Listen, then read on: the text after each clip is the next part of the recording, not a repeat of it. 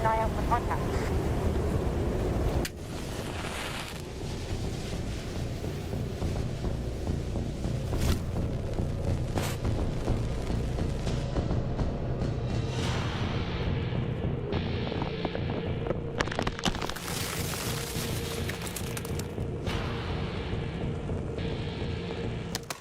Available now.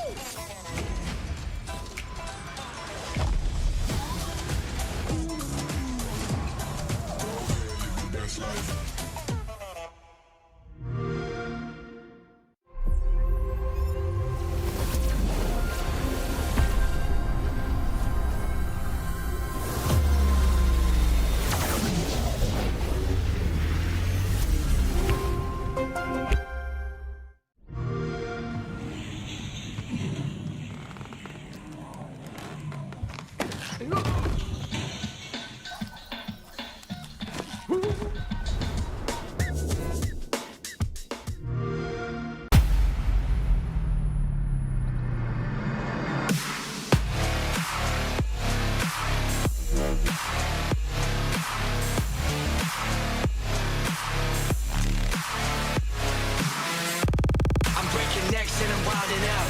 Throw my elbows up and my money out. Cause I came to get down, so let's run it up. I'ma keep it going till there ain't nothing left.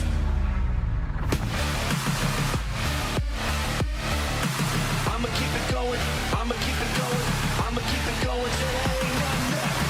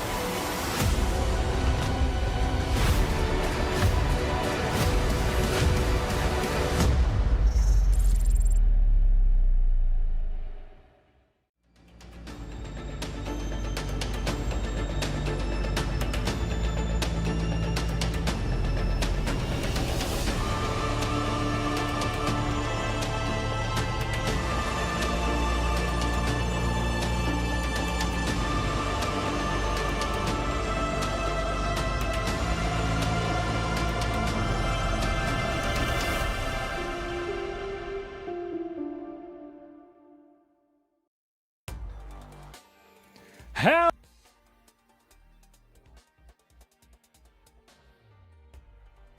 And welcome back. Yeah, I know. Here it is. It's all fixed up. Hello, everybody. Welcome back to SAL. What a day we're going to have. We've already had 3 play days here to determine the victor of our regional finals in the entirety of the Blast R6 SAL region. But we still have that final matchup. Now, before we get to our grand final between W7M FaZe and Furious W7M, we're not able to make it there. Let's remind everybody of one match that we have to kick it all off. One thing that regional finals have is, of course, the Tier 2 regional finals, and SAL is no different. So first, let me welcome some Tier 1 players and analysts here with me, Laxing and Foxy. Between all 3 of us, there is a singular invitational hammer. What do you think about that, Gabe? It all gets dismissed anyways because it was on Xbox. So I don't know how much we're hanging on to it at this point. But you know, the humble Tom Brady of still, yeah, exactly. And even then, that point, I mean, I randomly just got called in. I think they just saw me there. They're like, "Hey, that's some talent. Let's just use it really quick." So I'm not holding it too high in standards. How are you doing today, Gabe? Doing good. Woke up early, feel refreshed, ready to get these games underway. I'm really excited, obviously, for the later end of the day to see what we can see out of Furia and I almost said W7M because you got me confused. FaZe, but I am excited to see this T2 game and see what these guys got underneath their belt. Mr. Davide, how are you? Doing pretty good. Waking up earlier than everyone else that has to work today. Bright-eyed, bushy-tailed, 6 a.m. I'm excited. So your eyes are barely open right now. How bright-eyed and bushy-tailed? My coffee's on the way. That being said, I hope everybody in the T2 game are very caffeinated and ready to play and put on a show for us, because I feel like that's always one of the best parts about watching the T2 talent is be able to see what they can bring, see if there's any shining stars, any players to keep an eye on that could maybe transition into T1. And I think it's always a nice testing ground when they get to do it on the live stream with everybody watching, with critics watching. I believe I will be very critical to see what the T2 SAL region has to bring, because NA, we know what's coming from there. Not too much, but when it comes to the other regions, we don't get to often see the T2 regions, the T2 players from the other regions get to perform that often. It's all right, Fox. I know it's very early for you and your coffee has not arrived. I just had my matcha latte, so I'm all good. Made it homemade. You know how it is. Get your day started. It's one of those activities. And speaking of which, let's have a chat about our 2 teams, because the Tier 2 finals here in SAL have 2 squads with at least one name that we will remember. Though first up, it is Elevate Academy. And this is the squad that we have. Of course, they have played in their own version, I guess, of Tier 2 in SAL, and this matchup is about getting a spot directly in the LCQ's closed bracket for the Invitational 2026. So there's a lot on the line for a Tier 2 team, not just the money. It's actually quite a bit of money. I think it's like a $20,000 price pool for the 2 teams, which is quite a bit, especially in Brazil. But also that spot where you're facing against Tier 1 teams immediately, pretty much, in the LCQ's game. Yeah, I'm also just kind of like looking right now through their history with this Elevate Academy, and it seems to be that, they're the second place team within this kind of within this T2 experience. And I mean, I'm really excited to see what we get from out of these players. I mean, just looking at the stats alone, I'm really looking at Swag here. I mean, he seems to be the big difference maker on this roster, even just in those entry openings. What's that? I have a little screen that's blocking it. He's plus 29, 68% in cost. Cool. So I can only assume Swag is their entry. But as for the rest, like I said, the one thing that I really do enjoy about watching T2, similar to what Fox said, is just that we get to see these players that we don't typically get to talk about, that we don't get to see from time to time. I always like to see new innovation brought to a lot of these T2 players that maybe, T1 might recognize or that they might bring on. So yeah, I mean, again, really excited to see what we can see out of these players, and specifically, like I said, Swag. Yeah, no, I completely agree. I mean, his stats shine above the rest, so I'm hoping to hoping he's going to be on entry, because if he's doing that on support, then this guy definitely needs to be able to get brought up to some T1 team. For sure. You know, teams like ENX might have needed him this year. That being said, it looks like the team as a whole has pretty good stats, the way that they're able to play off of each other. I think in T2, there's a lot of things that you can get away with that you're not able to get away with against a team like Fury, against a team like FaZe. And that aggression is something that we don't always get to see. That's where the highlight reel plays always come out from. So when you're able to see that in a T2 matchup, it says a lot, in my opinion, that a player has natural raw talent that is something that can be molded, can be honed into becoming, you know, that T1 level of a team player. Yeah, well, both of these squads kind of play in both Rush series, but only Stelle were able to make it through Copa Sudamericana, which kind of represents a mix of Tier 1 and Tier 2 teams. And at least one name on there you will remember, Neskin, who competed in Tier 1 not too long ago, seen him on Lost roster and a bunch of others in his career lifetime. Now with the opportunity to get deeper into things. Actually, before we talk about Stelle Gaming, I just want to ask the chat, because we're going to want to kind of relax a bit before we head into our match. Any questions for any aspiring players that are in here in the chat that one day would like to compete, at least have the fun of an experience, what it's like to be in a competitive environment, be it Tier 2 nationals or even in Siege in the game itself for weekly tournaments? We got 2 pro players in here that would love to talk about it, I'm very sure. However, Stelle Gaming, looking at the numbers that they got, Fox, what can you kind of perceive from it? What I'm perceiving is that they did Stelle dirty by putting them second as opposed to elevate stats. I mean, these stats definitely don't look as performative. It doesn't reflect as well. It doesn't look as, you know, wow. I mean, but that only says so much. I mean, we know that Neskin has had some experience in T1, so we know that stats aren't the name of the game, depending on the role that you're playing. It really doesn't pertain much to how you'll be able to fare when you play against T1 teams.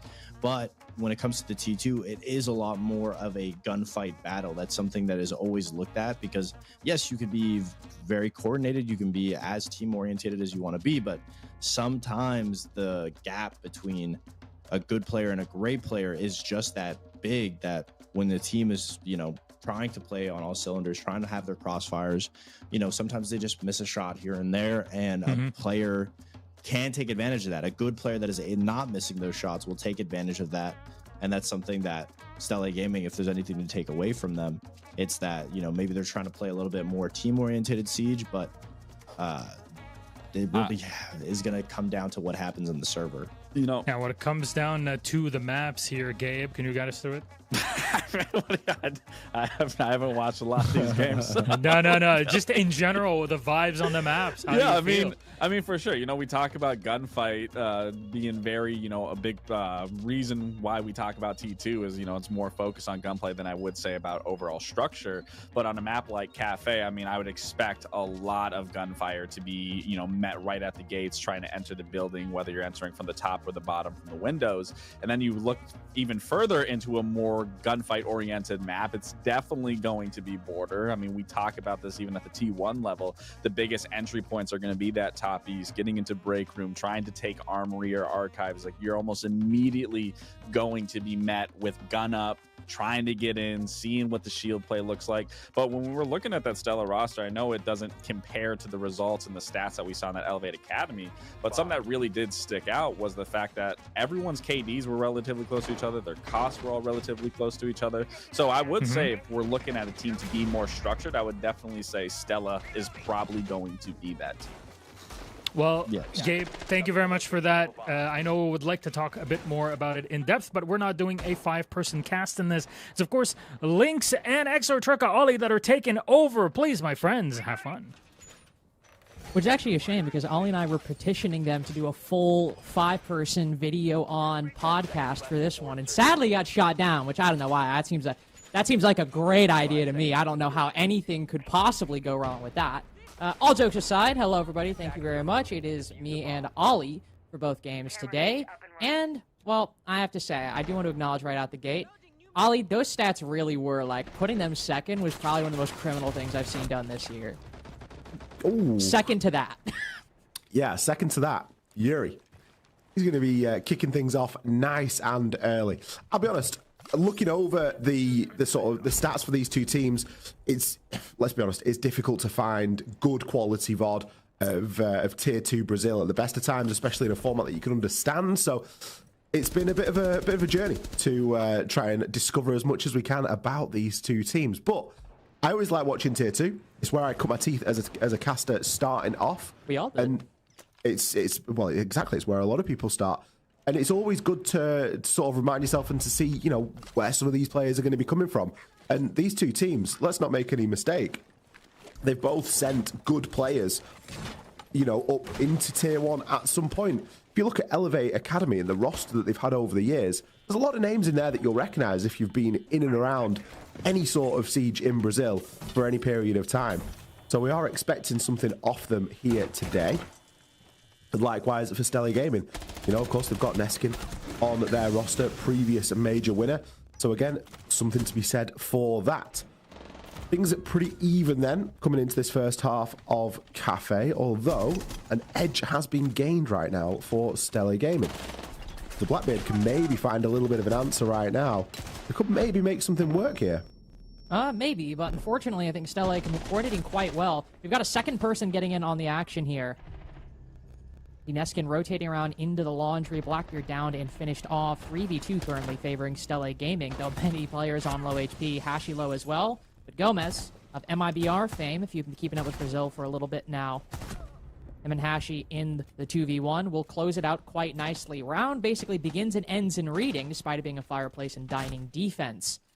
But again, going back to the conversation about the rosters and T1 experience, you're absolutely correct. I mean, Elevate Academy, feel like they are always in these finals, and yet the players underneath that banner always feel radically different. Sometimes it's majority T1 talent that are struggling a little bit, trying to find their way back in. Sometimes it's more upstart T2 talent, and yet the Academy program at Elevate, at least in Brazil, has a very good job of always finding a roster that can make it pretty deep in these tournaments. On the flip side, Stelly is much more the down and on their luck, former T1 roster. You mentioned Neskin, former major champion, all the way back in 2021. But hey, winning a tournament is not easy, especially under the circumstances Team 1 won that major.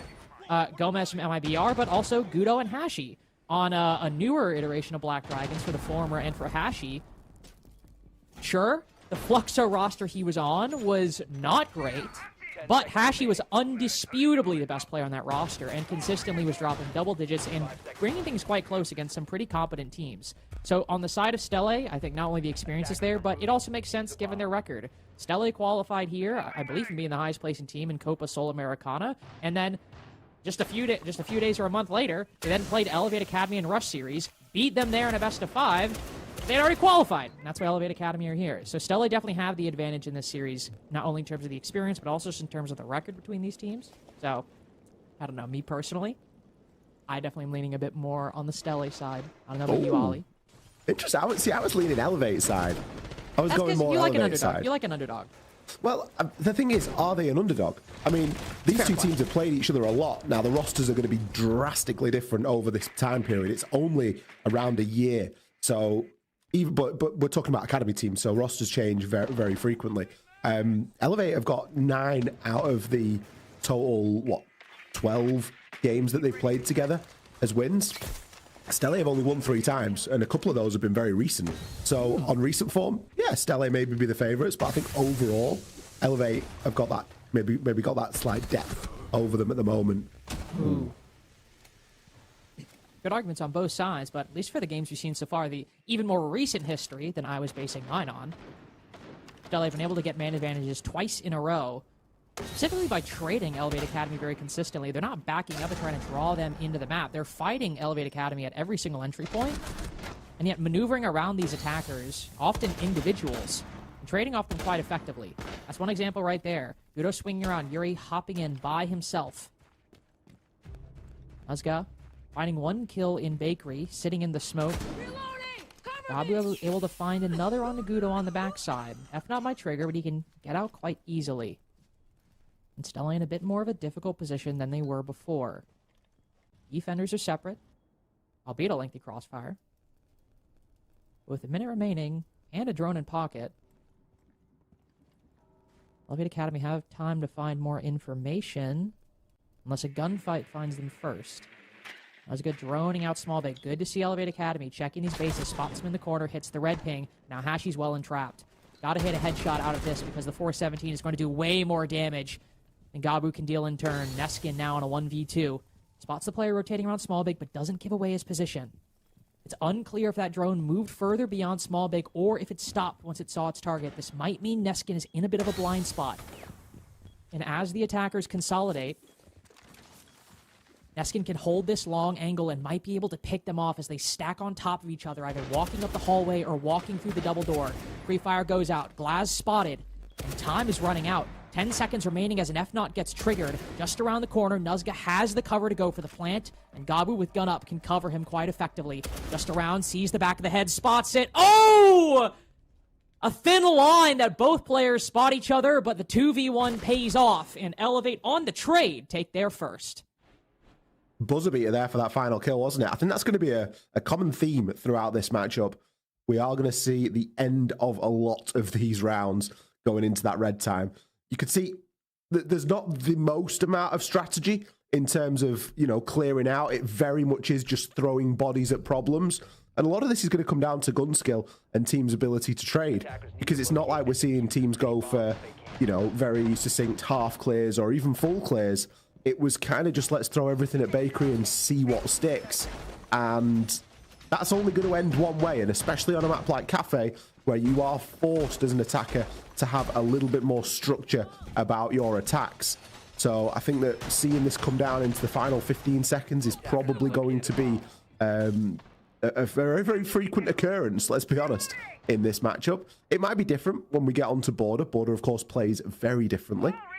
And then Clubhouse, if required, will be our final map. So it kind of feels like we're going all over the place just in the maps that we've got selected for this series. I know that the pre-show was fairly rushed for this one, as we're not in control of the game start, and the game went a little bit earlier than we were anticipating, so we didn't maybe get a chance to dig into the maps so much. But I think certainly for Cafe, we are going to see some fairly slow rounds, but good to see Elevate get themselves with one on the board, as it can be a notoriously difficult map for the lesser experienced teams and the teams that aren't at that T1 level, that have, you know, that huge sort of support team behind them and a very deep strat book to actually get rounds on.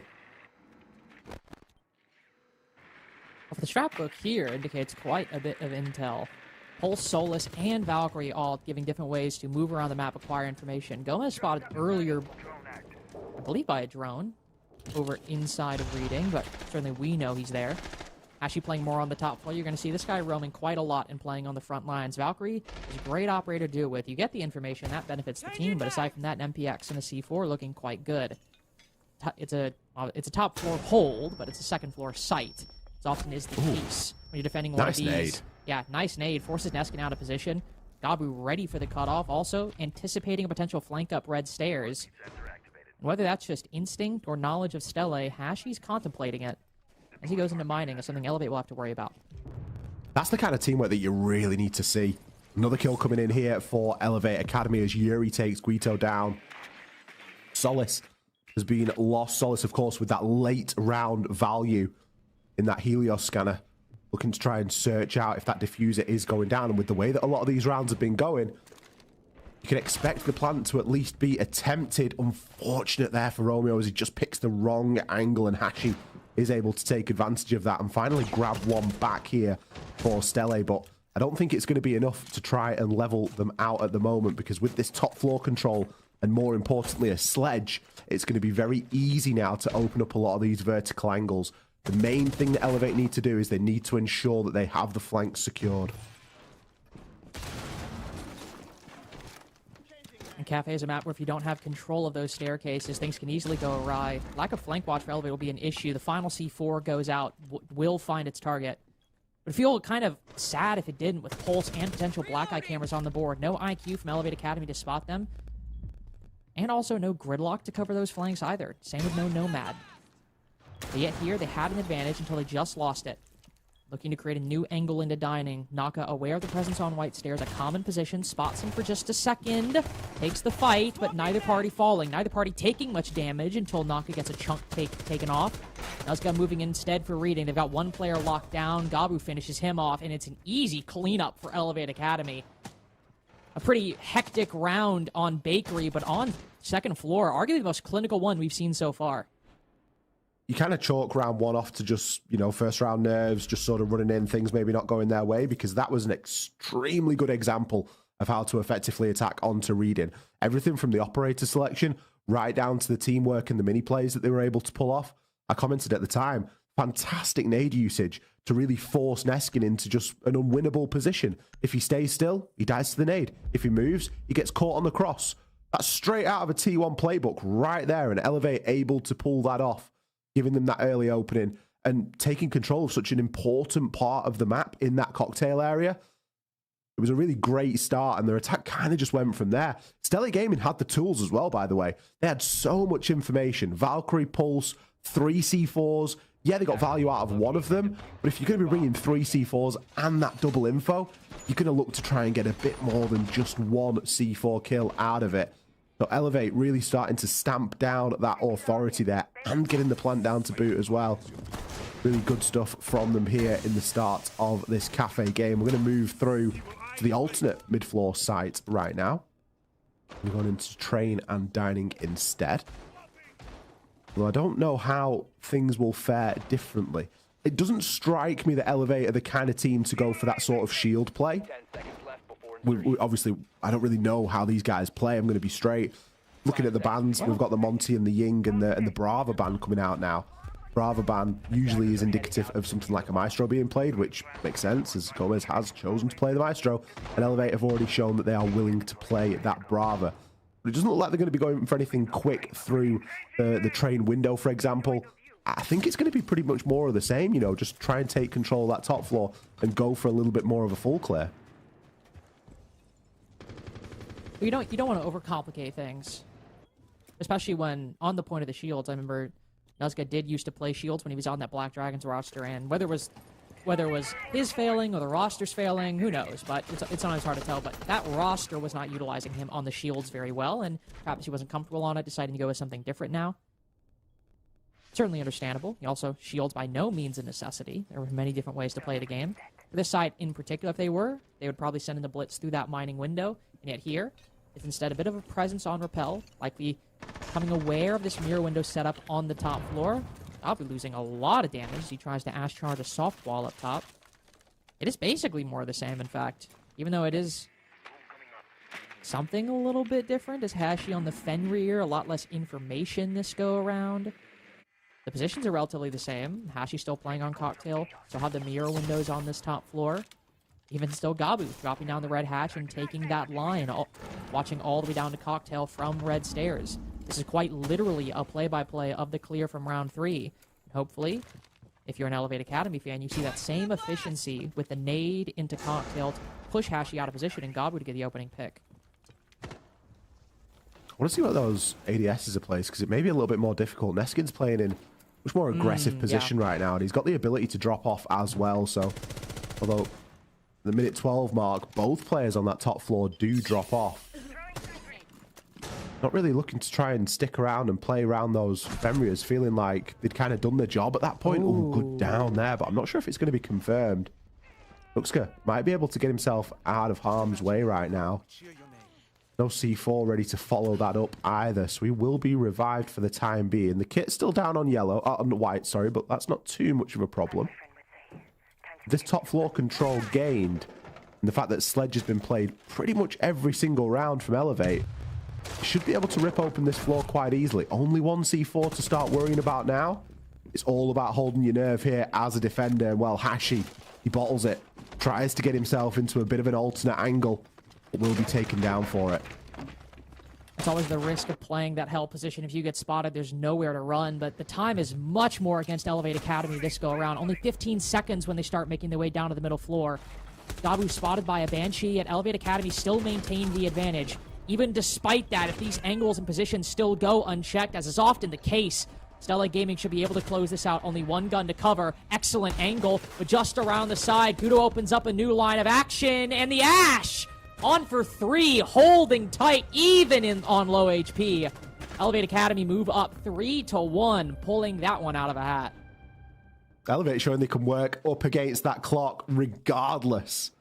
Looks like a tactical timeout going to be called right now for Stella Gaming. I mean, no real surprise there. They held all the cards. Very low time remaining. Site players in really good positions.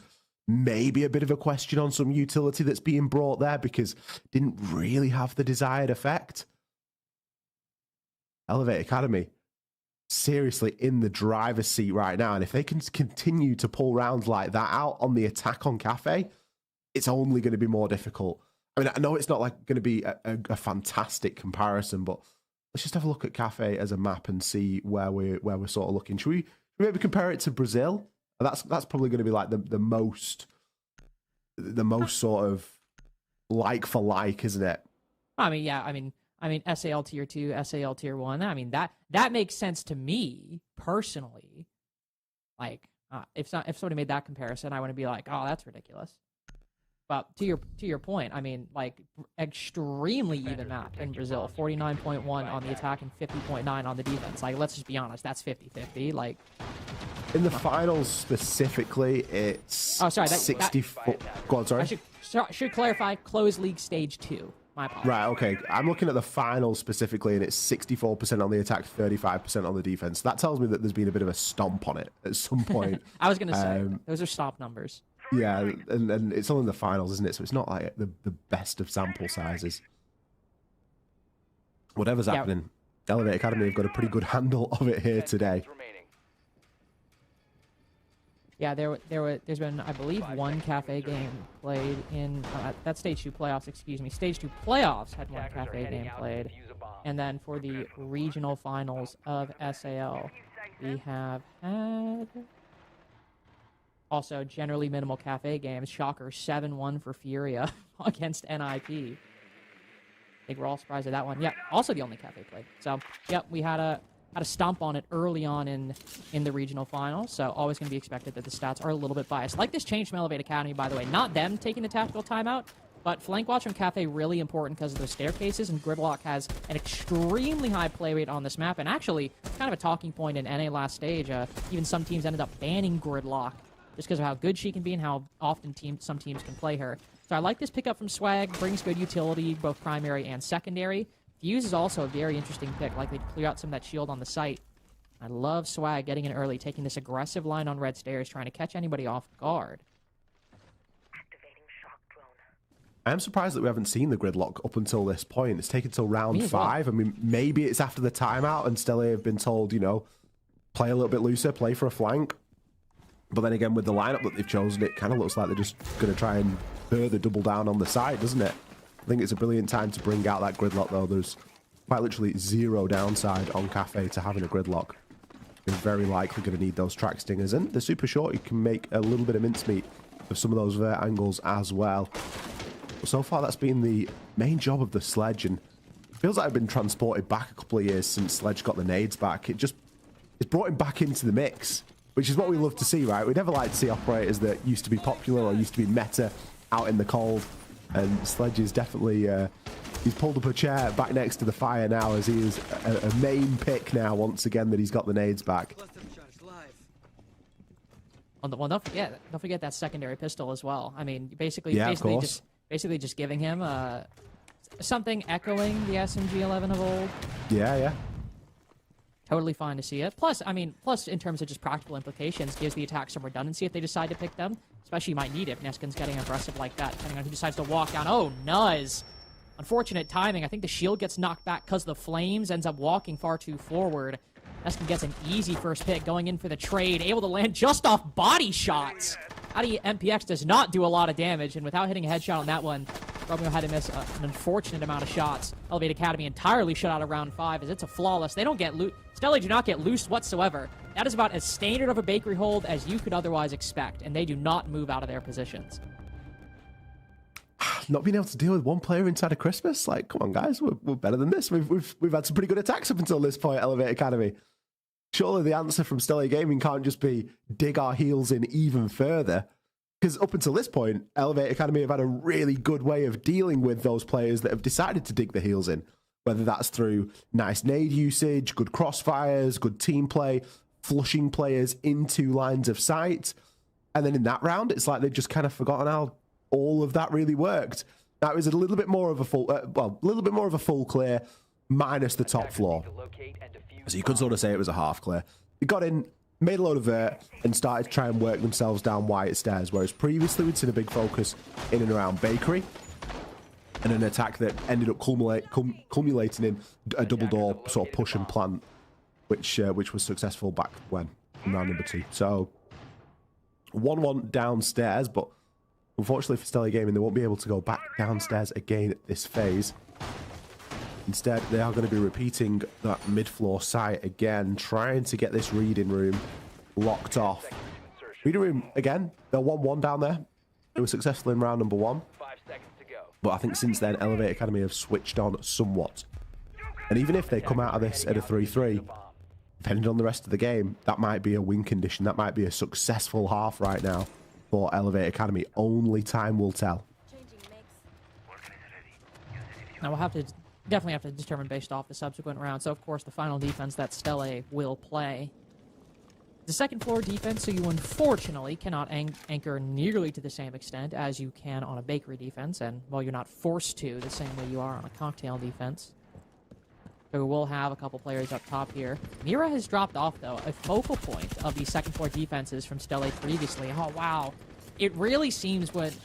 To your point, you mentioned that the Elevate Academy attacks have looked quite good, and I think a big reason for that is in the majority of the rounds, they've, of course, got the opening pick, but specifically just based off passively holding an angle and either A, catching somebody walking, like in that case with the smoke, or B, going back to a second floor defense earlier, using at least some coordination, throwing a nade, forcing somebody to rotate, and then holding a cutoff angle. It's been those static positions that Elevate Academy have leveraged successfully to get opening picks, and more often than not, those have turned into successful rounds. We have that win condition here. Player goes down on the site, the smoke nonetheless. So while the broader defense is intact, that's an important piece taken off and an important step for Elevate. But again, Dabu not doing his due diligence, just dropping down red. Neskin, good for a C4. Only one of those on Stelle, and wow, it pays off.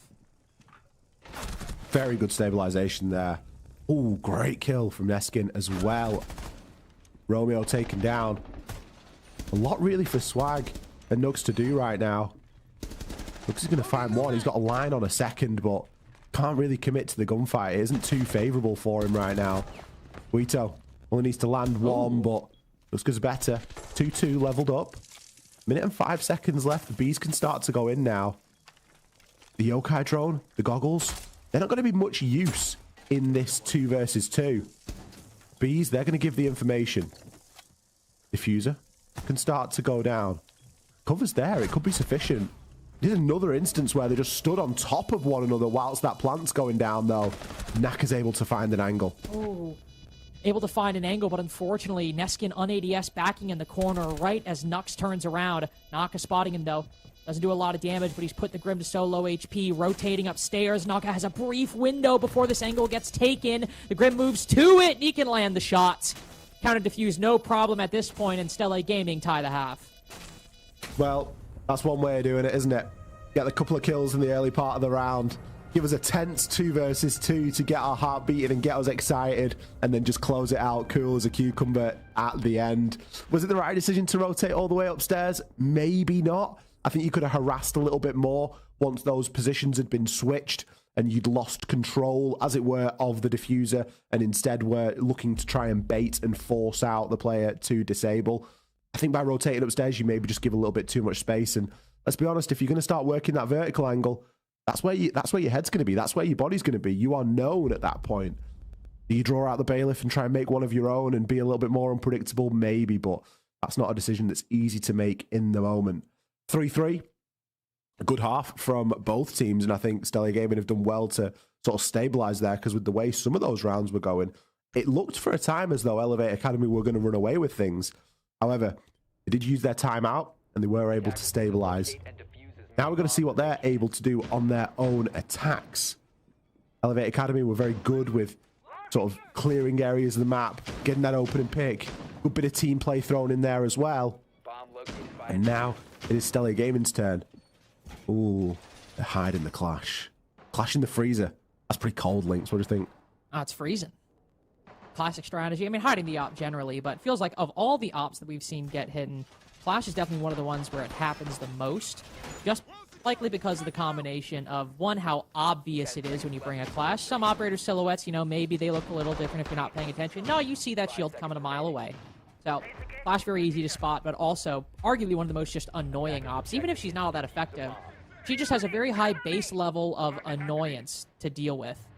And I think in this case, if the Clash, assuming the Clash has actually gone unspotted, which I think it's a safe bet to say, will be something that Stella have to deal with. Though I will say, if her presence is primarily on the 3rd floor, there are a lot of windows you have to worry about, a lot of angles you can't expose yourself to. But Gabu putting his face where it does not belong, knock it. Putting a bullet right through it, and unfortunately, that means Elevate Academy losing the Solus, their main bit of vertical pressure to play plant denial. They do have swag with the C4, so it's not completely eliminated, but getting direct information on it, oh wow, Elevate Academy, I think just over-aggressing a little bit in the early game. Maybe it was a fair bet to take, especially at a tied half, but going forward, I think they might need to either do it a bit more intelligently, or maybe just not do it at all. Does feel like it's kind of over.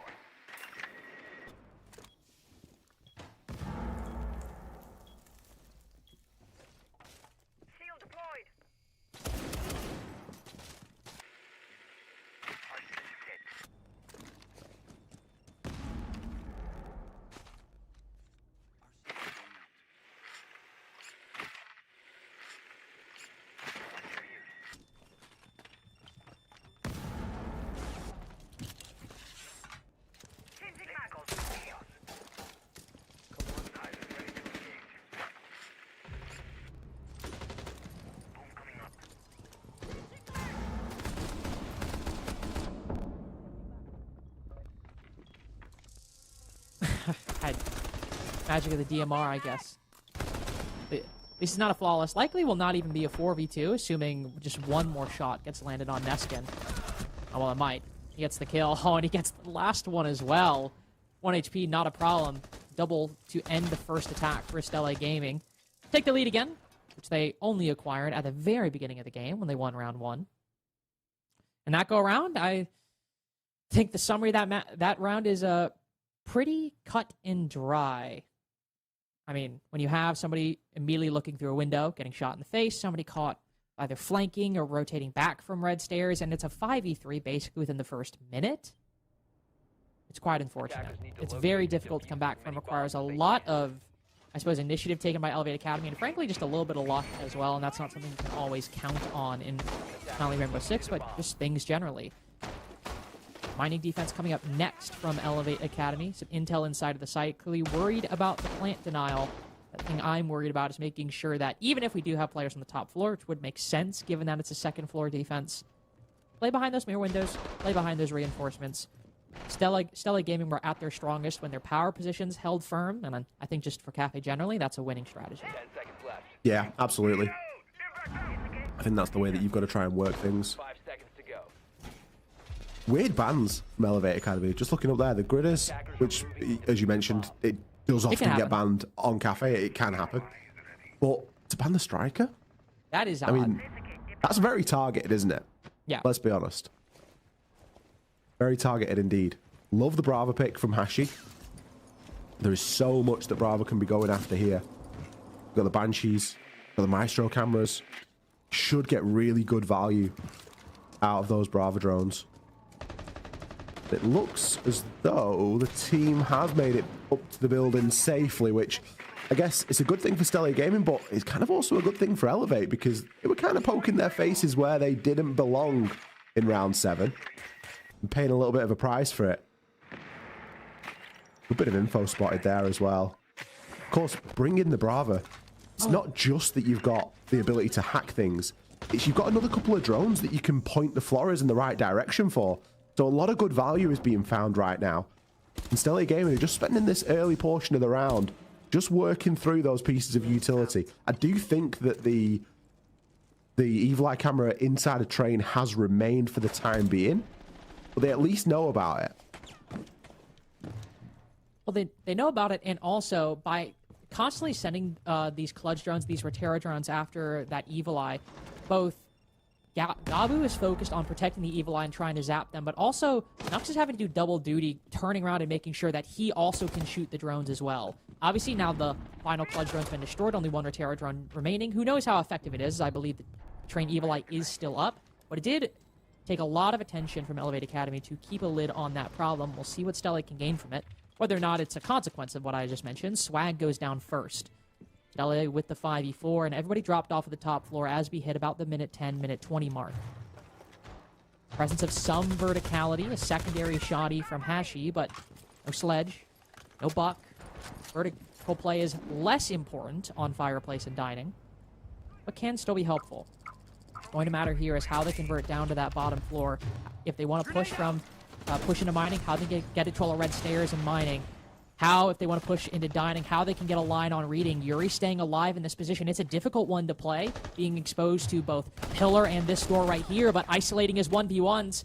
Honestly, he might still win that if he's a bit higher HP. He goes down to Neskin while things remain in equilibrium. Romeo stuck inside of the site. Will seed it. Play behind the mirror window. Smart position with 25 seconds remaining in such an even situation. You want to play as safe as you can. Make advantage of this utility that's still not been destroyed. The fact that, given the 4 Rotera drones, this Evil Eye and this mirror window still up is such a boon for Elevate Academy.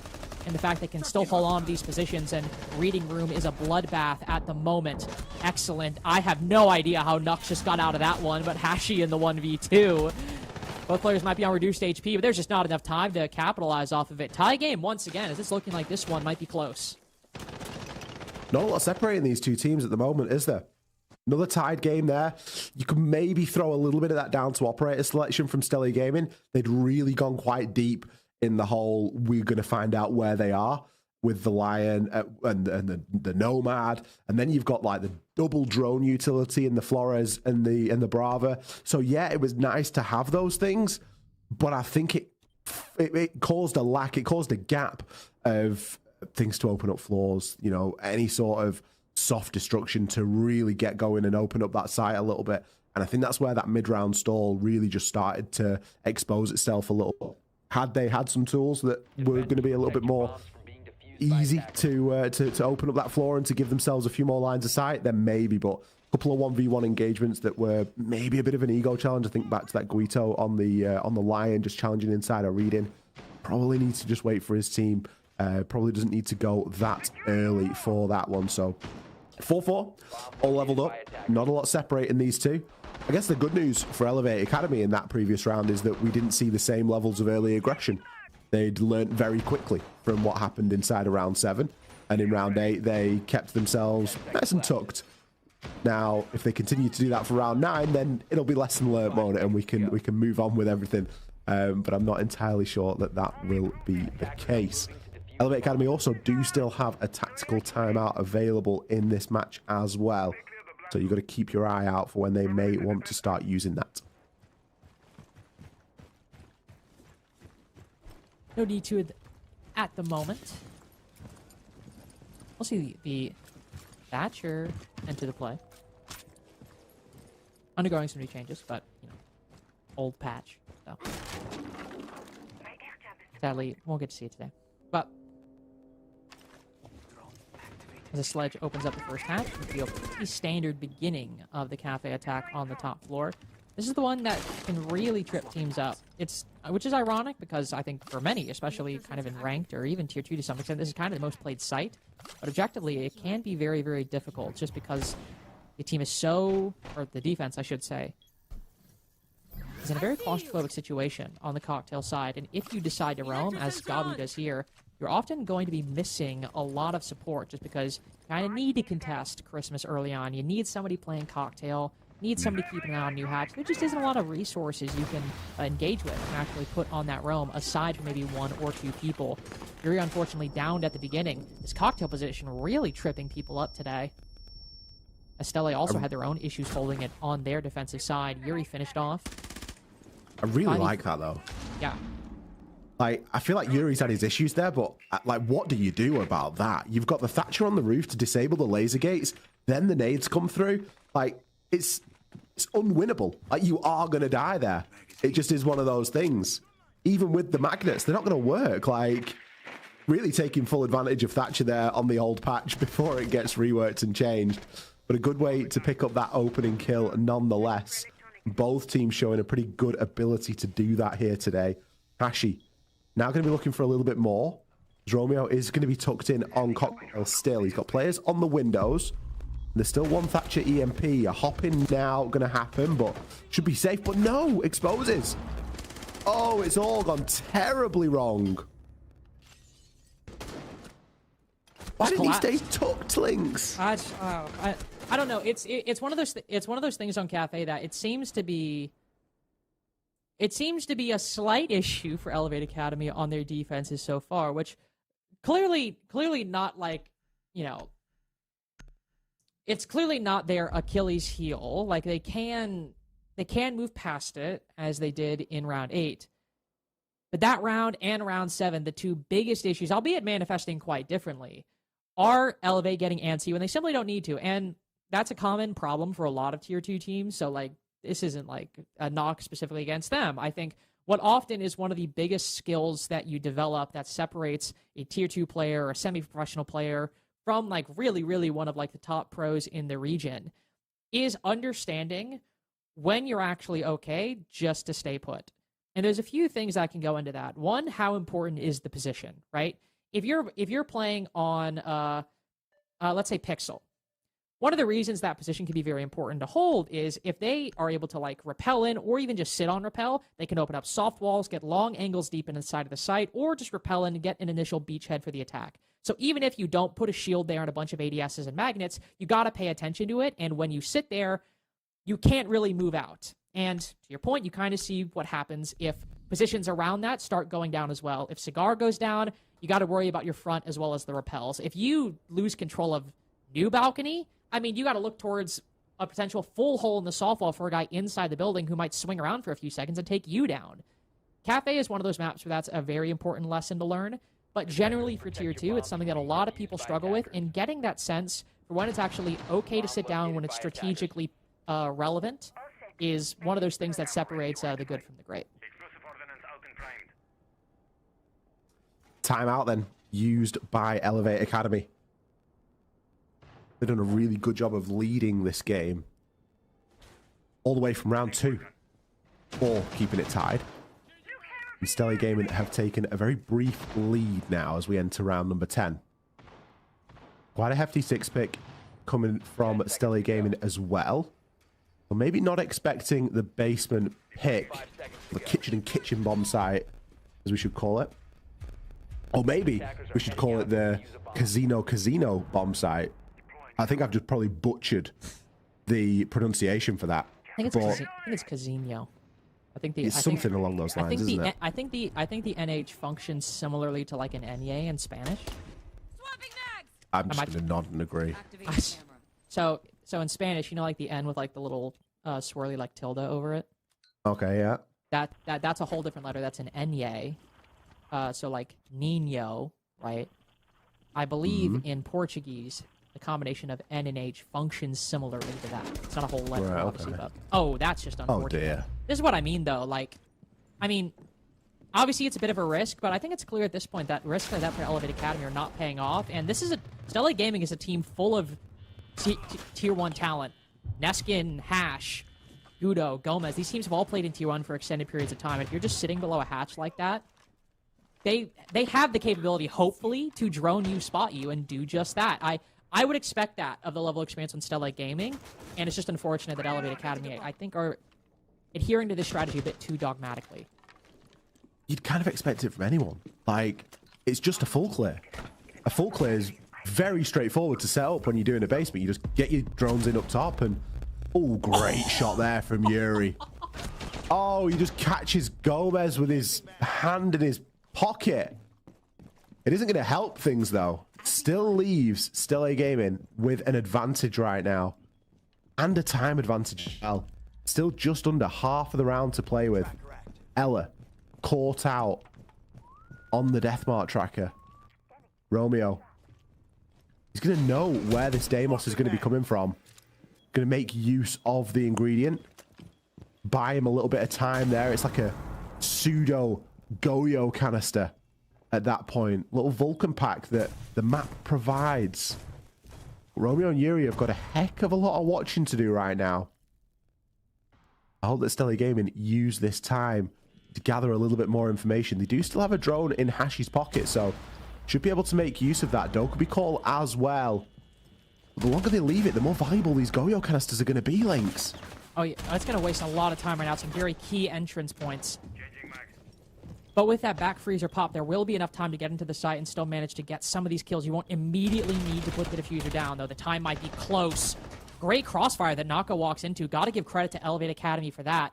And yet it might just be the manpower. It might be the numbers game that favors Stella Academy by the end. 15 seconds left. Romeo's got the right idea. He's looking at the right doorway. Flashbang goes in, full blinds him. Just finds his way back to cover as Neskin caught lacking! Sprinting in one by one, Stella suffering from the pressure and suffering from the nerves. Elevate Academy exploit it. Tie the game again. So if this was the last map, that's when we'd start saying that's a big momentum shifter. Rah rah rah rah rah. That's that's something that a team can get behind. It's maybe not as big a momentum shift here in this context because we're map 1, but it's still 5-5. That was to bring the game back level. That was after a tactical timeout as well for Elevate. The round really hadn't gone their way.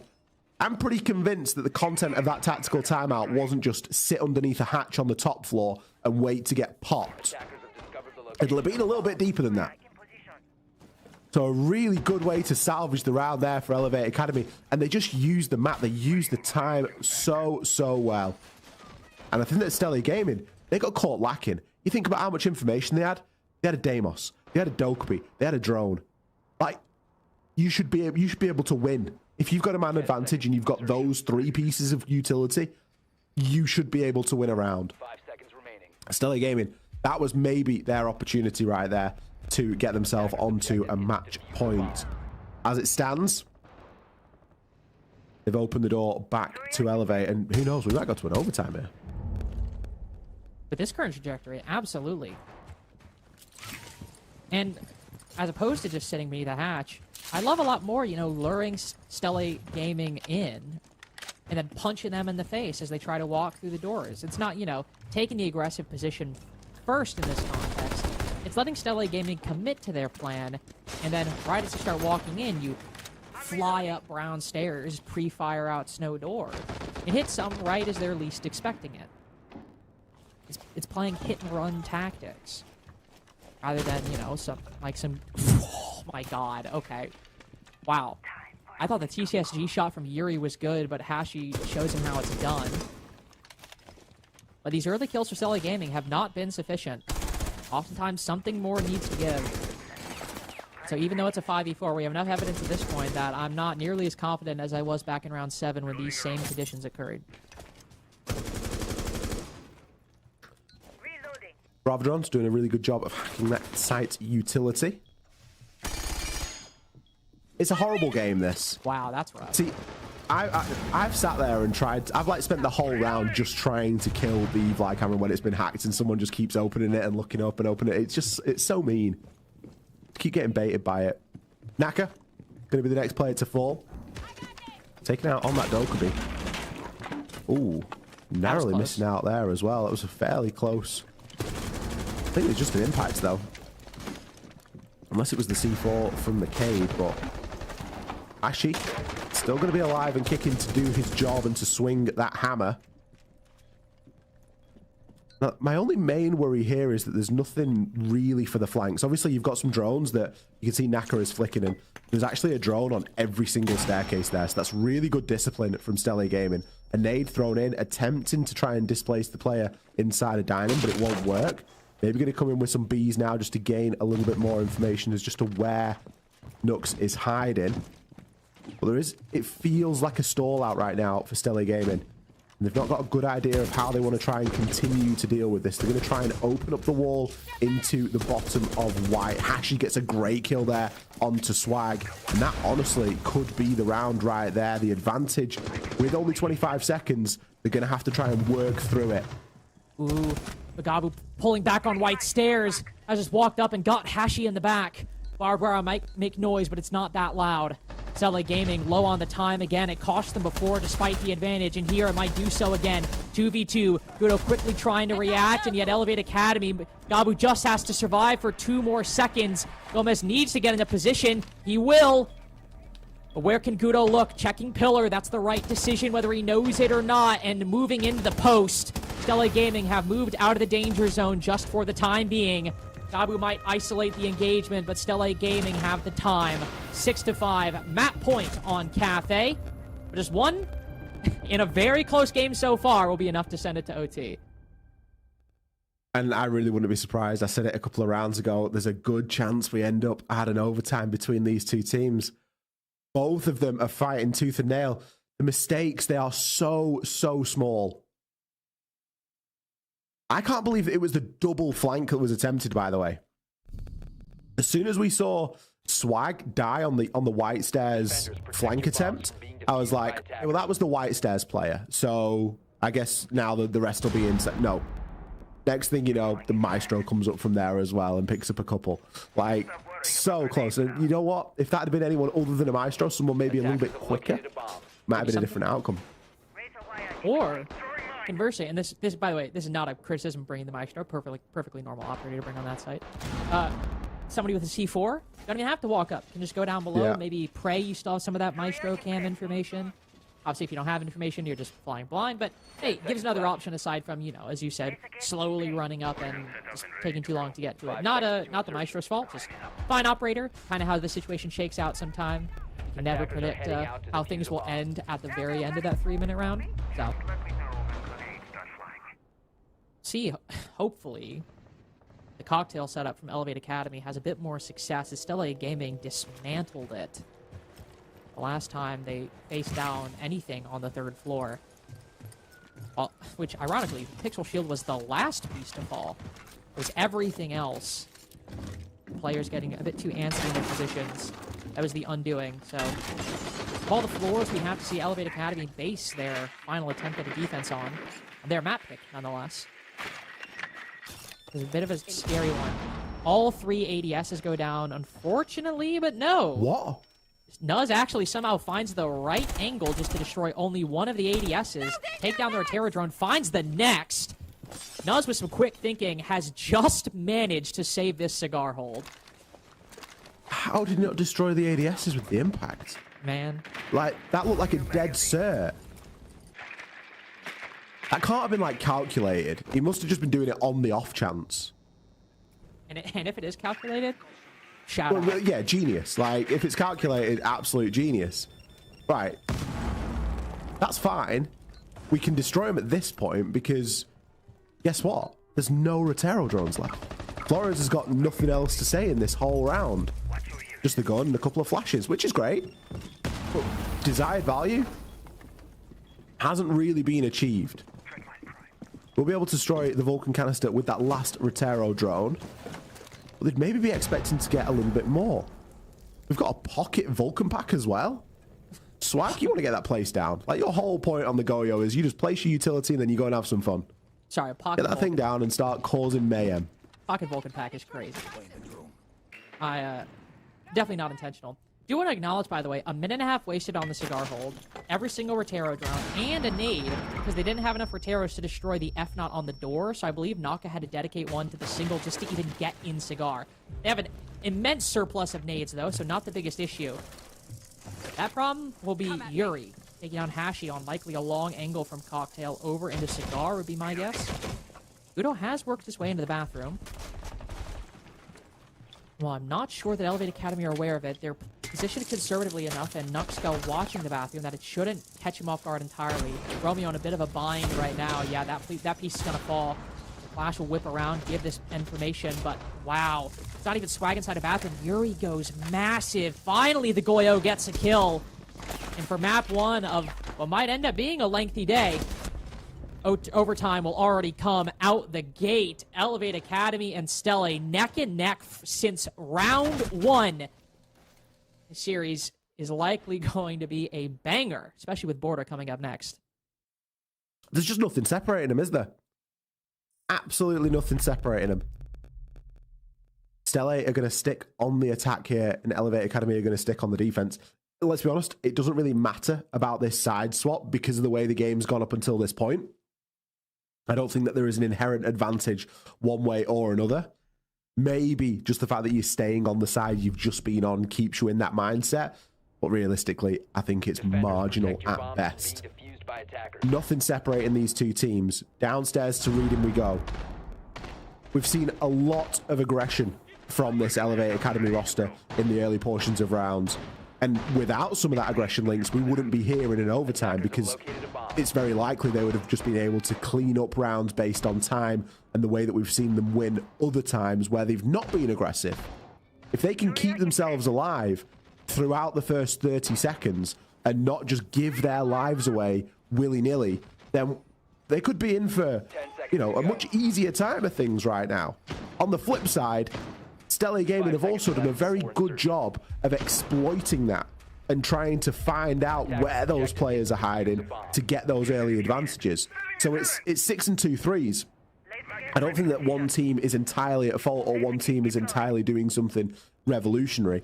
It's just the combination of when the two meet that's given us this position where we find ourselves. But I would expect to see Elevate Academy try very similarly. But on the flip side, Stella Gaming, they've brought a couple of tools that we haven't seen yet, Lynx. Yeah, just a little bit. We've got Ying, we've got Rora. I mean, Blitz, of course, but also smaller note, Lion Shotgun. Not something we often see. I was about to say, only place this guy's going on the second floor defense is up White Stairs.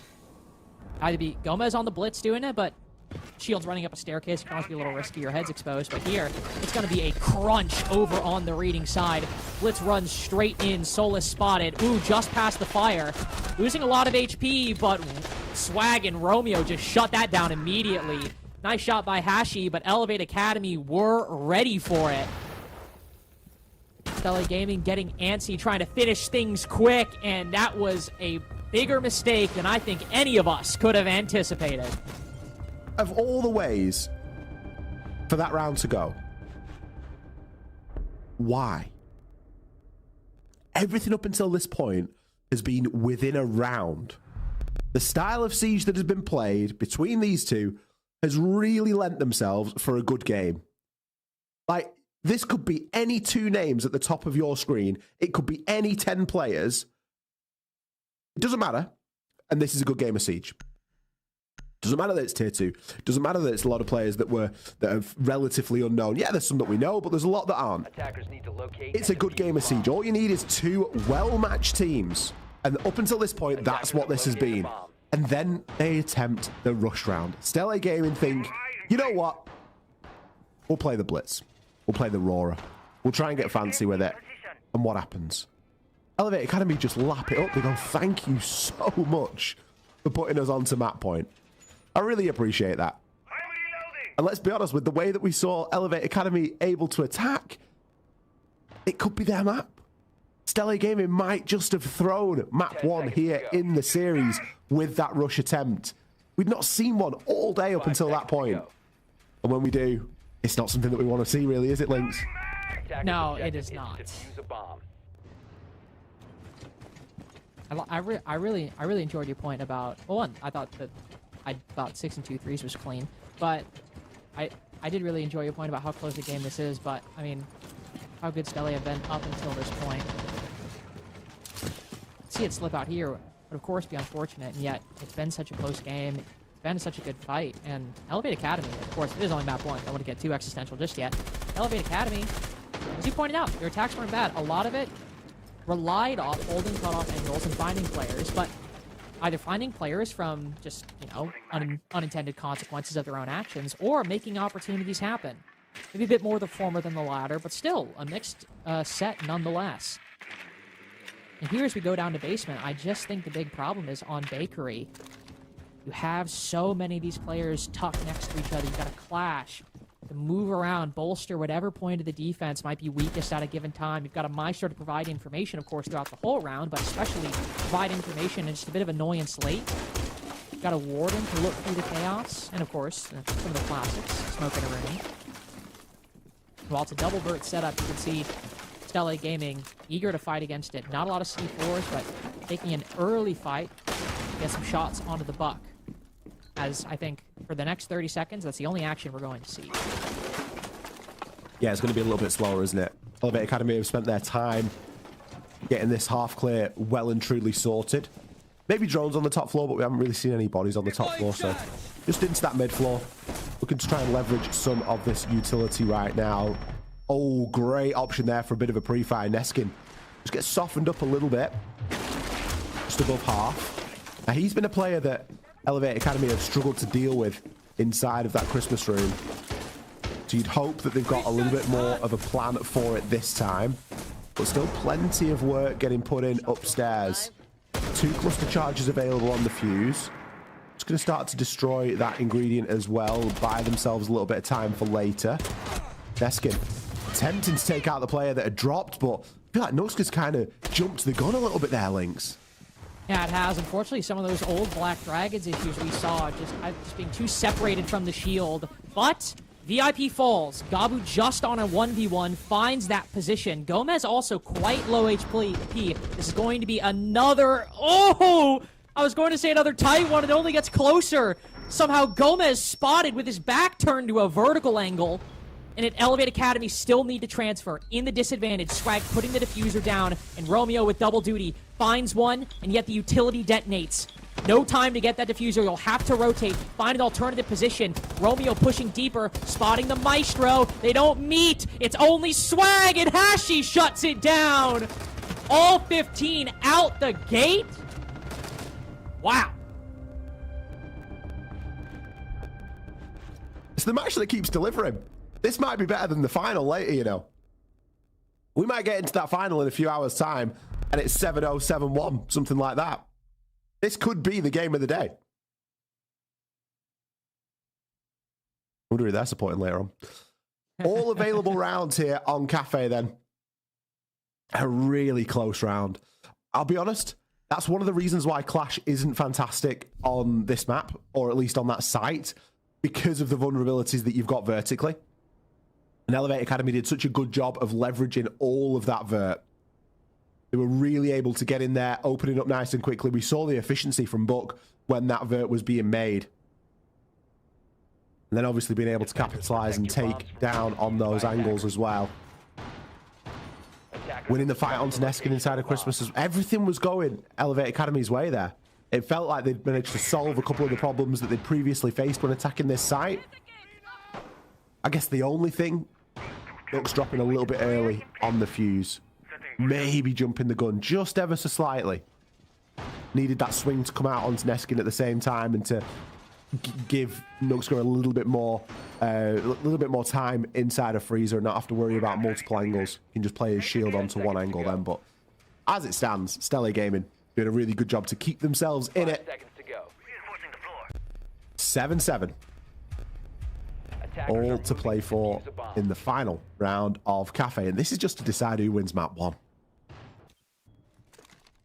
Just to decide who wins map 1. But I will say, if you're curious how Border might go, it is 1, it's Stella's pick.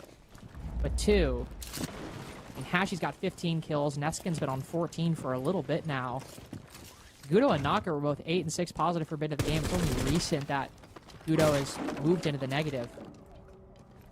Both teams capable of getting the frags, and Stella Gaming perhaps with a bit more of the stronger individual performances, though obviously Elevate Academy putting up a good fight and winning the rounds that matter. Vertical clear onto the first floor. Triple soft breach, by the way. Ram, Buck, and Sledge for Stella Gaming.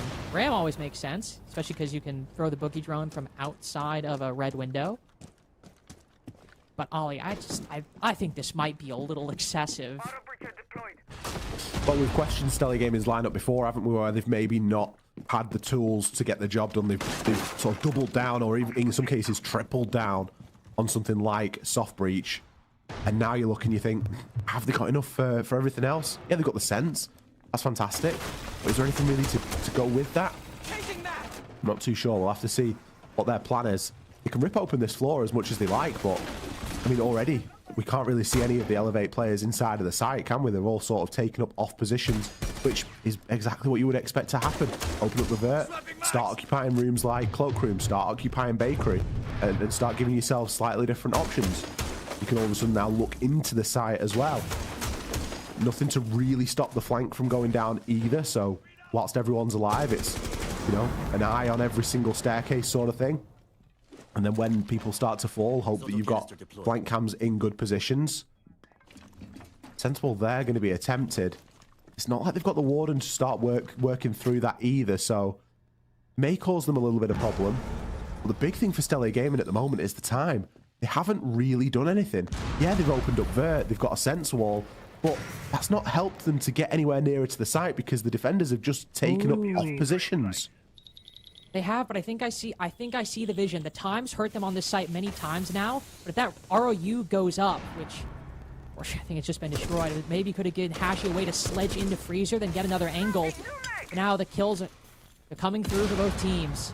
Closer game only gets closer, and yet Stella with 15 seconds remaining, it's starting to look like the failed Bakery attacks of the past.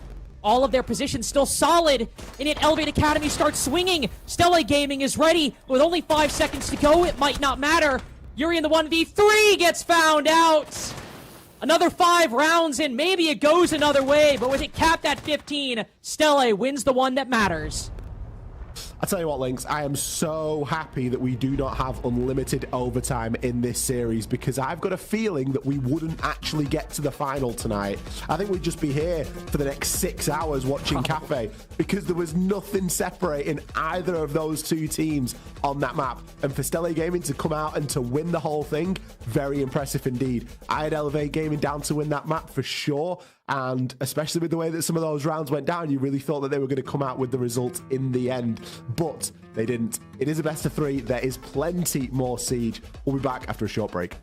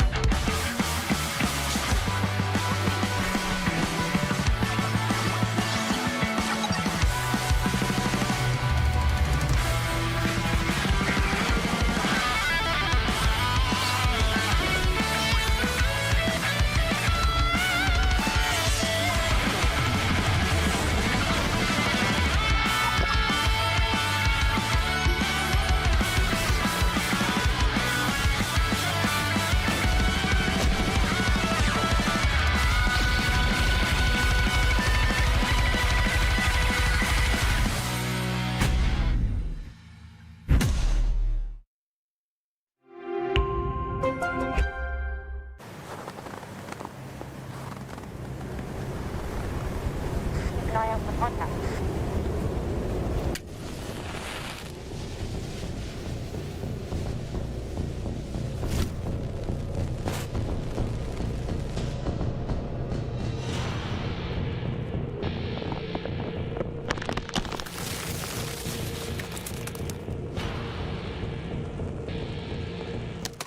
Available now.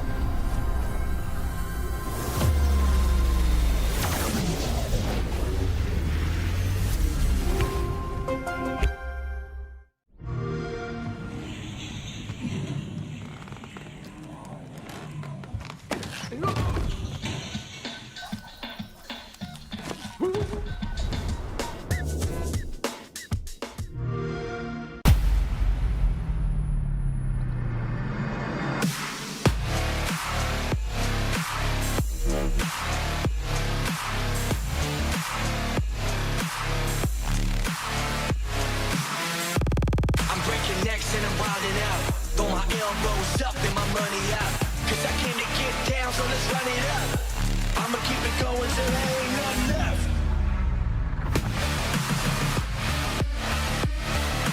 I'ma keep it going, I'ma keep it going, I'ma keep it going till there ain't nothing left.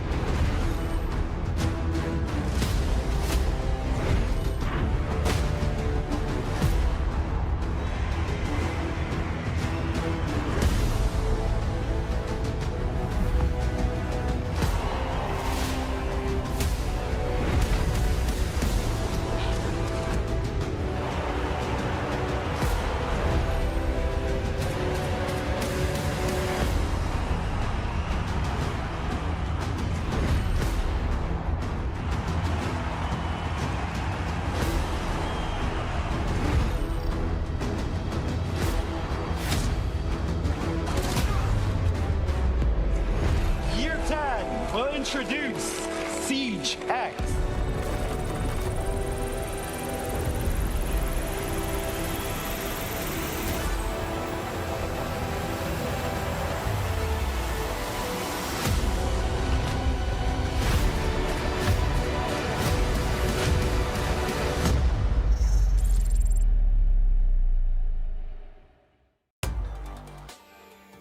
Welcome back, everybody. We had an amazing back and forth T2 game, and Milosh, unfortunately, his internet crashed because the game was so exciting. So now it's just going to be me and Lax for the meantime. But just like Ollie said, thankfully that wasn't an unlimited overtime game, because that could have went the distance. I don't think there was really one thing that set one of the two teams apart, but one thing that I want to commend from Stelle is the fact in that last and final round, regardless of there being 10 seconds on the clock, a 4v4 scenario, they still were able to keep composure, figure out where the last remaining members were, and they executed it on flawlessly. They made the trades work, and they closed that round out. And I think that's something that T1 teams even struggle doing. So the fact that they were able to have the confidence to be able to not let the time pressure them, that is a T1 aspect that Stelle absolutely has on their side. Yeah, absolutely. And to Ollie's point, I mean, they tripled down on bringing 3 soft breachers for that site. I mean, you don't typically see that. And I think that's also, you know, the discrepancy between T1 to T2 level. But the one thing I can always appreciate is the fact of the matter is, sure, it might not be at the same level of T1, but if all 5 are in the same exact position, they understand the goal in mind, they all execute it together, like you said, in 10 seconds left, 4v4, they all collapse and converge onto the site, and they closed it out. What? That was a 4-0 that they ended up getting on the board right there with 4 players still alive. Yeah. I mean, it just really shows you really can make any lineup work just as long as everyone is understanding of the goal in mind and how you're going to execute. And a really well displayed from both these teams in terms of just sheer frag power. I mean, it was quite the frag fest to start out. I mean, we had the early spawn peak coming out of the Mira. That's kind of, you know, not something you see time to time. That is something that also is exciting to watch from T2 is, you know, you don't typically see plays like this happen, but it's always fun to see, and then to see the transition throughout each round. Yeah, we were also saying that we were looking very in-depthly on the stats because obviously we don't have too much to go off of these two teams, but the one aspect where Stelle's stats didn't look as good as Elevate's was because they've had more experience playing against some of the T1 teams in different tournaments that they've been able to participate in, so that's why their stats looked way lower than Elevate. So yes, numbers don't really matter too much, especially when it comes down to a game where you're trading blows. The fighting aspect is something that really came out in full display in this game. Something that I really love seeing is the amount of clash, the amount of Mira, the information gathering from these T2 level teams. I mean, I hate to say it, but it's better than a lot of the T1 teams that we have in North America, just by having the ability to grasp that information, understand what's going on, and then pretty much figure out their next steps going forward. The utility usage from both of these teams was very commendable, and that's something that I just love seeing. The Mira on Cafe, everyone knows, is super strong. I am surprised that neither of these teams decided to go for a ban on the Mira just to make it that much easier. But I think that's just something that comes with time. You have to be able to understand what the real course of the issue is that's making these rounds go back and forth. But still, the individual adaptation shows that these players are very hungry. They must be putting in time when it comes into ranked, into scrims, because they're adapting themselves individually. Now they just need to be able to figure out how they can connect to each other, one another. Now, what I will say, to your point, and similar to what Lynx was talking about, the difference between a T1 level player versus T2, or team rather, is I want to see going into this next map. I mean, what we saw, especially on a map like Cafe, Cocktail, and the third floor in general, is a very highly contested spot for the defenders to try to hold, to dwindle down the time. And what we did see from both sides is both teams really don't understand the position that they have or the map control that is needed for some of these sites. And it does, really paint that picture of the difference between the two, because, in some scenarios, I'd see a flashbang get thrown into Cocktail, and all of a sudden everyone is immediately bailing from the site. They're all going to the second floor. But I will say, even with them dropping off that map control, not even taking a little bit of the map control, they still all play together. And I think that just speaks into what you're talking about, of every player still understanding what needs to be done, regardless of the map control they might not have or that they forfeited. There is still a goal in mind. There still is a play style that is being replicated from round to round. So I do, again, want to commend this sort of level,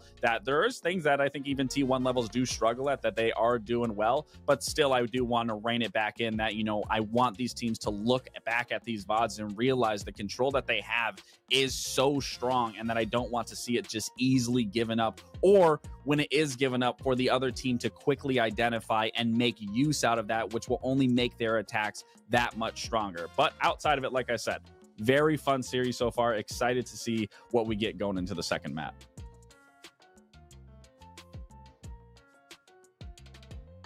For this series, again, just to refresh everybody's minds on it. Yeah, the second map, once we pull up the maps, we'll be able to see what's going to be coming through. And maybe, since Milosh, since you're joining us, maybe you can break down what you think about the second map once it comes up. Yeah, sure. Sure, why not? There it is, Border. So let me put it this way. I'm not someone who is well known for being really good at Siege, but I can tell you Border is all about the aggression, right? Who can take that momentum control? Of course, starting off on the attacking side, we already saw Elevate Academy playing really well on map 1 and Cafe Dostoevsky. Both of these teams quite close. Obviously, as the caster is also mentioning, if this was unlimited OT, we might have just been on and continuing to this point. So it speaks to how close both of these squads are in terms of gameplay. So going to a map that requires more aggression compared to more turtle style, even not even the way that they were playing on Cafe, but still just the way that it plays out, is a lot of space for both Elevate and their opponents here at SAL Gaming. Just move around, be more aggressive. And if Elevate can put their foot down and hold on in the beginning on their attack, maybe things could go quite well for them if they can isolate those power positions, your CCTV, your fountain, etc. How's that? That was really good. I was honestly very impressive. Thanks, like buddy. That was means a very lot good. coming from you. Yeah, to add on to it, I'm excited to see a more aggressive pace map as opposed to Cafe. I'm looking forward to seeing maybe no Clash, maybe no Mira. If those operators get brought out, one of these teams banning it out, because that was a very big hindrance for both of the teams' attacks, because that's one thing that newer teams don't really know how to go around, is the information window. If there's a Valcam, if there's a Maestro, Bulletproof, you can get rid of it. But if there's a Mira, if there's a Clash, what is the next step forward?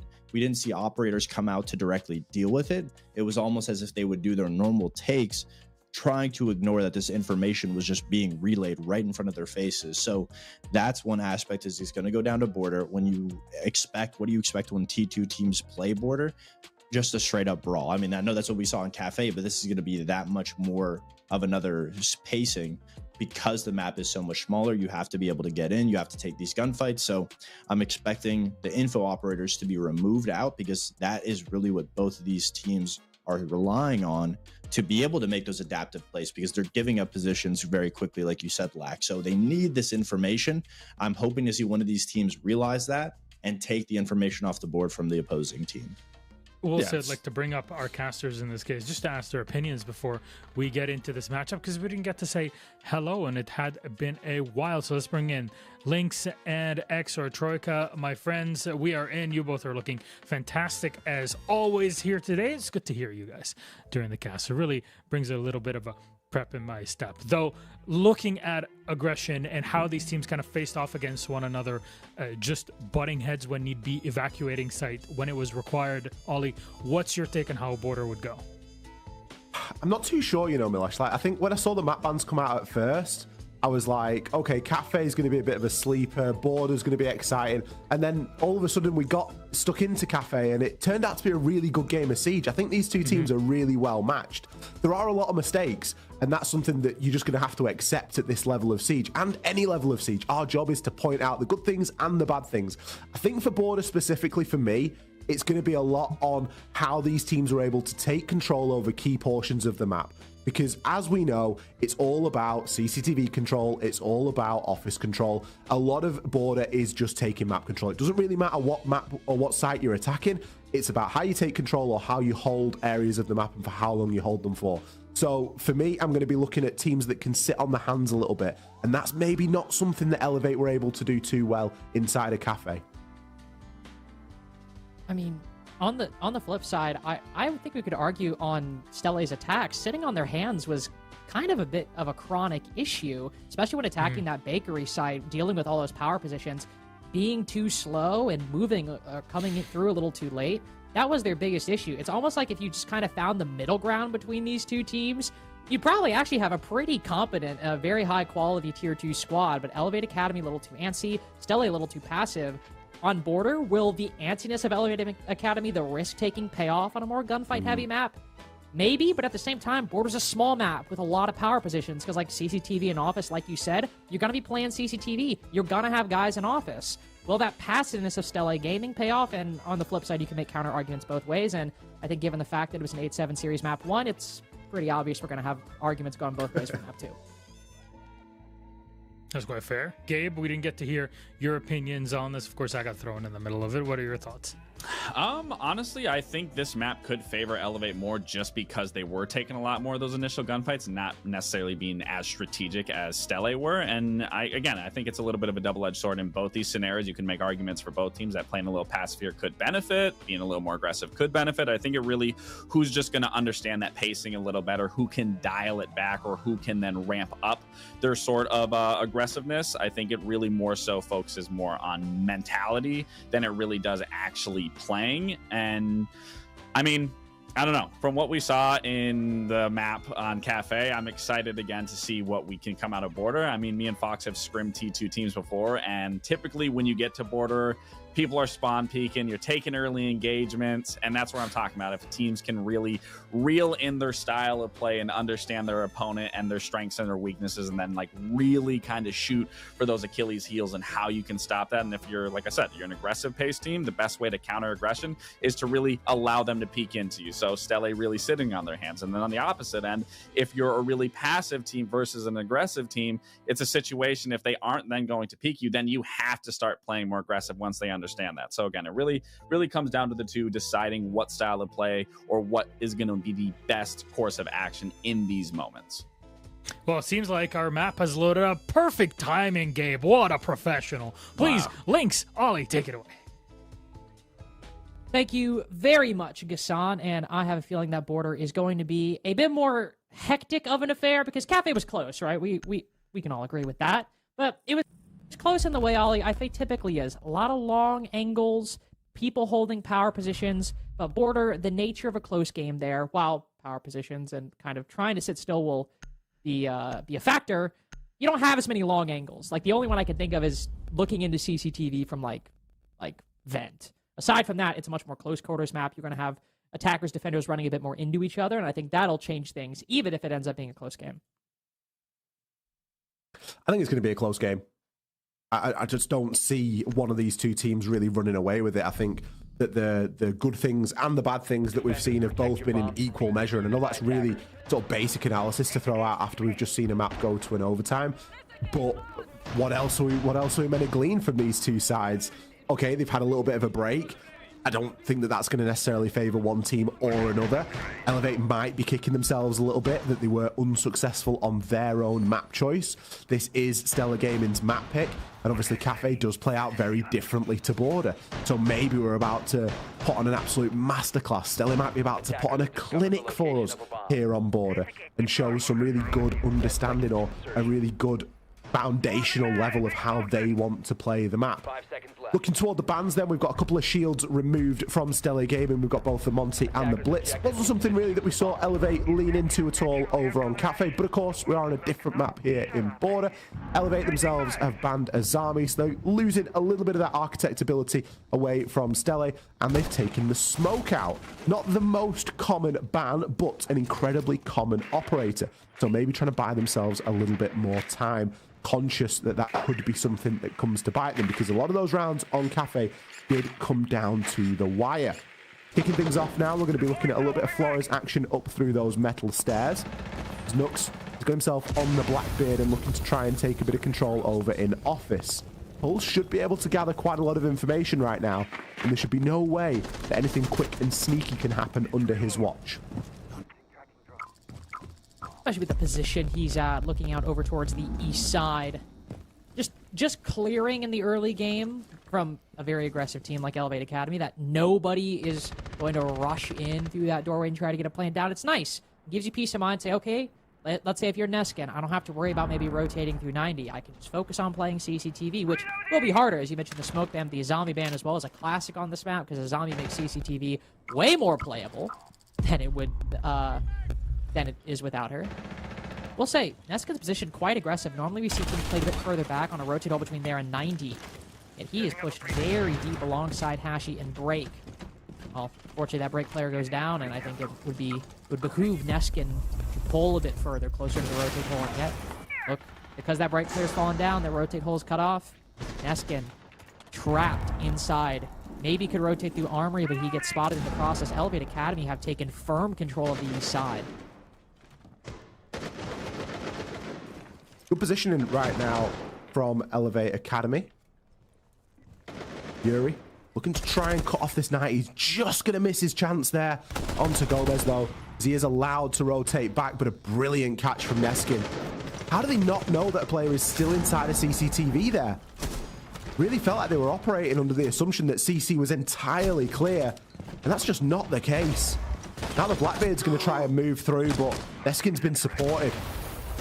Another teammate with him now, and this surely only ends one way for the BB. Maybe tries to hop up and find a bit of an alternate angle, but Agumine again going to give a bit more of this game away. Could try and flank and rotate around, but this is where time starts to be a big factor for Elevate. There's only 25 seconds left on the clock, and they're still looking for answers. And haven't found it yet. Neskin somehow has survived this whole process on 1 HP. CCTV cleared in its entirety. They don't get a kill for it. Gomez around the corner, easy pre-fire. That still just puts things equal. Blackbeard can rush in, quickly clears the corner, gives the heads up they need, but feels like I'm watching Stellar Gaming at the moment. There is just not enough time. Defense will go and get the first round, as Stellar Gaming taking a lesson from Cafe and understanding the value of the clock. It's not often that you see border rounds come down to time like that, is it? Like, CCTV still being held right up until the bitter end of the round. All it needed was a player to rotate and to rotate onto the windows. Like, isn't that just a very basic way of attacking over in CCTV? Maybe even send someone in below. That's something that we often see with NA teams. I think back to, let's say, a team like Space Station. They'll often send Benja in below on the book to try and displace that player inside of CCTV and add a little bit more depth and another angle to that attack. It just seemed very one-dimensional from Elevate.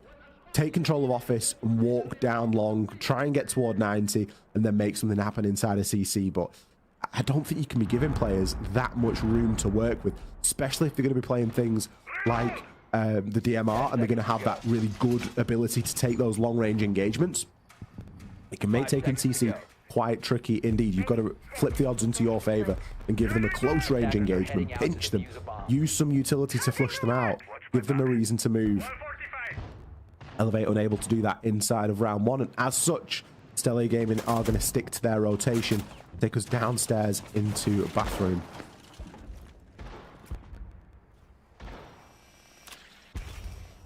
Nature of border, you'll always kind of defend similar parts no matter the site. So, not shocked to see some people on that second floor moving around the armory position. I think Elevate Academy will be ready for something they can use. Just a little bit of information to influence their early round. It'll likely be a slow one. Because especially with how many crossfires and how many positions are so close to each other, to kind of expand off Ollie's point, you have to, of course, try and add an alternate angle, try and use that utility, but take a really deep look at what utility you have.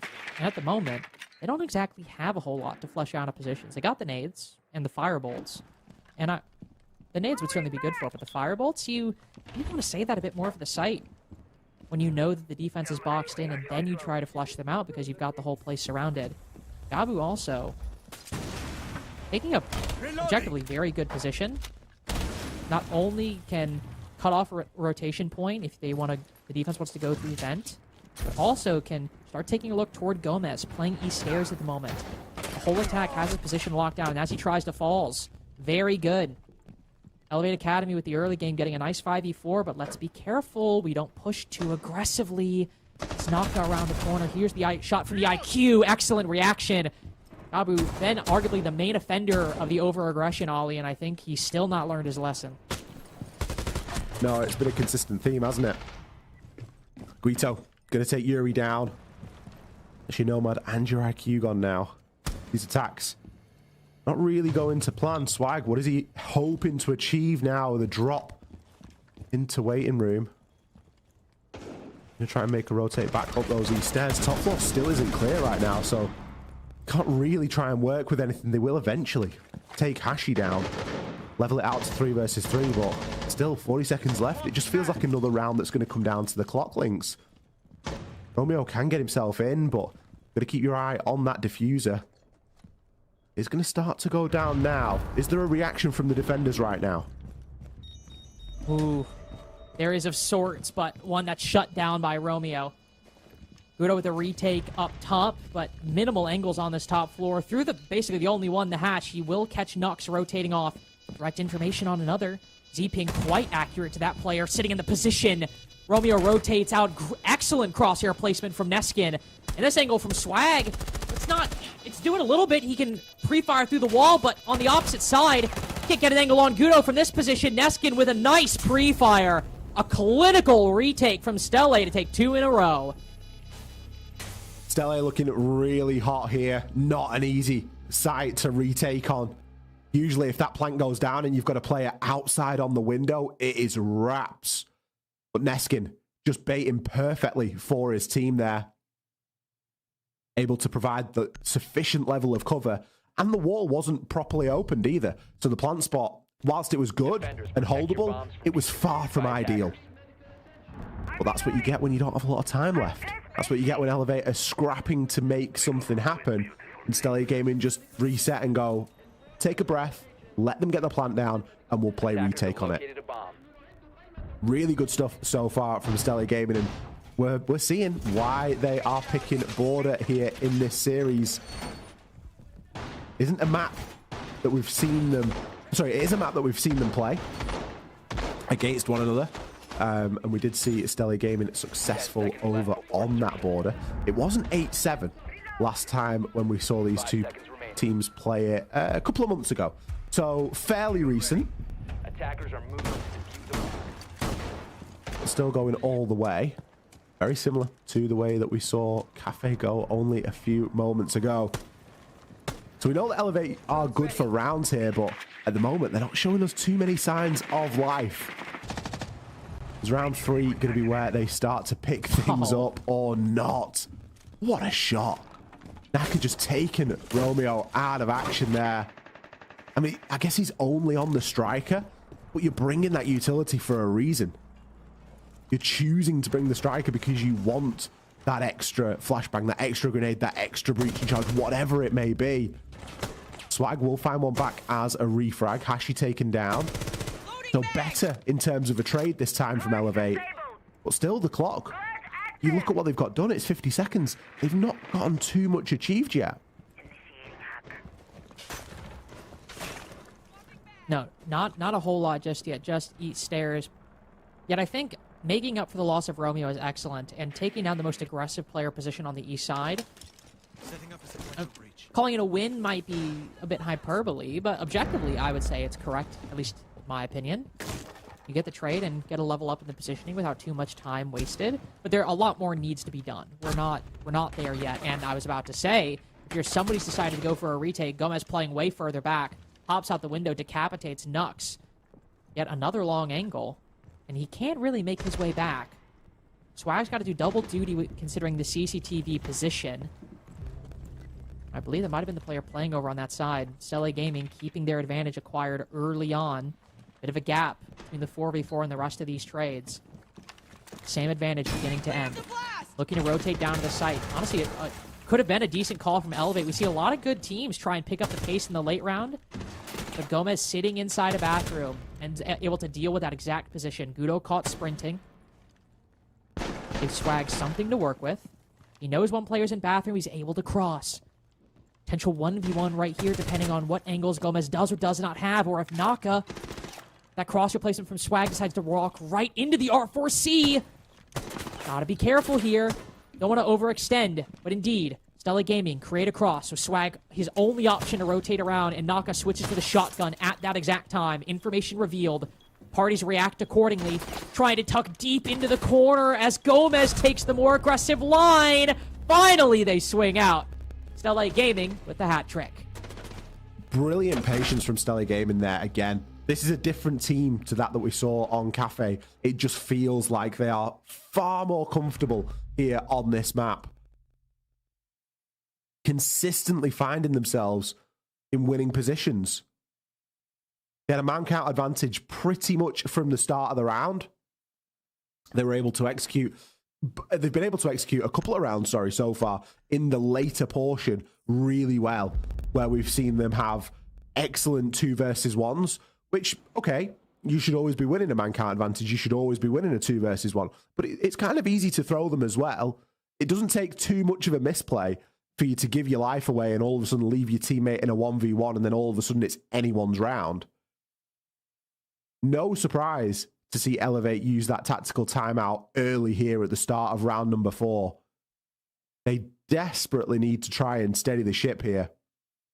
For a game that was so close on Cafe, it would be a massive shame if Border was just a whitewash 7-0.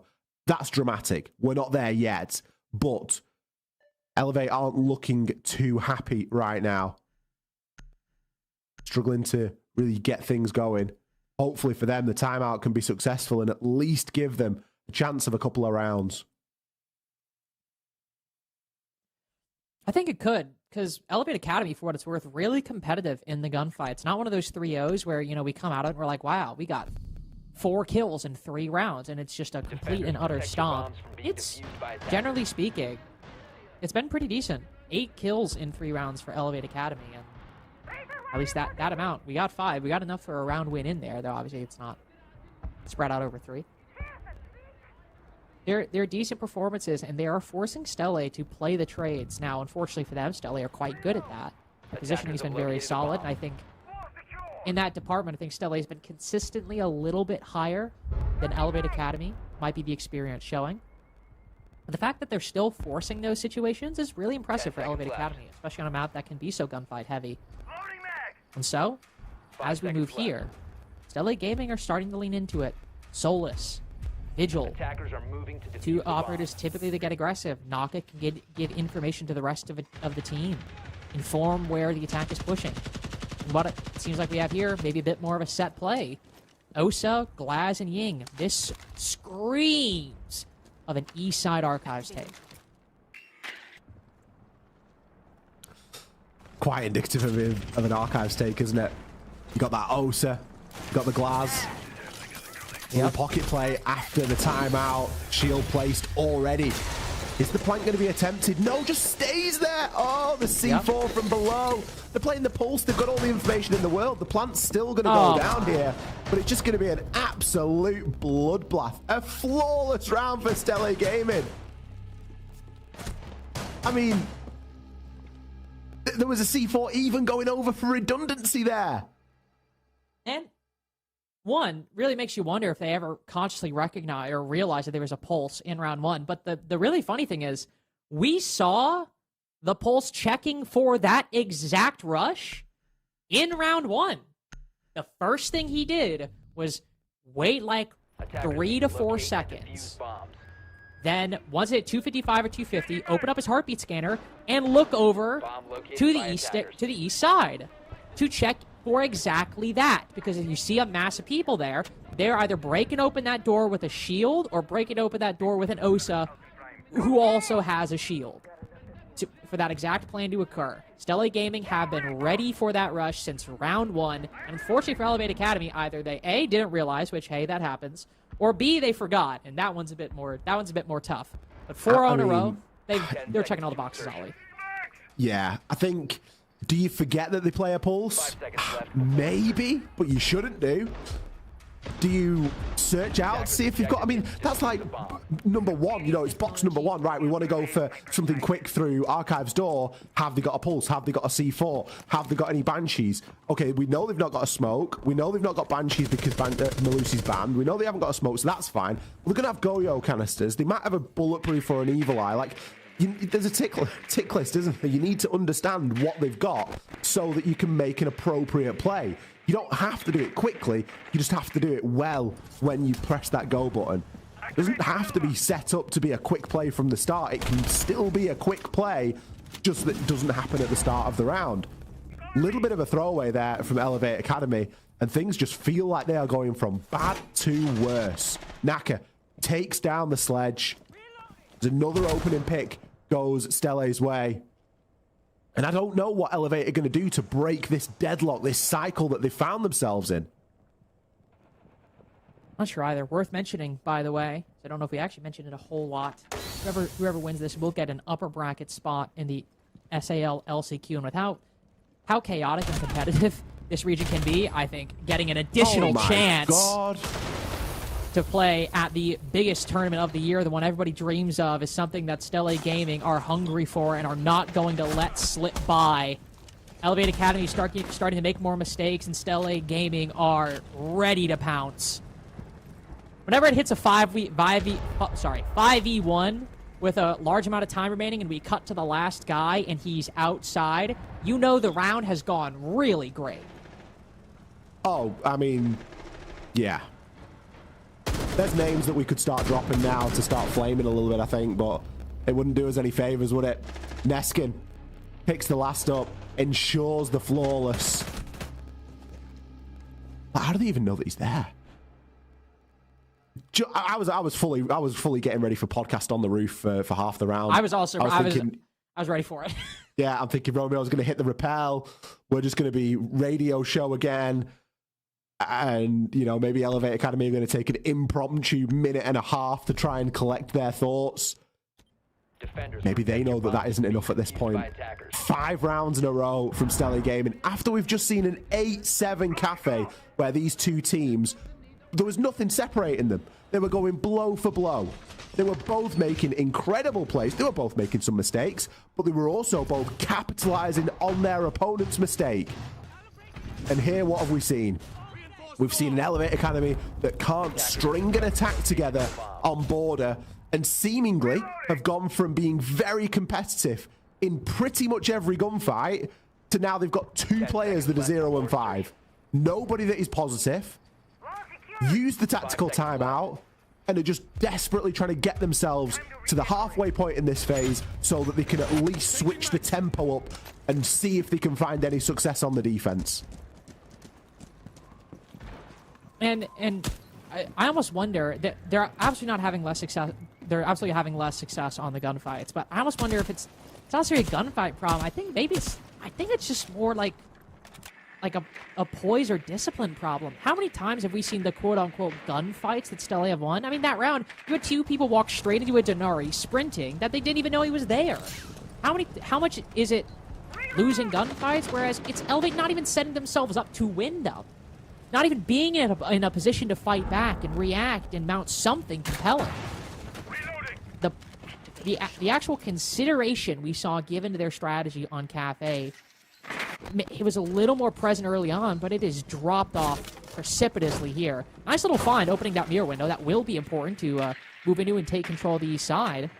With these castle barricades in the way, you're going to have to burn some nades early, burn some ash charges or breach charges early, maybe even some Selmas. It's unfortunate, and I think Stelle Gaming realizing that if they can just keep these players at bay, the composure from Elevate Academy is gone.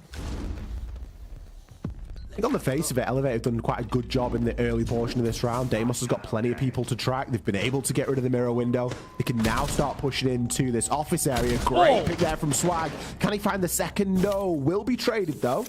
So it does leave an advantage for Elevate Academy for the time being. They've left it late to turn it on, but this is looking like it could be their round. Although out of nowhere, Stelle do manage to grab things back.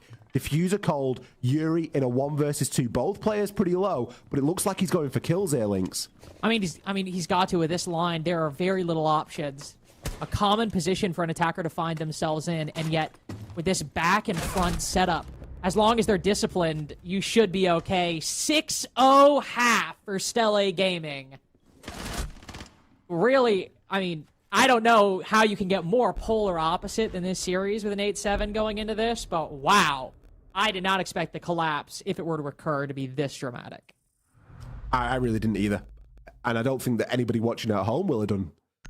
Stelle Gaming, they have just pulled out an absolute clinic here on Border.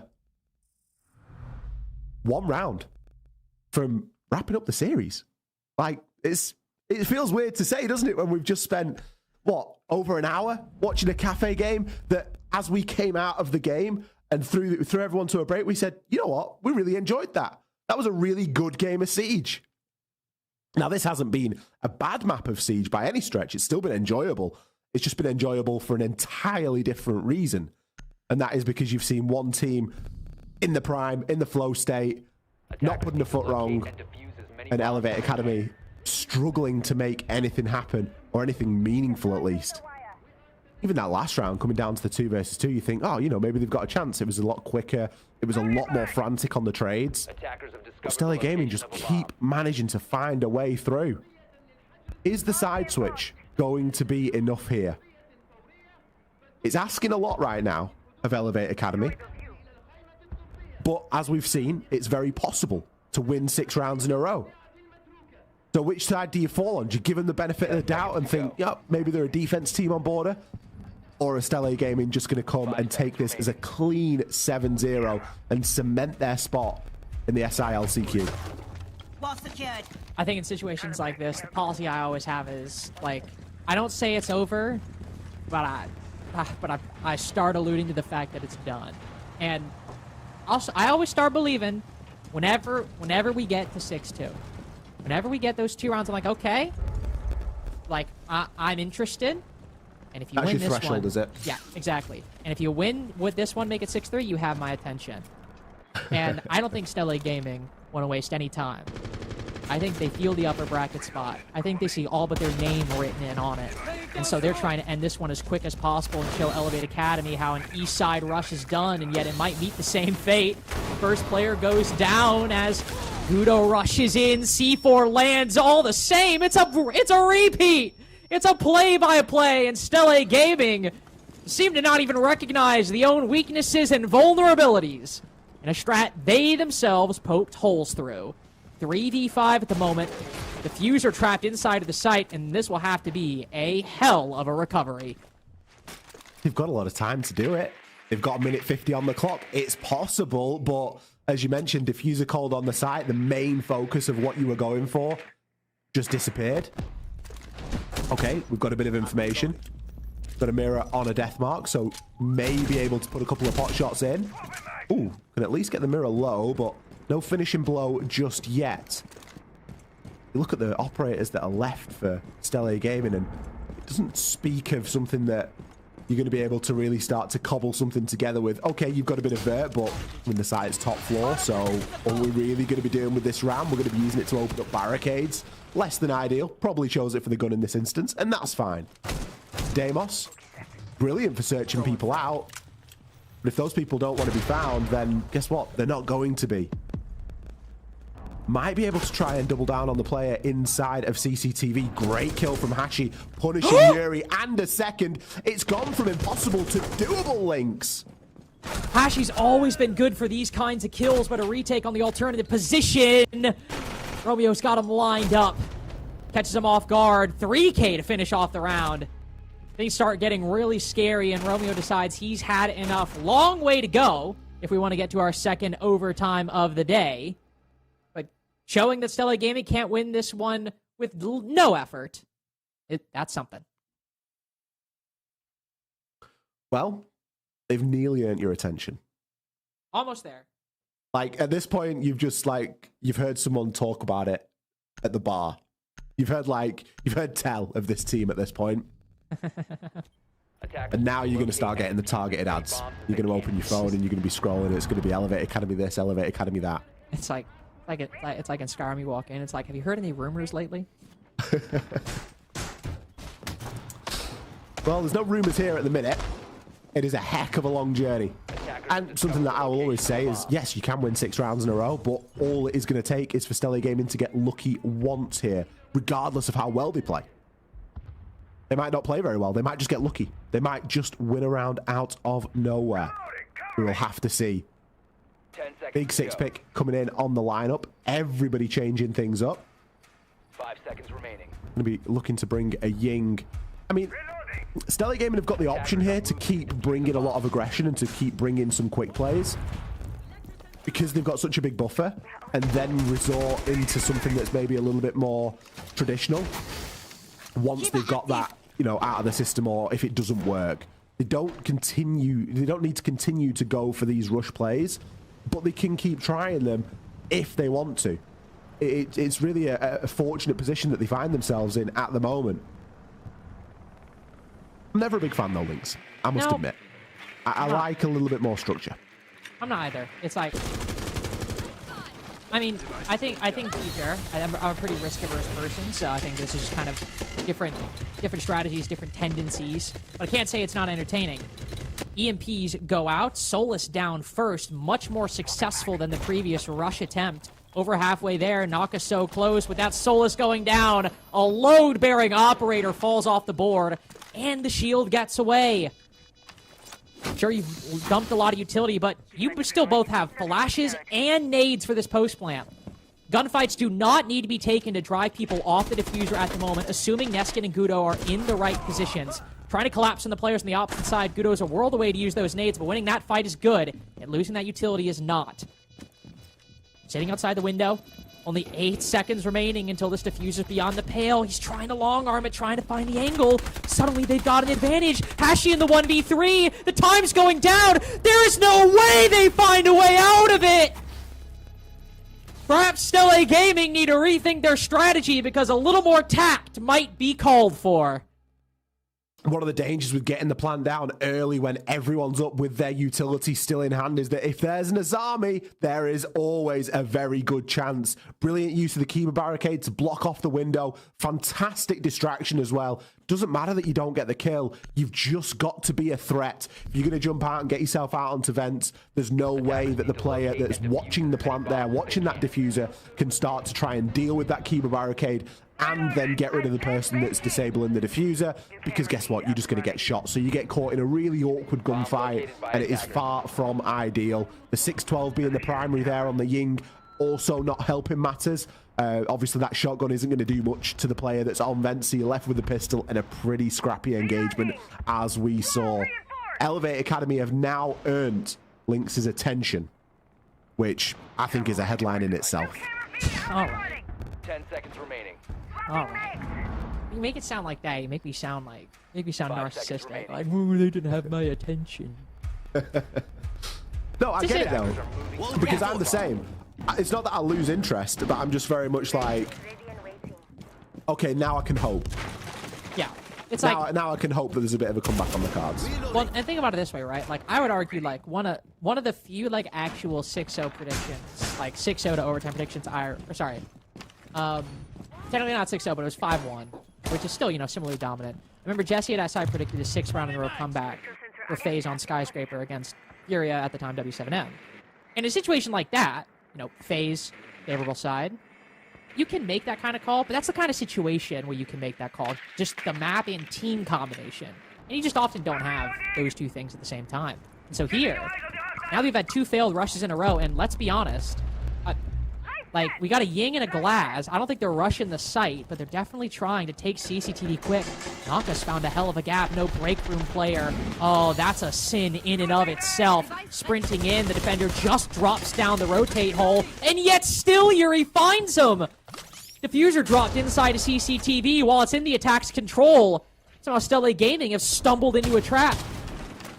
It was open space that wasn't free. Open space that was easily taken back. And a big gunfight won by Yuri. Secure the first.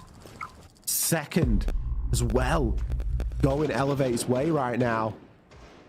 They haven't suffered a single loss for either of these opening picks. A little bit of drone work's coming now. Nook's going, oh, he's going to find one as well. Hashi, surely you've got to win that. Why are we not trying to at least push that together? I know there's a deficit, but this is going to be a flawless if we're not careful. I mean, what's Neskin hoping to get done right now? Isn't even going to be able to find the first. Yuri picks up the first and the last from pretty much the same spot. Top of those metal stairs. Maybe attacks just aren't destined to win today on Border. I guess not, but I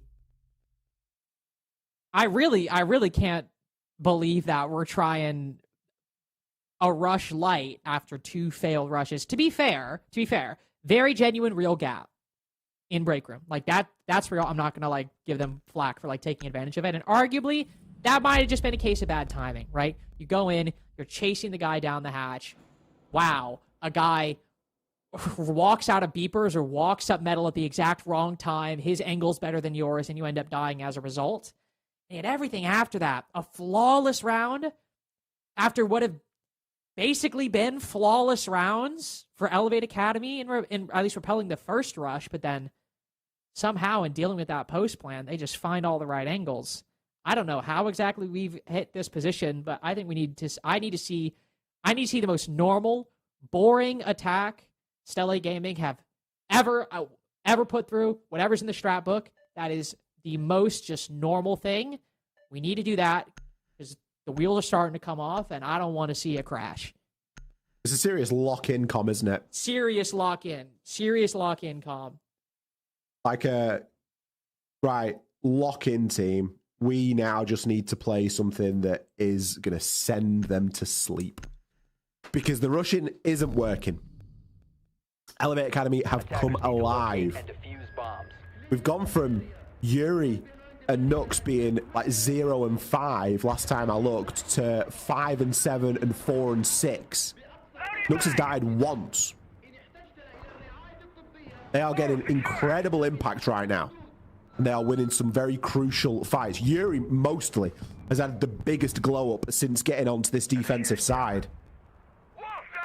And Stella Gaming can't allow that to continue. This is already looking better. I'm not seeing any fancy 6-pick. We've just got good old-fashioned ops. Blackbeard, brilliant, bring it. Bit of Heartbreach, love to see it. The Capital, fantastic. And then we get the Twitch for dealing with any electronics. And we've got a little bit of book action thrown in there as well. I imagine that Twitch is going to be rocking the DMR to try and deal with some of those keeper barricades maybe as well. So a really good, well-rounded lineup from Stella Gaming and nothing that indicates anything that's going to be happening too quickly. Again, a brilliant adaptation. Bring in the book. Book can be quite self-sufficient below. Think back to a couple of rounds ago, I was talking about Elevate Gaming when they were on the attack themselves and how Book can be a brilliant tool to use on Border. If you can get in and start to displace some of those players inside of CCTV, you can have a fairly easy time of things. Swag is going to be rotating up those E stairs. He's been further droned again right now, and it's quite a big focus from Stella Gaming at the minute. Trying to sort of lock him down in some way, and they've at least been able to force him back toward main hallway for the time being. But they have used a lot of utility to do it. Already used both firebolts. Is it all of their utility? No, but it's an important bit. Just to push a guy off these stairs, Swag still trying to hold that position, flirt with 90. Another opening for Elevate Academy. These border attacks for both teams have been rough. Romeo clinging to break room. Last time it was free real estate for Stella Gaming. This go around, overplays his hand. Skeleton key ripped open, but with a reinforcement in the way. Nothing they can do to find the defender on the opposite side at the moment. Something needs to give on this east side. Nux, did somebody just hop into the ventilation window?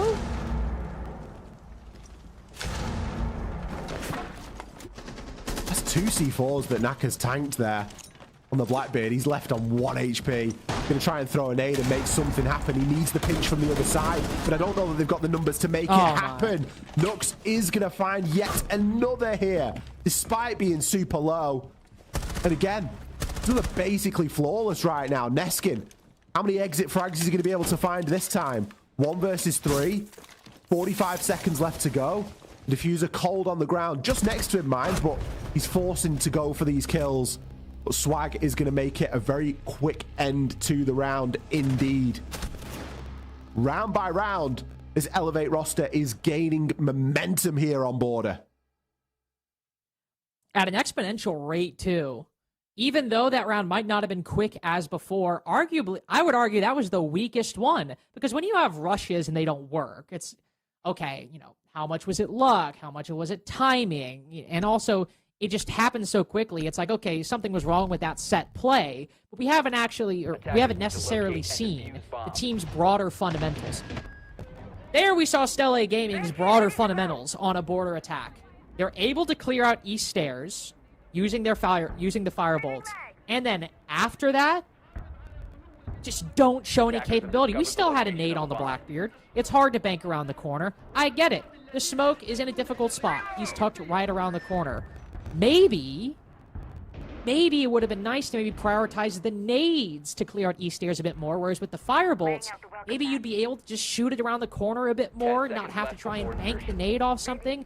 But moreover, we really only see solo attention play to the CCTV side. The only kills Stella really get is from a Claymore that Romeo ran into when arguably he didn't even need to run out. Stella Gaming's broader fundamentals have been very problematic so far, but have confirmed on the round that we just saw. And with the momentum we have right now, unless we get some serious changes, I think Elevate probably are taking us to overtime. I wouldn't be surprised. There's nothing that indicates to me that it's going to go any other way right now, Lynx. Save a couple of opening picks and a flashy kill or two. I don't see this going another way than to another overtime. Opening pick, again, coming out for Elevate Academy. They've been on a tear with these opening picks, consistently having Stella Gaming fighting from behind. Loading new magazine. With the confidence that they're playing with, you just feel like it's not the end. Swag, he's still poking and prodding for another. He's not thought, oh, I've got the opening pick, I'm going to dip out of office. He's like, no, I'm going to stay here for a little bit longer. I've done my job. Anything from this point onward is just a bonus now. Romeo, maybe going to open himself up a line for a run out a little bit later on. They should know that he's here, though. But somehow he's going to be allowed to escape. It's movements like that that you need to be getting on with and need to be punishing as Stella Gaming on this attack. It's Border, for goodness sake. It's a good map for the attackers. Oh, dear.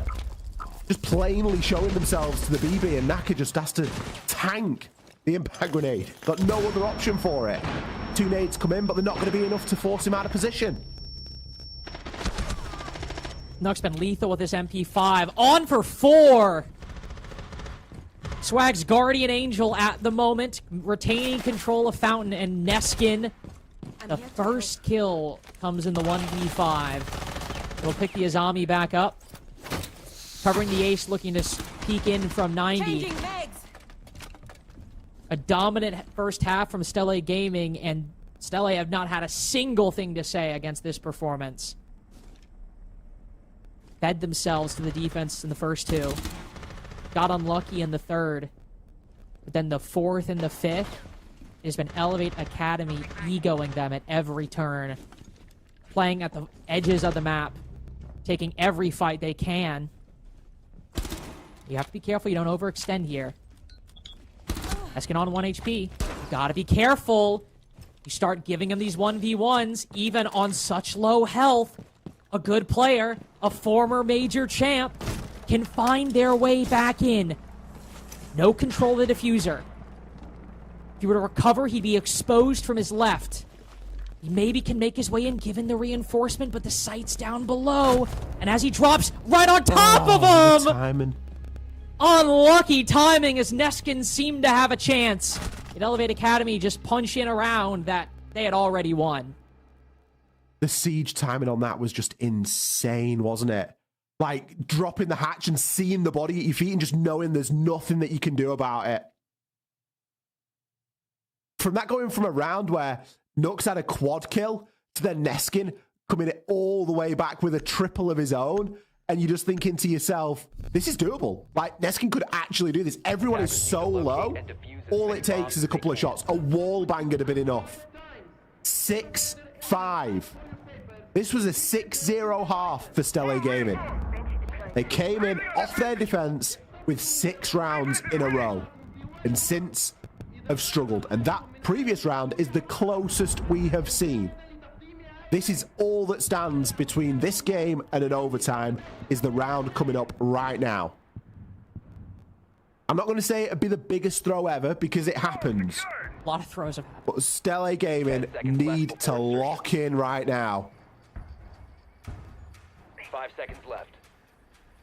Deary me. Lynx, imagine if Elevate win this and then we go to a clubhouse. Like, after all that time of Stella being on the match and series point, by the way, on border, and we end up going to a club. Series point number 6 we're currently on. I mean, it's especially that moment where whenever you're in that position, you just you don't start thinking that you're going to lose, but you start thinking, man, I would feel so bad if we lost this and choked this. God, I would. How bad would I feel if I'm the reason we lost this? And you know, everybody starts thinking that. That's another thing that kind of separates. Honestly, not even tier 1, tier 2, but the best of tier 1 versus just kind of the rest. Is that ability to remain calm, to not let the pressure get to you, and even though things feel so different, to understand that these rounds don't affect each other. Aside from site selection, you know, there's no economy. There's nothing that carries over. It's a whole new game every single time you lock into a round.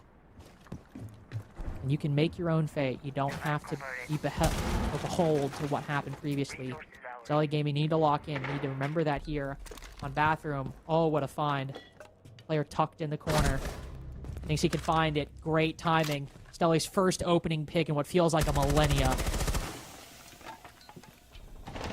Finally, they're able to get that opening pick. It is responded to, though. Yuri going to find Neskin, the star of the show in the previous round. And Nuxka, who has been on a tear since getting on this defense side. 11 kills.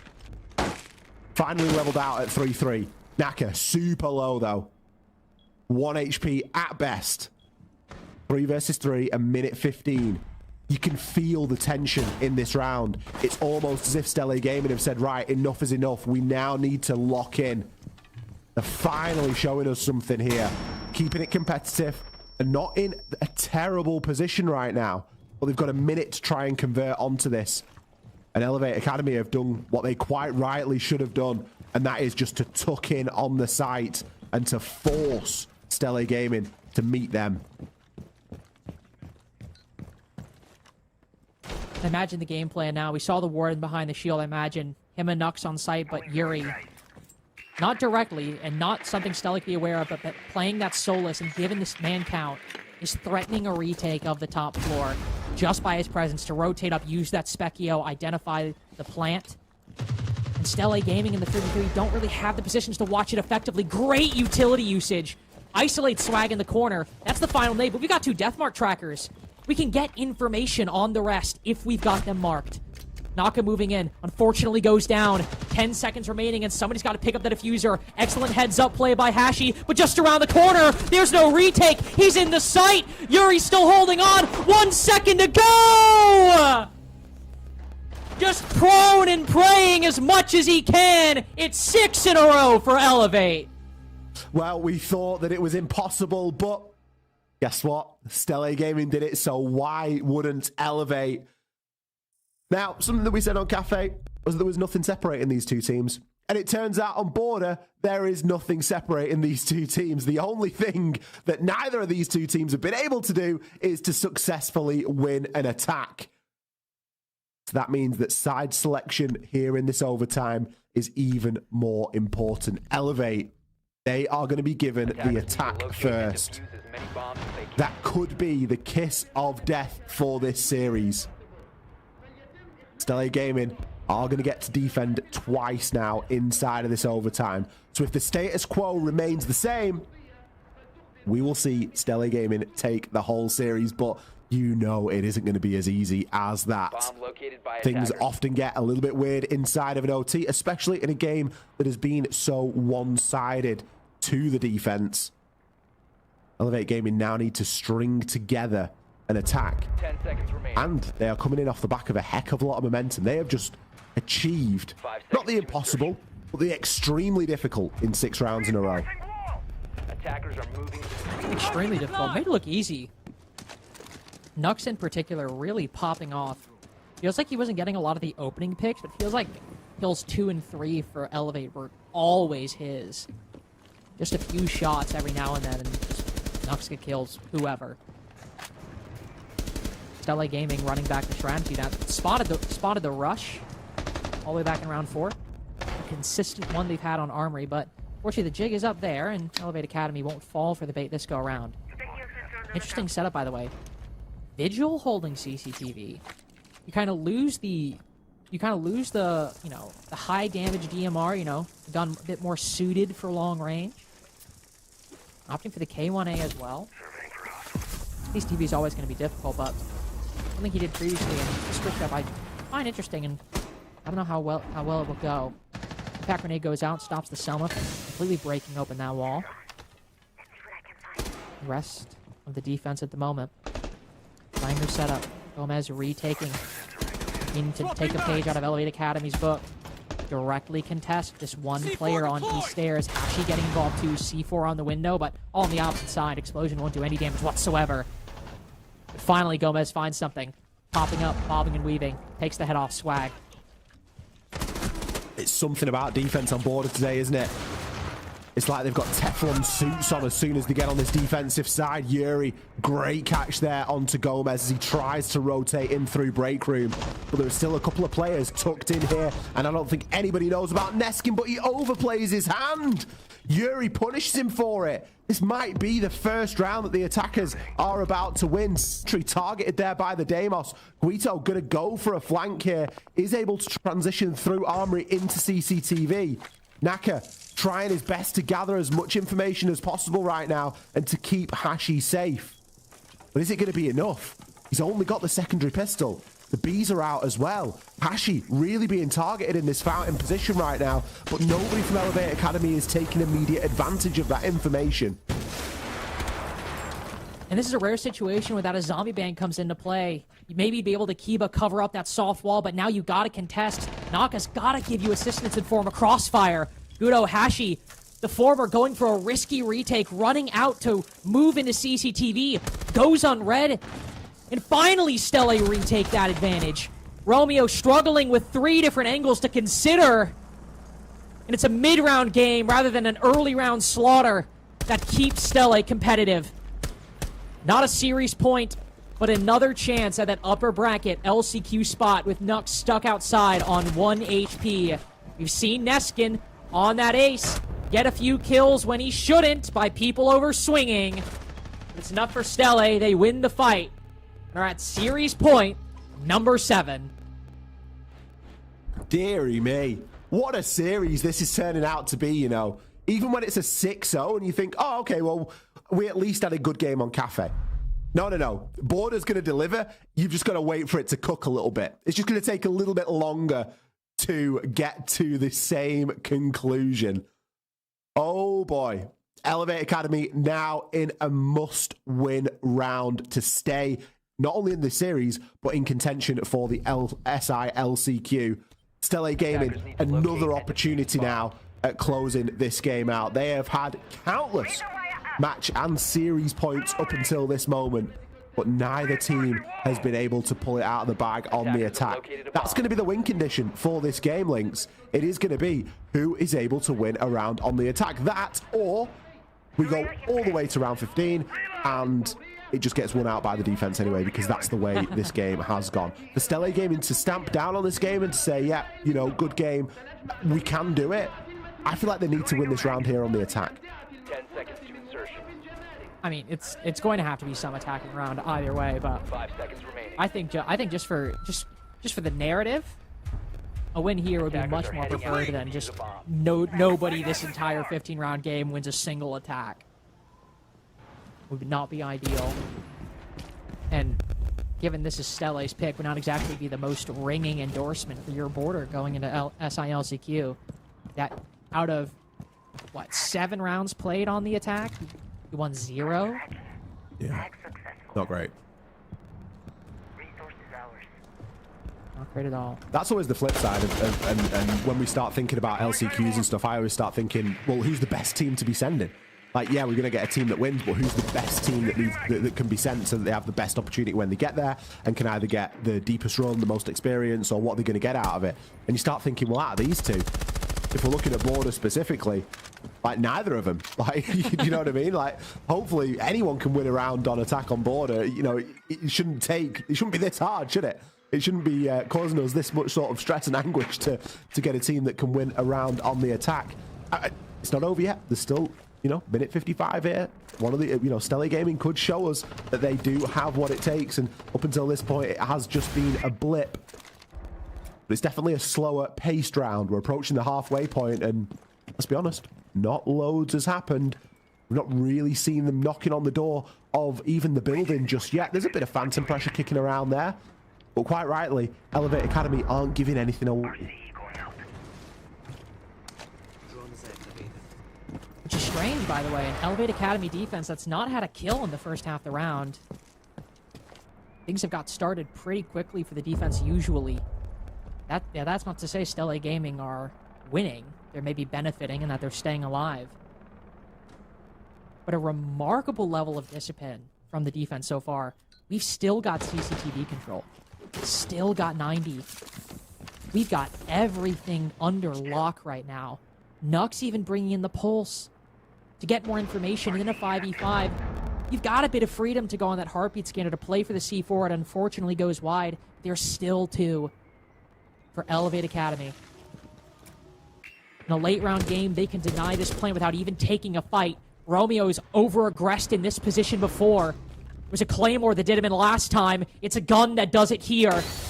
It's Swag losing a 1v1 on top of metal stairs. Stella Gaming always waits so late, always takes so long. It's finally here on series point number 7 that their luck breaks their way. And they lock in their spot for the SILCQ after choking a 6-0 start to win 2 in a row in OT. Stella Gaming have definitely made us work for this result here tonight. It's the result that we expected based on the fact of the way that those 6 rounds went. It just took us a long time to get there. They have shown that, yes, they can indeed attack on border and they can win out and close a series. It just needed to go all the way to an overtime for them to get that far. Elevate Gaming, commiserations.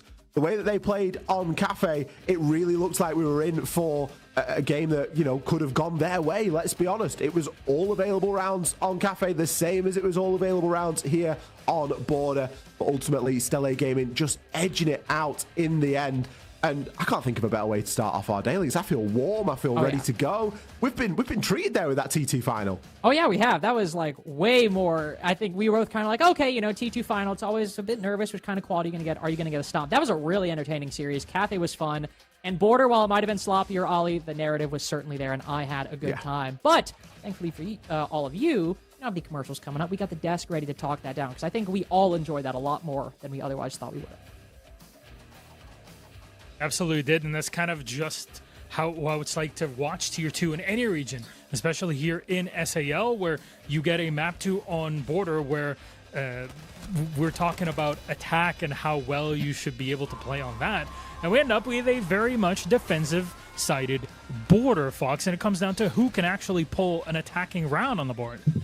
Yeah, I think that's the growing pains of a T2 team in full display is that attacking is always going to be harder. I mean, we see that in T1 all the time where you just are not able to get an attack going just because of how aggressive a team's playing.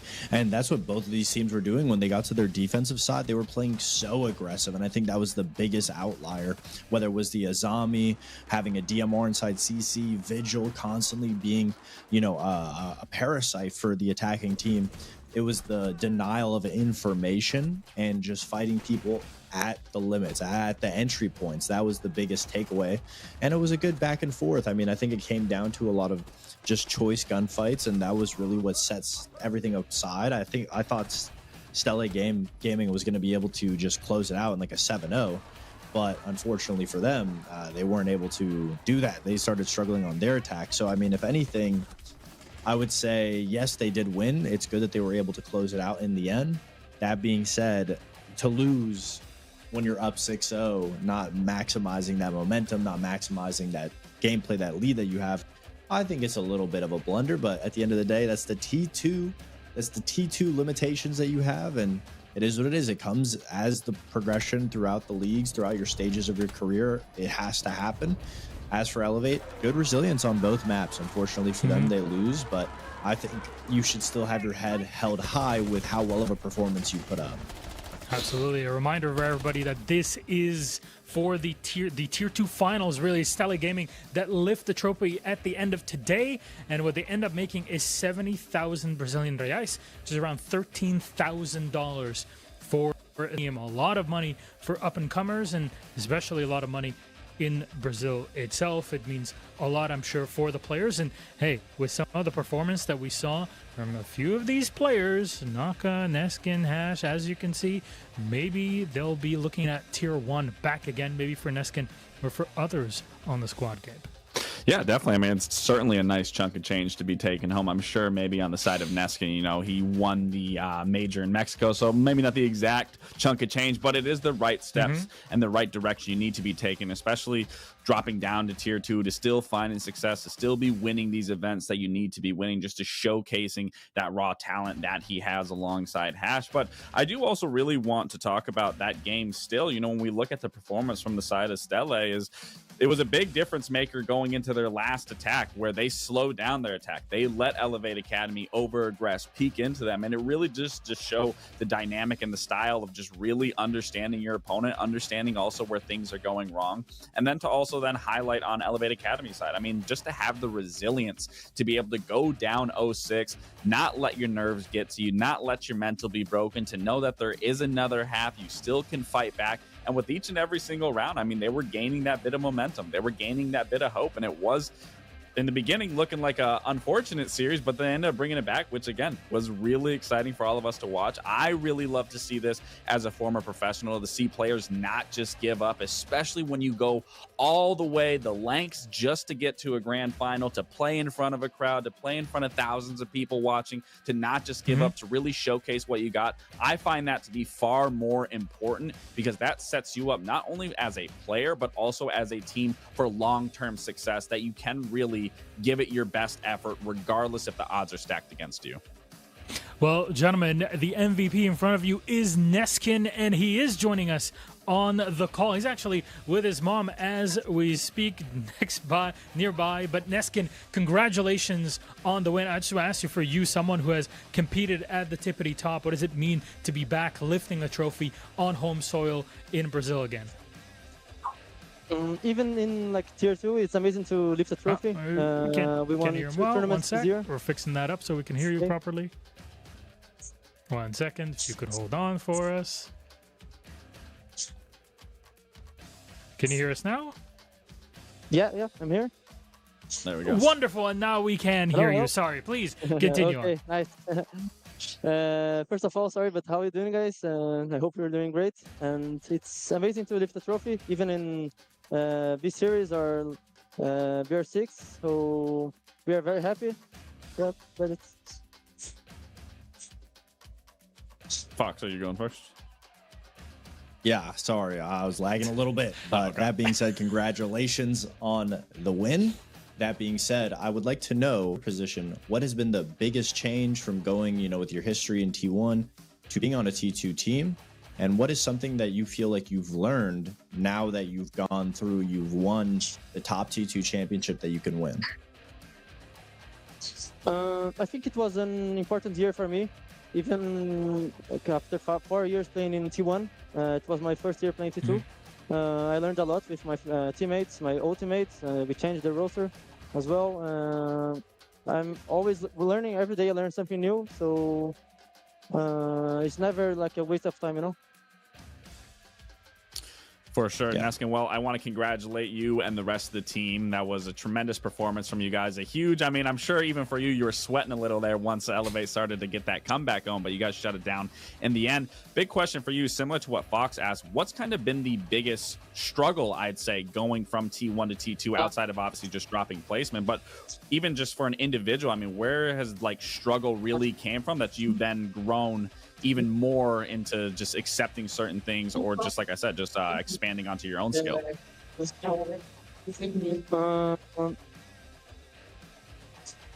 I don't really know, to be honest. I think That's fair.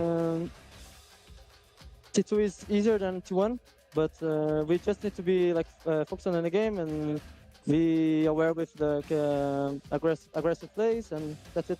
It's fine. That's very fair. And now for maybe a lot of players, aspiring T1 and T2 players that are out there watching Neskin, what would you say to them to maybe one day they would be in your position right now, be it if they're competing in Brazil or anywhere else in the world? Can you repeat the start of the question, please? What would you, is there anything you'd like to say to any players that are watching us right now, aspiring competitors that want to lift a T2 or a T1 trophy in the future, because you've done both? What would you say to them to get them to this spot? Just don't stop the hard work. Even if it's not coming in 1 year or 2 years, it will come if you continue with the hard work. So yeah, that's it. Thank you very much, Nesk. And again, congratulations on lifting the Tier 2 Finals trophy. It's been great watching you and the rest of the squad today, and I wish you the best in your future. Have a good night. Thank you. Thank you for joining us. There we go. Congratulations. There it is. The Tier 2 Finals. The trophy lifted here in Sao Paulo. What a momentous occasion for this team. Neskin has lifted Tier 1 trophies, international trophy in the past. And in this case, he has lifted a trophy now in home Brazil. And the rest of the squad, well, it's the first time that they're able to achieve such an achievement here. And it's very important for your career development, Fox. Yeah, no, absolutely. I mean, I think when you're able to go through the T2 motions, win a tournament off of it, especially, it not only confirms the fact that the progress you're putting in, the work you're putting in is showing off, but it shows that you're so much closer to the T1 goal. I mean, not for Neskin, but for any player that's in T2, it shows that you're doing the right steps, because I think that's the hardest thing when you're in T2 or T3. There's no gratification. It's not like Pro League where you have matches, you have tournaments that you're able to dictate your success and your hard work. Sometimes there really isn't much to go off of it besides practicing. And when you're able to have a tournament like this, when you're able to prove yourself as the best up-and-coming team, up-and-coming players, it gives you that little bit of a taste of success. It gives you that proof that the work that you're putting in is working, is in the right direction. And it gives you that motivation to keep wanting to do it, because yes, T2 is an amazing task to be able to accomplish, but obviously that's not where anybody wants to end and finish. They want to be able to go on to T1. They want to be at a major, at an SI, the next step. Exactly. So it gives you that little bit more of motivation to grind forward. Gabe, your final thoughts here before we close out our our tier 2 finals say? Honestly, I didn't know what we were going to be expecting, out of a T2, but I am honestly delighted. We talked about it in the beginning. I think we saw a really good matchup between these two. Honestly, some of these games were a lot better than what we even watched during the NAL for me and Fox. So, that was obviously came to a surprise. Just to Fox's point of, being in these moments, I mean, a lot of T2 does really go unnoticed by the T1 side of level. Even on my side, I don't pay attention to it too much, but it does really kind of just reinstate that, there is a lot of strong and hungry individuals that are really trying to make a name for themselves and using the T2, T3 levels to just be those stepping stones. And, sure, you might not be the best player in the world by any means, but it is important to, when you are getting these moments, to be viewed by masses, to be playing in front of a crowd, to showcase what you really got. Like I said, it does really put you up on a bigger pedestal than you might not have been before, where, again, T1 level teams are looking at you. T1 level teams are also then having to worry about their jobs because there's an up-and-comer that is performing exceptionally well in their T2 environment. So it's really a good showcasing for all sides, regardless of it just being more focused on T2. I think there is a lot. You need to have a grassroots system, and it really starts with our T3 and our T2 leagues, and it's very important. And honestly, again, a really, really fun game to watch overall. Yeah, I think my final thoughts are I would love to have Stella or Elevate take Cruelty and standby spots in the NAL. I think it would be a lot more competitive if we had teams like that in our T1 circuit in NA. And damn, those two Fox teams is roasting NA also, not just the EML. These two teams could easily be top 4 EML. That's all I'm saying. I knew where that was going. You know what? At least we got something good out of it. A little roast to everybody, except for APAC. APAC is another sort of question. We never talk any sort of smack about APAC. That is for sure. Foxnax, thank you very much. But our day is not over yet because we still have more to go. We have a grand final of SAL, and that is FaZe versus Furia, the two titans of the regions. Be region itself here in Brazil or internationally, no matter the stage that it is at. I guess a game that is worthy of an SI final. Oh, wait, that kind of did happen in the past, didn't it? One of the best matches that we've ever had, and that is happening in just an hour's time from now. We will all take a break. When we get back, we'll be all fresh and ready. We'll feed you all the info, remind you what happened over the past 2 days with both of these squads, and head right into our matchup. See you in a bit.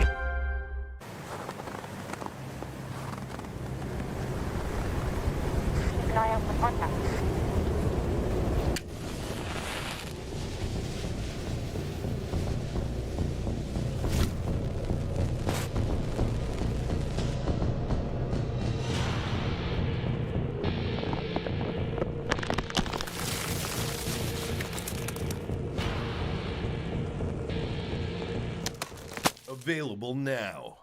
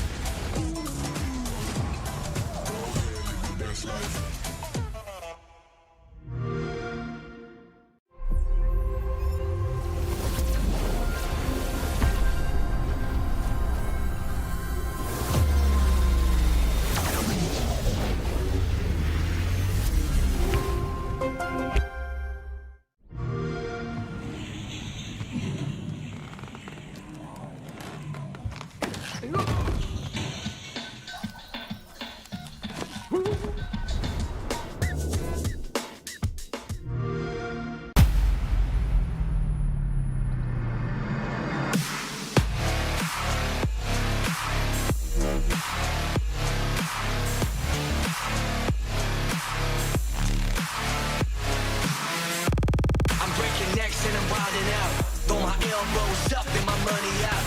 Cause I came to get down, so let's run it up. I'ma keep it going till there ain't nothing left.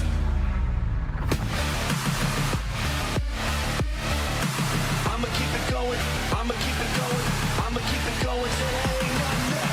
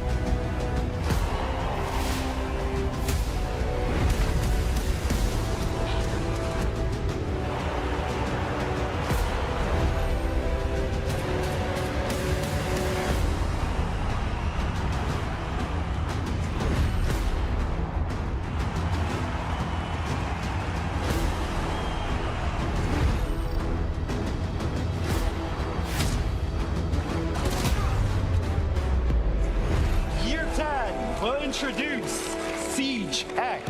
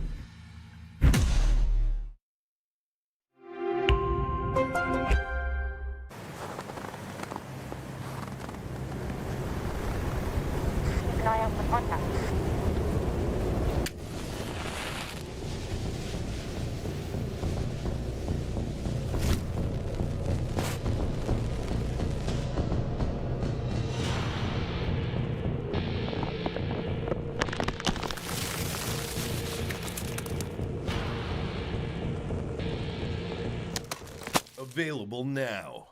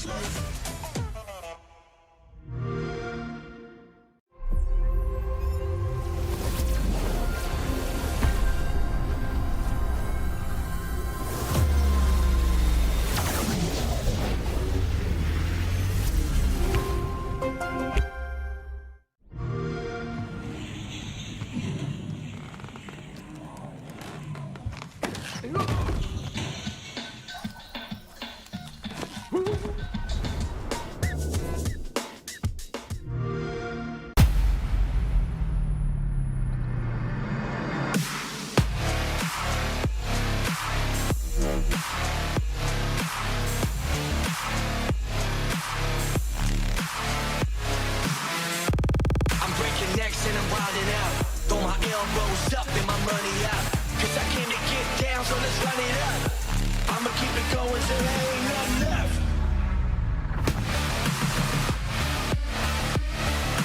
I'ma keep it going, I'ma keep it going, I'ma keep it going till there ain't nothing left.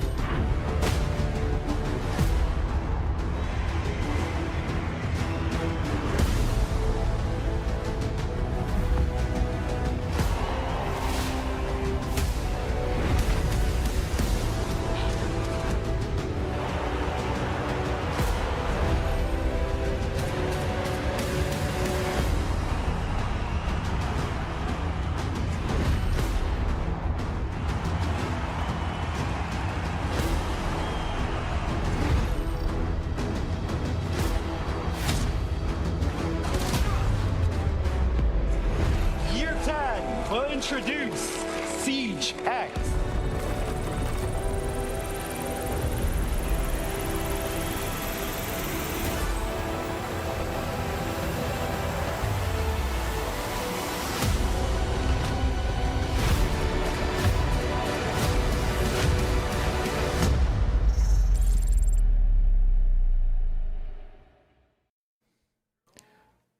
Hello, everybody. Welcome back to SAL. Thank you so much for holding on over the past hour, but we have made it over beautiful downtown Sao Paulo. We got more action to bring you for this evening, and of course, our final matchup of not only today, but of this entire week. The entire stage has led up to this moment. Is between the top two teams in the Brazil and really SAL region in South America. We're here to talk about those two squads that you see. Beautiful artwork that was commissioned for the SAL finals with all 6 teams. Furia and FaZe against one another. You see this beautiful set. It's like we're going into a cage match. I love this art that's been put up for the event.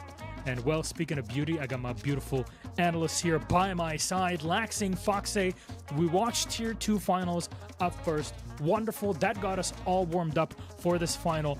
But we have to set the expectations. Fox, remind me, I think I've seen these two teams before, even playing against one another. That's crazy. Yeah, they face each other at this little small event that I don't know if anyone remembers, but SI in Sao Paulo, where FaZe was just at the precipice of winning the Invitational, but unfortunately, the comeback from Furia was able to turn it around in a 5-1 down deficit, bring it out in the last map, and be able to beat FaZe, and they became the Invitational winners.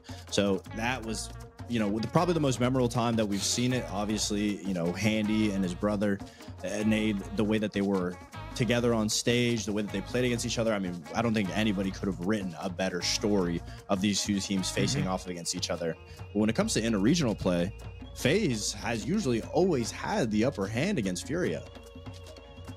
Yeah, I think that's a big thing that, you know, we've all talked about on the desk, or whether it's casters or analysts, is FaZe typically runs all of the SAL. But as of just recently with this stage, we talked about how Furia has looked completely different in terms of what we've seen in previous stages. And then also we talked about just beating FaZe in their matchups in throughout the playoffs, and I think that was like a big, really big turning point for the side of Furia to just kind of just break through that ceiling, getting past FaZe, and then now they are the ones who are dominating all of the SAL. So, you know, we talk about cage matches. If you're going to throw two teams into a cage match, it better be FaZe and Furia.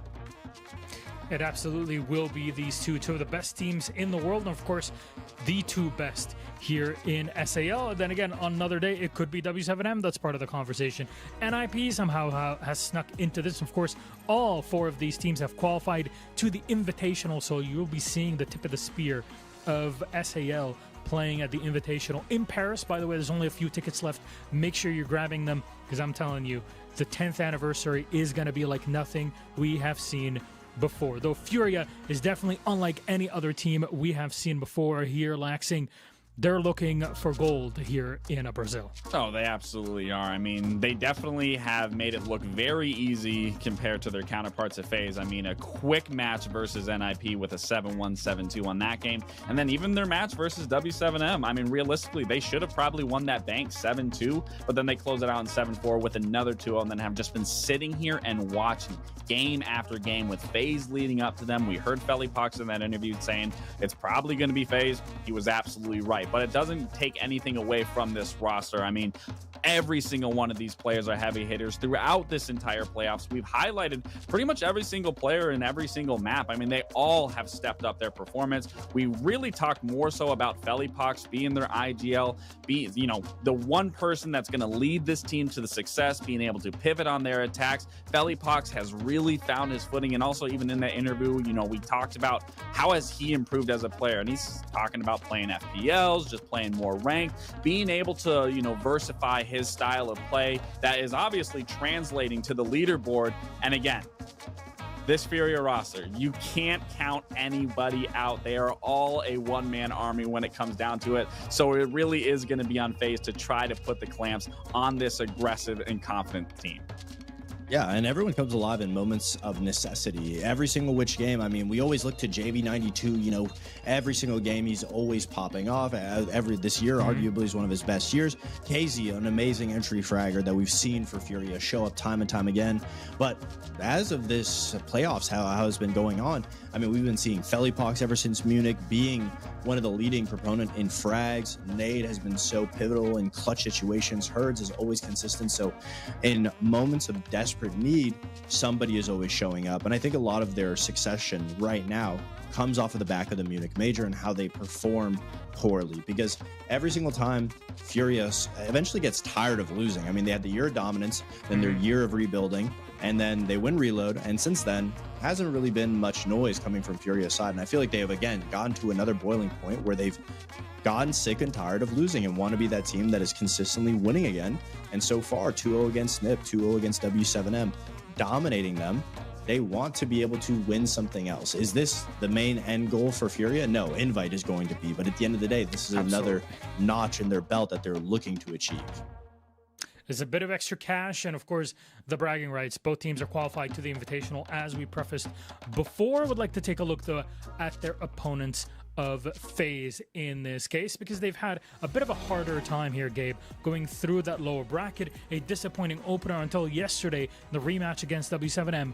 They were able to bring it back, finally looking as a unit and slowing the game down to their own pace. Yeah, we talk about players being able to diversify their style of play in Felipox, but that's something that FaZe has been doing throughout this entire stage, with moving Cyber to more of that supportive role, keeping him a little bit on a leash, and we're kind of seeing the ramifications of it. It's making FaZe look a little weaker, not as dominant, clearly, as you can see throughout history. They are slowing down, but that still doesn't take anything away from this roster. Something to really highlight in yesterday's matches, and even the match before that, is their supportive line has really been coming alive throughout these series. I mean, we saw a handful of clutch moments coming out of big players on both these, on this side of the roster. I mean, when you look at the roster as a whole, Souls yesterday absolutely popped off. I mean, 30 and 19, 5-0 on the opening. We always highlight Cyber needs to be the one getting the opening kills, but clearly that's not coming to fruition, but his support players are doing it. And it's time and time again where we see this backline really thrive. I mean, big numbers coming from these players, big 3Ks, big instrumental moments coming out of these players. And even then, for a team like Furia to go against such a supportive, dominant, heavy side of FaZe Clan, it really is going to be about timing when you're going against a team like this, trying to be able to catch a player like Souls or Vidaking or KDS off guard. That's going to be the time that you need to collapse on these guys, because if you allow them any bit of space on their defense, they are going to punish you every single time, and they are going to have to be on top of it. Well, from FaZe, I would like to take a look at our maps for this series. Is it, again, a best of 3 series, not best of 5? We've had 2 games. Can't really make it any much longer than that. And our first one is going to be Bank. Fox, I'm going to let you speak on the rest. Yeah, I mean, Bank is a perfect map to pick. I mean, it's one of Furia's better maps. But we have 2 VODs in this tournament so far of FaZe playing Bank. The first time around, they won it against W7M. Second time around, they lost it against W7M. And what they've shown both times hasn't necessarily been concrete. They try to play a little bit slower, but with this new style of play that FaZe has been trying to adapt with being more versatile, somebody on this roster has been underperforming, whether it's KDS or Vita King or Cyber not finding entries. Bank is usually one of Cyber's statistically worst maps when it comes to FaZe's side throughout this tournament so far. So it's a good pickup for Furia to be able to take it off the board, first map, right out the gate. And then we go into Skyscraper, which is a very defender-sided map. And usually I would look at this and think, oh yeah, Skyscraper, Bank, very good map picks for FaZe to be able to play on. But we have to stress that we haven't been seeing this same type of FaZe. Players are uncomfortable. They're not playing very defensively like they used to. And if they challenge Furia in a situation where it becomes a slug match, again, Furia is very sporadic, very fast-paced at taking the openings when given to them, essentially. So these maps, in previous times, I would say favor FaZe, but in my opinion, right now, it favors Furia. And also, Furia has just been looking so solid. Yeah, I think it's really important when we look at Bank, you know, what was the win condition that was getting Furia outside of their sheer aggression, being able to take map control? It was really the Glaz and Felipox on that, just being an absolute nuisance, not being able to fight back against that Glaz, not having really a good response. And then you pivot to a map like Skyscraper, where honestly, again, we're looking at the operator bans. I do think Furia trolled in that matchup once they got to that attacking half, removing the Clash, the Malusi, the Fenrir, where I think Azami's far more oppressive. I think the Mira is far more oppressive in terms of being able to slow down that aggression with the Azami making those new angles, or Mira feeding the info so they can't peek off certain angles. So I really do see this. If they can't get this win for FaZe starting off on Bank, I don't really see them replicating the exact same success once we pivot over to that Skyscraper. So I think it's really going to be instrumental that they do get this win on Bank, that they can fix whatever their mistakes were through W7M and then implement it here against Furia. And then once they get to Skyscraper, like I said, I really think we're going to be focusing heavy on those operator bans once we see Furia on that attacking half. Well, then I'm very much looking forward to it. Honestly, every map in this series has the potential to go all the way and really give us their all, because both of these teams, as yesterday Intero was highlighting, if there's anything that Brazil is good at, and it is Siege 100%, it's about the players that just absolutely weigh their trophy in this region, in SAL, super, super highly, more than any other region. The bragging rights really do matter way more than what you would think, even though both teams already qualified to the Invitational and so on. Though, speaking of beauties, let's bring up our casters, Lynx and Exortrica. Join us once again this evening, this time all warmed up. I know, Ollie, you were talking about this as we ended the Tier 2 final. Yeah, that was a great warm-up. We got into it. Now we're ready to go. We got our grand final of SAL. Better game to warm us up. It really gave us a little bit of everything, didn't it? And I'm almost worried. You know, if it was any other teams other than Furia and FaZe, I'd be sat here thinking, oh, how are we going to top this? Well, lucky for you, we're all going to get some great Brazilian Siege now on us. Furia versus FaZe Clan. Please, Lynx, Exortrica, take it away.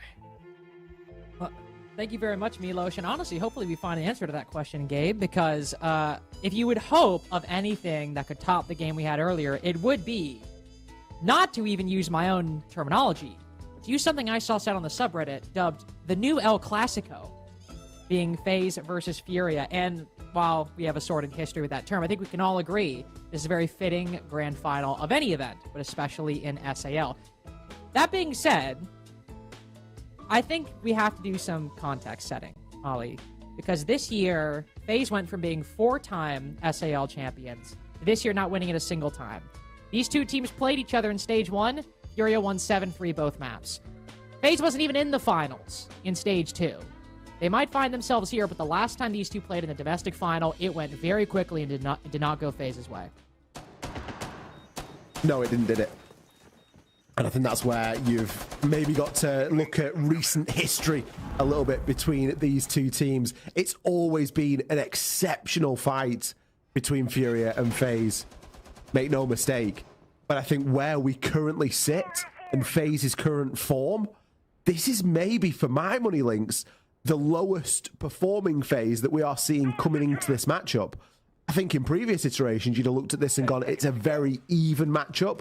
Whereas now I look at it and I genuinely do think that FaZe are on the back foot a little bit at the moment. We haven't seen them perform to the same standard that we're used to this team operating at. So today is going to be a really big test for them against a Furia side that, okay, aside from the Munich sort of blip, otherwise have had quite a good stage too. I mean, this has been one of the best years we've had from, I think, any team in a while. I mean, you know, I would say when you look at teams that have had good, good years, even though Falcons have not won an event so far, they have been second at basically every single international event, and you gotta say something for that. Falcons have had a really good year. Furia is right up there in the conversation. Munich, as you said, being kind of a blip in the grand scheme of things. I think right now in SAL, still continuing to be domestically, unequivocally the most dominant team, stage 1, stage 2 to now. And I think that is likely only going to continue being the case. But that's just what I think. Self Skyscraper, a very great FaZe map coming up, and a map that historically has been quite competitive between these two teams. Foxay mentioned that FaZe have played this twice in the playoffs so far, have kind of a mixed record on it. Furia have as well. Played it yesterday against W7M, won at 7-5. It's a classic Furia map. A lot of these setups will be known. We've seen this one from FaZe before. Andy often plays this elevator position early on lockers, will rotate down, and then if he's got the opportunity, will try to flank back up it in the late round. This will not shock Furia whatsoever, but how they deal with this. Can they clear out Cyber, or will they give away easy picks? Well, right now, Cyber makes a little magic happen. And dead to rights, and yet Cyber threads the needle for their first. If there's somebody that FaZe need to play well today, it is going to be Cyber. He's had a little bit of a habit of going missing recently, and he's only got the first kill. Like, let's not get too far ahead of ourselves, but we need a performance out of Cyber today if FaZe are going to stay competitive against this Furia lineup. JV92 taken out there on the Hibana, the only hard breach, by the way, that has been brought so far by this Furia roster. So anything that isn't already open is going to remain closed. And I am looking at that server door. That's going to be a bit of a problem. KDS playing inside of the garage right now, just dipping out, giving the game away a little bit. Cyber was coming for a bit of support, but has been slapped as KZ finds 2 and swings the door wide open onto round number 1. I think mechanical skill and gunfights have been the name of the day so far in the Stelle Gaming series earlier and here now. Cyber with a nice shot to start things off, and then KZ, the first kill in Garage, is a flick onto the guy trying to retake. He's got 3, looking for the ace, first round out the gate. KZ and Herds, the famous duo, have taken control of site, yet Handy's flanked, just like he always does. Retaken in a different position and without any support. You'll have to flank down Marble or drop down a hatch and run straight into Herds. The fuse plant will be successful, but Handy gets the first pick. KZ will need all 5 to give Furia their first, and it'll escape and slip through his fingers. A near ace and a 1v2 to start. This is going to be a good day at Rainbow Six. I don't know what it is. The 7th of the 12th, the 7th of December. Something about this just means that we're going to be seeing good Siege. Because we saw it in our first series and we're seeing it again here now. You can hear it on my face. I'm smiling ear to ear right now, Lynx. What a play from Handy. There was nothing that he was going to be able to do by sitting on the site. He had no choice but to go and play for a bit of a retake. Give himself an alternate angle to try and play from. The plant position, it was pretty locked down. There was nowhere else that plant could have gone down. That was in part due to the time and the positions that the players held at that moment. Your best bet was going to be to watch that main stair and guess that if someone comes down main stair, that's going to be the audio cue you're going to get the least. And if they drop a hatch, you're going to be able to react to it. So you watch main stair. If they drop elevators, you react. If they drop inside a blue, you react. It was a reaction. Handy wins the first fight, and then you think you kind of fancy KZ for the ace. Honestly, he's got the vendetta. He's got a great pistol. He's got almost got the advantage in that position. And it just wasn't meant to be. A super close round 1. And I am here for more of it. We saw a couple of overtimes earlier. I just hope we get him here between these two. This series would certainly deserve it. Both these teams would deserve it. The rivalry that has formed between the two. And also, as you mentioned, FaZe having a pretty rough year so far after winning SI, not having nearly the same level of competitiveness that Furia have had, struggling not only to gain the same international success, but the one thing that was a sure bet throughout the past 2 years, even with FaZe slipping up at international events, not winning a single one until we get to SI 25 in Boston, was their domestic performances. 4-time in a row champion of the Brazil League, and then once we make the switch to SAL, it just doesn't happen.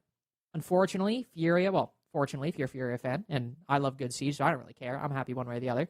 Furia able to win it twice in a row. FaZe's one little bit of consistency, their one claim to fame, has unfortunately slipped away. And now, even if they lose here, a really strong, close series against Furia might just be enough to cure a lot of the non-believers. Because Furia are unequivocally one of the best teams in the world right now. And if FaZe can keep it competitive against them, I don't think anybody is going to give them too much flack. I think it'll keep the doubters at the door, won't it? It'll keep the people that are, maybe calling for a change or something on the FaZe roster to mix up a little bit. It'll keep them at the door if FaZe are able to either win or go super competitive today against Furia. Because if they don't, and if they really bow out of it, then you'd maybe be looking at something and going, well, someone's got to give. You did SI, but then you've suffered a similar fate to a lot of teams that are winning SI, and that is that there's kind of a severe drop-off off the back of it. A lot of different teams out there that I can think of that have picked up a 6 Invitational hammer and then gone on to not do too much. It isn't all the time. It isn't very often that you get teams that'll go on to continually win, and that's why we often praise the teams that do and draw into question some of the teams that don't. I'm no expert, and I'm certainly no tech guy, but playing around with wires behind the players usually means one thing. And that usually means that there is a technical problem. I believe that is the break that we are, of course, in just now. Players, obviously, something not quite right with the setup, which I guess is unusual because it will have been the same setup that we had for the T2 finals, but looks like maybe some final checks are being made here. The players certainly don't look too stressed out at this point. It is still very much early days, and they are going to want to get warmed up nice into this matchup as it continues to develop. Looks like we're heading back on into Bank. Looks like a great arena that the finals is being held in Sao Paulo. I guess my only wish links is that we were there. Yeah, I would. I can tell you, I definitely love. We saw some of the. I don't know if that's the casting setup or if that's the co-streaming setup. Maybe it's a little bit of both. But looking down right at the players like that, looking at the stage, it's always really fun when you can just like cast the game just by looking at the same monitor or screen that the whole arena is watching. It's always like, I remember even before before I started working like NAL or stuff like that, seeing the photos of like Emmy or Parker on the floor and like Plospel like looking up at the screen and casting off that. It's a really cool feeling. It also just like, I don't know, it's one of those things that it's like, it's one of the few times when as like a caster that you can kind of put yourself very actively and intentionally back into that fan mindset when you two are looking up at the screen like everybody else while also, doing the job we get paid to do.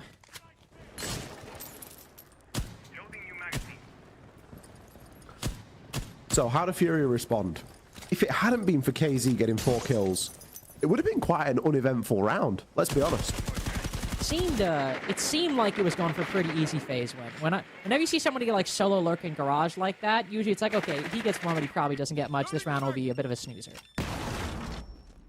But I guess that's the brand of Furia, isn't it? Their brand is that any one of them could do that at any single time. So was it a bad round, or was it a round that they'd all kind of worked together and pushed forward to make sure that KZ was able to get 4? I don't think that's an answer we will ever have, unfortunately. We can sit here and guess, and I would guess that the answer is probably no. We definitely need to see a little bit more teamwork in the more traditional sense if they're going to be successful here. It looks like a lot of focus is at the moment being placed on this janitor player. So much so that I believe the janitor player thought about a bit of a drop there, and yeah, Cyber has actually dropped downstairs on that Wamai. Not really where you want to be, but the pressure from the Rotero drones and the Flores was just a little bit too much. He's now really got to fight his way back upstairs as a Wamai you're fairly useless below. He's got 2 impacts. That's not really where he wants to be playing. On the flip side, though, it is Cyber who can maybe go for those flanks. Yet, by the same token, I feel like normally be Cyber we'd see on the Valkyrie, you know, roaming around and what have you.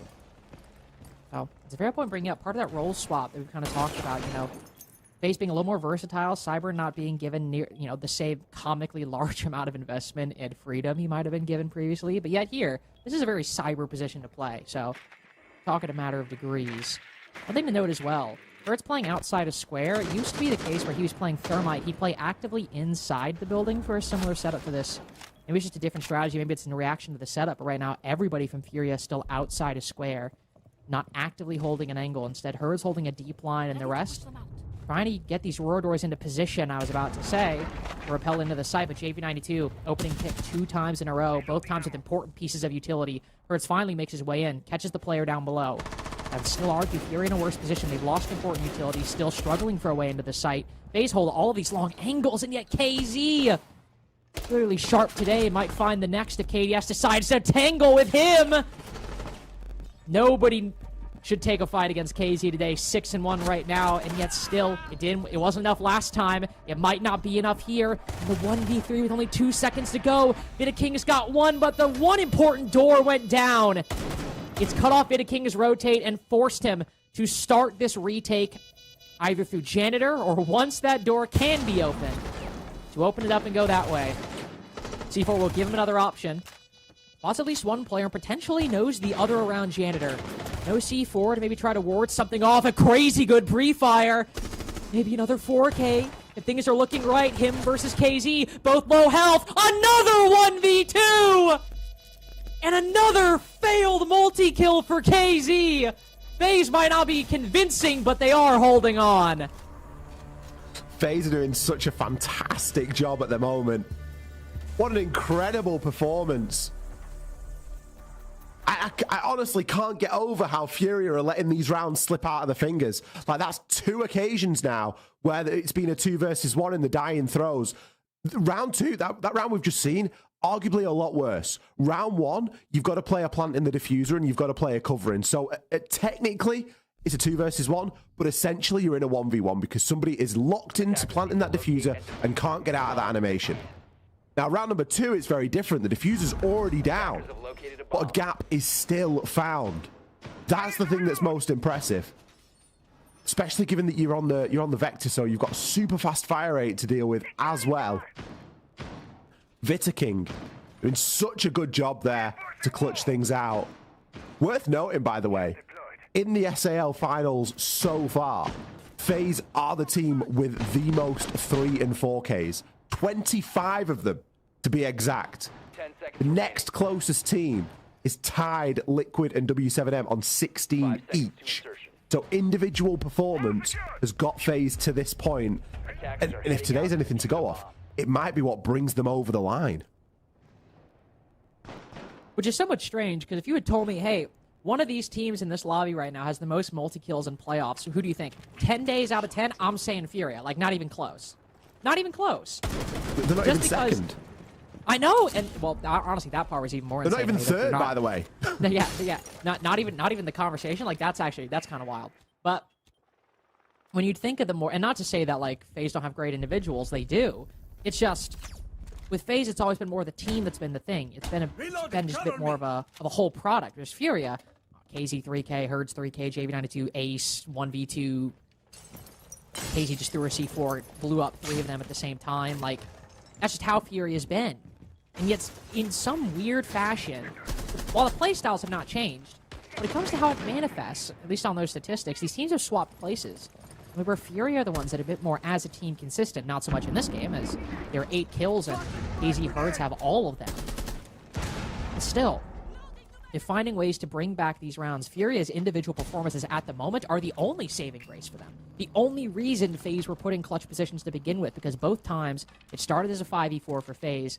KZ, and then in last round's case, Herds, had to bring it back, and yet still they lost at the finish line. Penetrating this actual setup has been a big issue, and Furia are yet to prove they can do it.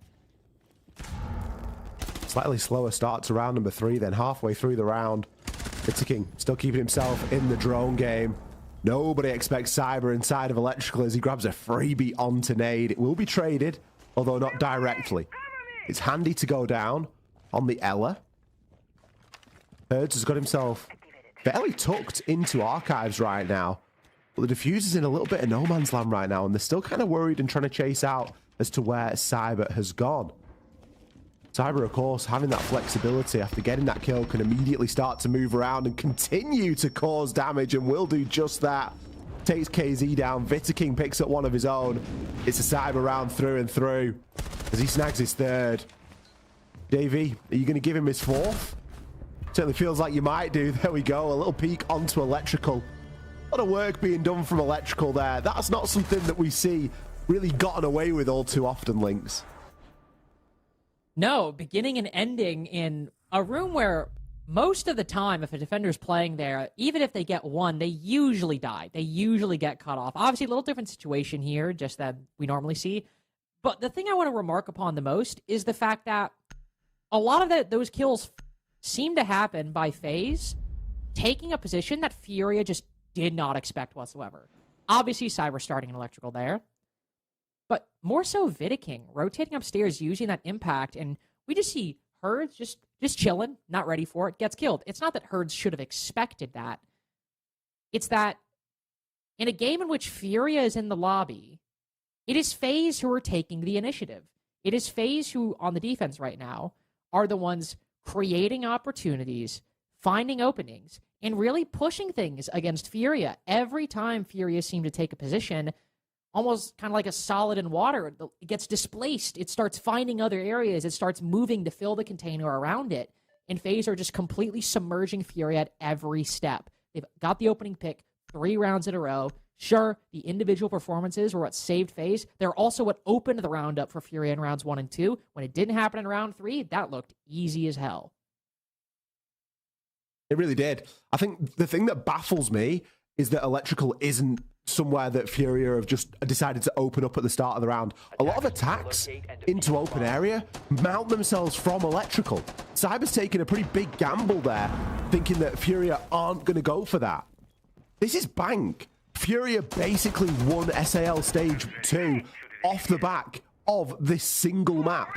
Now, obviously, we're in the finals now. They've got themselves to this point off bank and almost bank alone because, guess what? News alert. They only played about 3 maps during the regular stage of SAL. Now, okay, it didn't work out too well for them when they got to Munich, but still, they have been a formidable force on bank for the last 6 months. This is their map choice. FaZe knew this going into it. They knew that there was a very high likelihood if they let bank open, it would be played. And it seems so far over the course of the first 3 rounds that they have done their homework and then some, because they are more than ready for everything that Furia is throwing at them here today. Furia need to come up with some solutions, and they need to do it fairly quickly. Otherwise, this game may start running away from it. Andy, that's some serious aggression. You need to get back in your elevator, son. That's where you usually play on this round.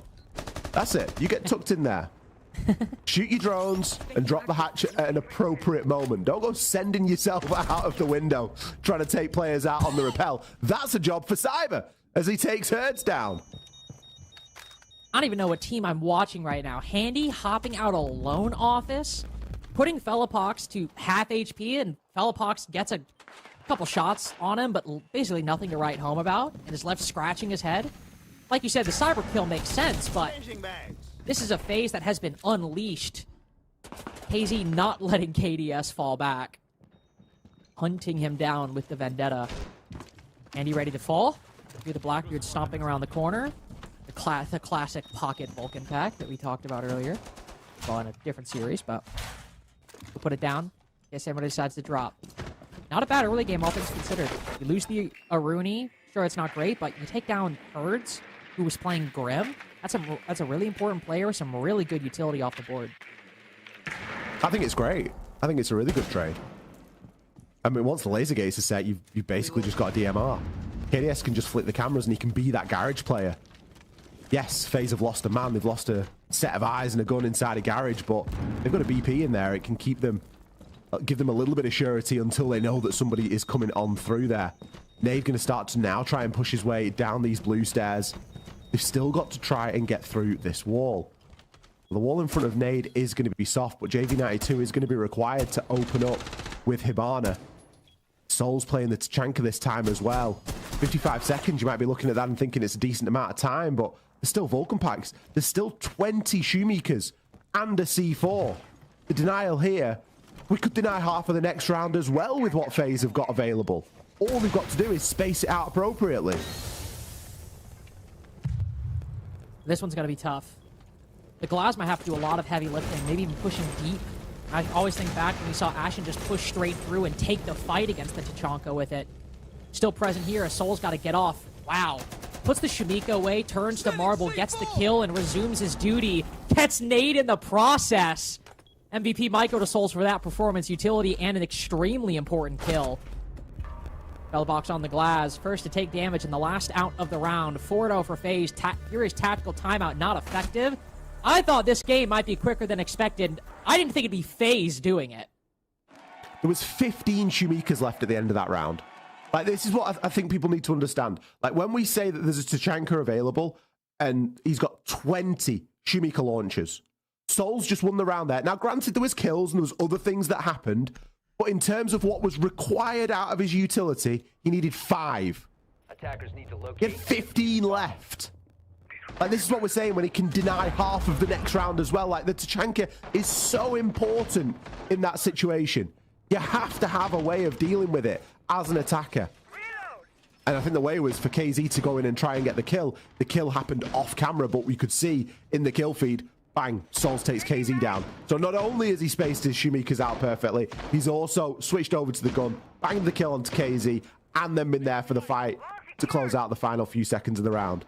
FaZe are playing beautifully right now. And to be honest, I don't even know how short Furia are falling based on how well FaZe are playing. It's not like Furia are playing terribly at the moment. I don't think that we can't sit here and realistically make that argument. It's that FaZe are just playing so incredibly well. Look at Cyber. Oh, so close. He finally gets punished though. KZ there to keep his teammate alive. I think Herds was safe regardless. I think he just managed to transition and get off the rappel and over the lip. But he's still going to be on 1 HP. One of your key entries usually to open up positions like square on 1 HP. That's pretty good. I don't think anybody's going to complain about that. Furthermore, the last time Cyber was downstairs, he didn't do anything. He was in square the whole time. Oh, wow, Herds has just been clotheslined by Handy. I think FaZe correctly read that a quick attack was coming as suddenly an advantage for Furia, the only one they've had so far, just turns into another round where FaZe have the upper hand. King ready for the swing, trying to send out another C4. KZ good for that refrag. Andy in a difficult spot, actually. Nade goes through. I was going to say, these two guns should have him dead to rights. Nade goes in for the finisher. We're locked into 2v2. Never mind. KDS, hell of a pre-fire. The anticipation from FaZe is insane. The moment Furia committed to that execute, the moment KZ started sprinting, that is when both Herds and another player went down. The moment Furia committed, FaZe are ready for it. It's like they had instinct, or they were looking into the Stratbrook, or they've got a sixth man watching the God's view right now from the observer's lens. 5-0 in a row for FaZe, and this isn't even competitive. They're locked in. I don't know that there's any other way of putting it. FaZe are locked in right now. There is no disrupting them at the moment. Even losing the opening pick. Even when Furia say, right, let's play a little bit quicker now. We'll try and bring a little bit of pace to them. Where was the player inside of inside of stock? Like, hello? How are we allowing KDS just to play that long corridor like that? The cancel wall wasn't open. Nobody on Skylight. I think up until this point, we've been very polite and we've been very kind to Furia and their shortcomings. Have gone, you know what? They're playing a good game. FaZe are just better. That last round was awful. There was key things that need to be done when attacking this top floor of Bank that were just left unticked. Jobs left cast to a side to be done another day. Well, you can't do it another day. You've got to do it there and you've got to do it now. You can't be allowing players to play on long corridor like that upstairs. They are going to punish you. I think three of the 5 kills came from that single corridor. There's a reason why Kanto Wall gets open consistently, even if it is just to apply the phantom pressure. FaZe in the driver's seat of this map, make no mistake. Now, is there a question as to whether, you know, because FaZe knew that Furia were going to pick it, are they very well drilled and very well prepared for it? Quite possibly. I think that's a fair assumption to make at this point. We know Furia to be a better team than this. They are going to be looking to salvage around here to stop a flawless half for FaZe on the defense.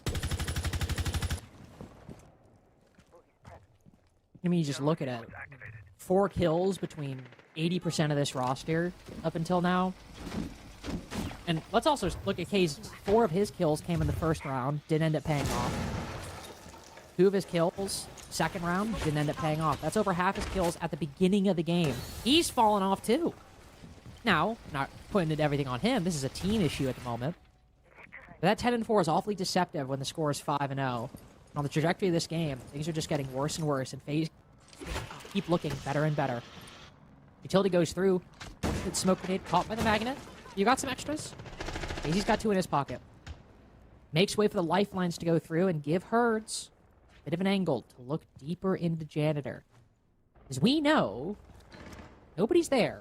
There are players on the top floor, but they're positioned outside of stock behind that shield. They're around Marble, retreating at the moment. Furia are getting nervous about positions that just aren't a problem at the moment, and yet Herds, oh no!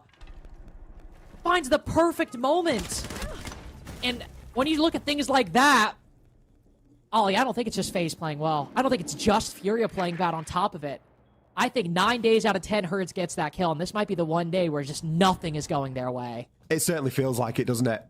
It's one of those situations where whatever Furia does, it just doesn't end up paying off. Bitterking finds one onto Herds. Another missed opportunity here as well as JV tries for a kill on Handy. Fortunately, KZ will be there for the assist. But that may be an impactless frag right now. 45 seconds left and 2 versus 4.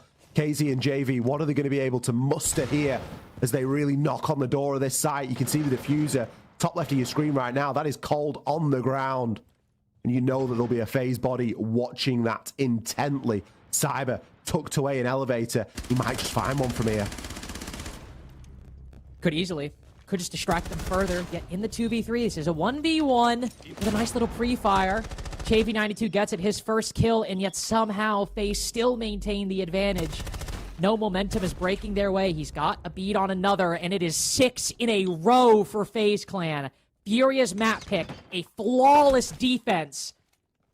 That doesn't mean the game is over, but it must be said that FaZe are on map point and 1 round away from taking it.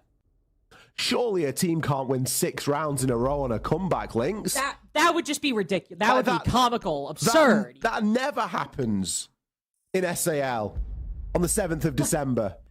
on the 7th of December on a Sao Paulo afternoon. That would never occur. For anyone that joined us only for the final, that did happen. Literally earlier, like literally an hour and a half ago. Yeah, the game that we cast only an hour and a half ago, the border game, it was exactly this. 6 rounds in a row was won, and then 6 rounds in a row was won, and then we finally got a winner. We broke a deadlock, and a team was finally able to win on the attack. Similar situation, different map, different teams. However, I wouldn't be bowled over. I wouldn't be beyond shocked if Furia pull back a couple of rounds here. Will they pull back 6? I think it's a tall order to ask any team to do that. And especially when you contrast this and say, yeah, things like that happen in T2. Things like that shouldn't really happen inside of T1. FaZe are going to be good for a round here somewhere. It just depends on where it is. Maybe Furia need to hit that reset switch and just go, you know what, forget it. Map 1 wasn't ours. We're just going to go next. Time will tell in this series. If history is anything to go off, yes, you've got to leave the door open. You've got to give Furia the benefit of the doubt. However, FaZe have been in this position before. They only need 1 round. Furia have used their tactical timeout and have seemed quite flat-footed overall. Big impactful players. JV92, he's 1-6 right now. That's not where we expect a player of that caliber to be. all of Furia's players are rated inside of the top 11 so far inside of the South America League finals. That's incredible. There's only 6 players that aren't on Furia inside of that top 11. Every single one of them is inside of that top 11. FaZe are spread, scattered to the wind. They've got players as far down as, what, 20th? KDS? Okay, not a player we're looking to make a huge impact, but still. Just from a sheer matchup point of view, you expect Furia to be competitive here. And you'd expect of all teams to get 7-0'd on a map that, as you rightly pointed out earlier, on a map that they basically won SAL Stage 2 off of. Playing this map, I don't even know how many times. Sure, they're well practiced on it, and sure, there's a lot of tape. That cuts both ways. But you're still well practiced on it. A 6-0? I mean, that's not counter-strategy. That's not just one thing. I think there's a combination of a Furia underperformance, an excellent FaZe performance, and just some sheer bad luck. All mixing into one gruesome concoction for Furia at the moment. Halfway point of the round just about to be reached. FaZe have made their way into square, open up the hatch, looking to accomplish this full clear. Everyone, we see an OSA. What does that mean? Likely some kind of attempt for a server plant.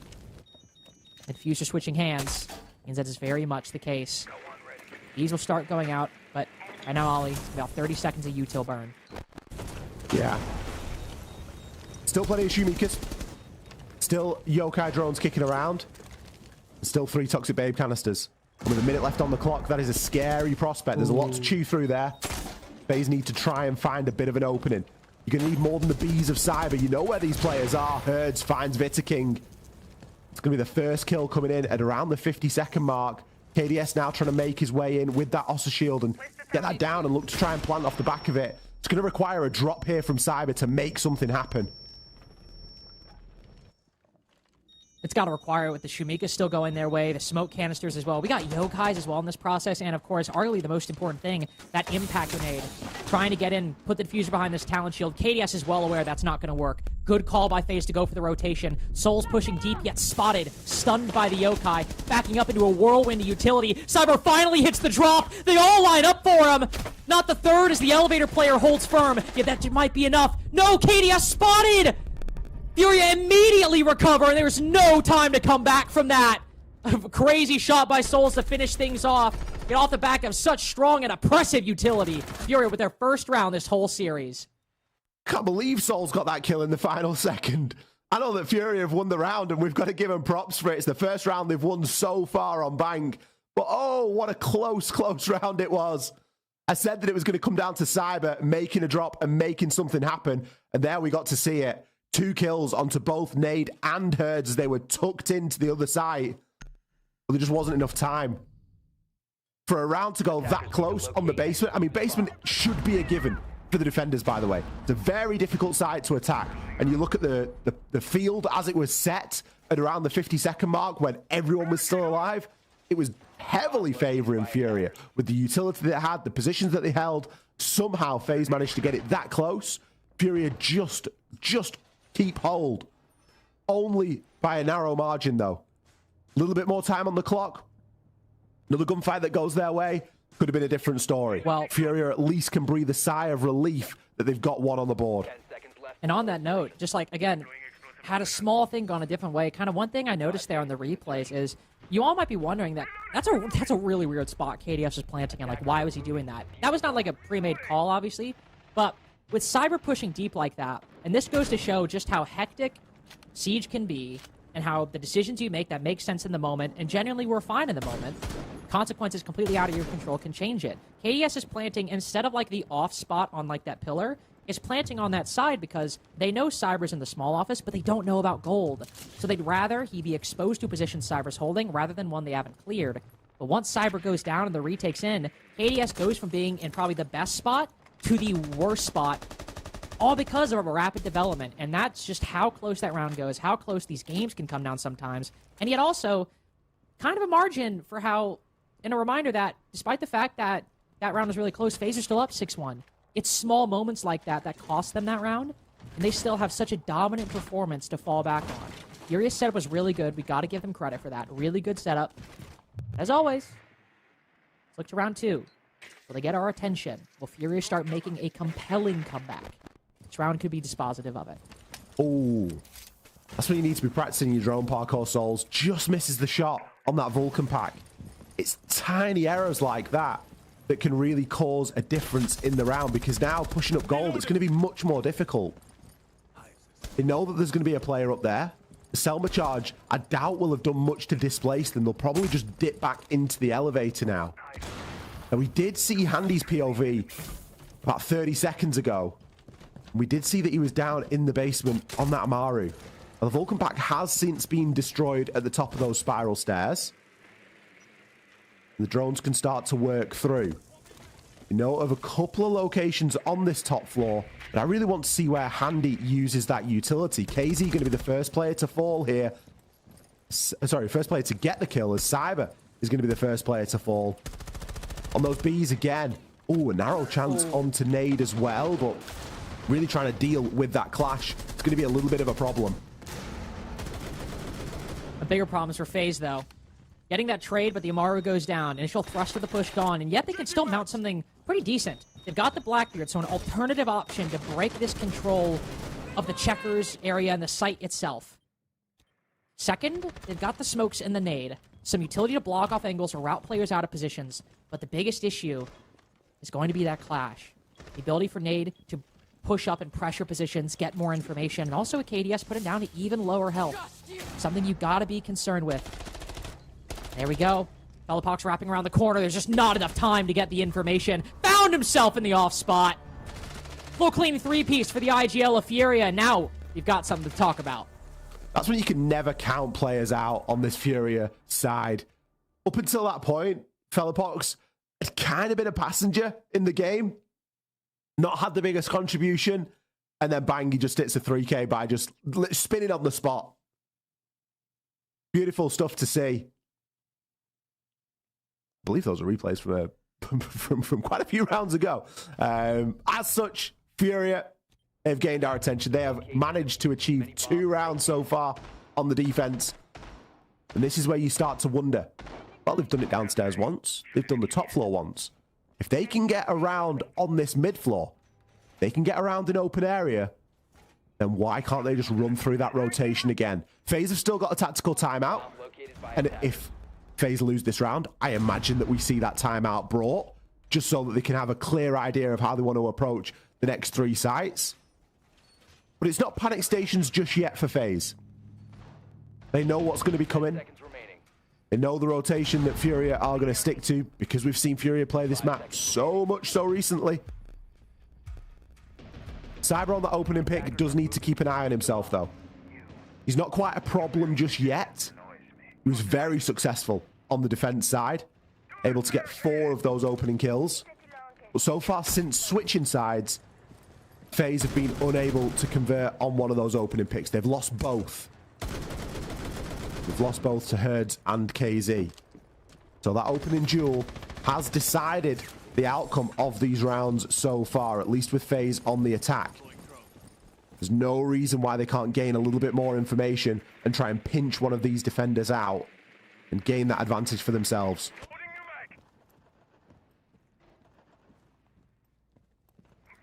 Fury making them work for it, though. Kind of a little bit of a contrast, and the general theme of the first half was earlier opening engagements, not necessarily in 2 minutes, though we had a couple, but, you know, around the halfway point of the round, whereas so far, both have been below the halfway point. Round 7 was 55 seconds. Part of that is because FaZe are moving a bit slower, but the other part of that is Fury playing really close together and not pushing out that much. Playing off their utility, they're playing their power positions, and most importantly, they're within arm's reach of each other. Nobody's in an untradeable spot. Contrast that with the FaZe defense, where Cyber was all the way by himself. Right now, arguably, JV92 is the most extended, but he's still next to some guy in elevator. Now as he falls back, this elevator position might be weakest, but that still leaves 4 players all on site who can trade each other. And the most shocking thing is this is a Furia defense, and everyone is back to the first floor, the same as the site, within the first half of the round. That should indicate how little chances Furia want to give FaZe. Cyber looking to make his way down those main stairs. May have a so target smart. in Philippox. Handy's dropped even further. Should be into the waiting arms right now. This should be a gimme. There it is. Brilliant team play from FaZe. Handy able to pick up that kill onto Philippox.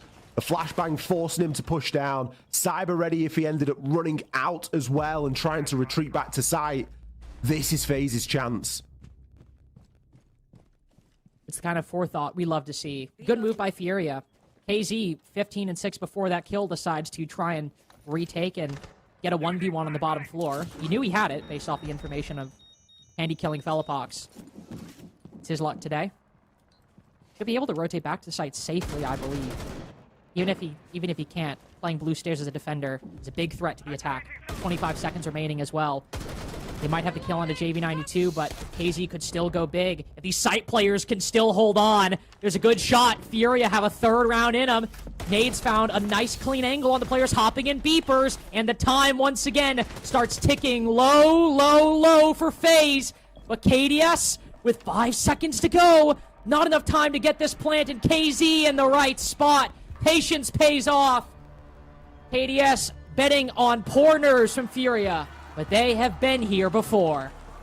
I'm kind of surprised to see KDS get off the plant there. There was a world where he had enough time.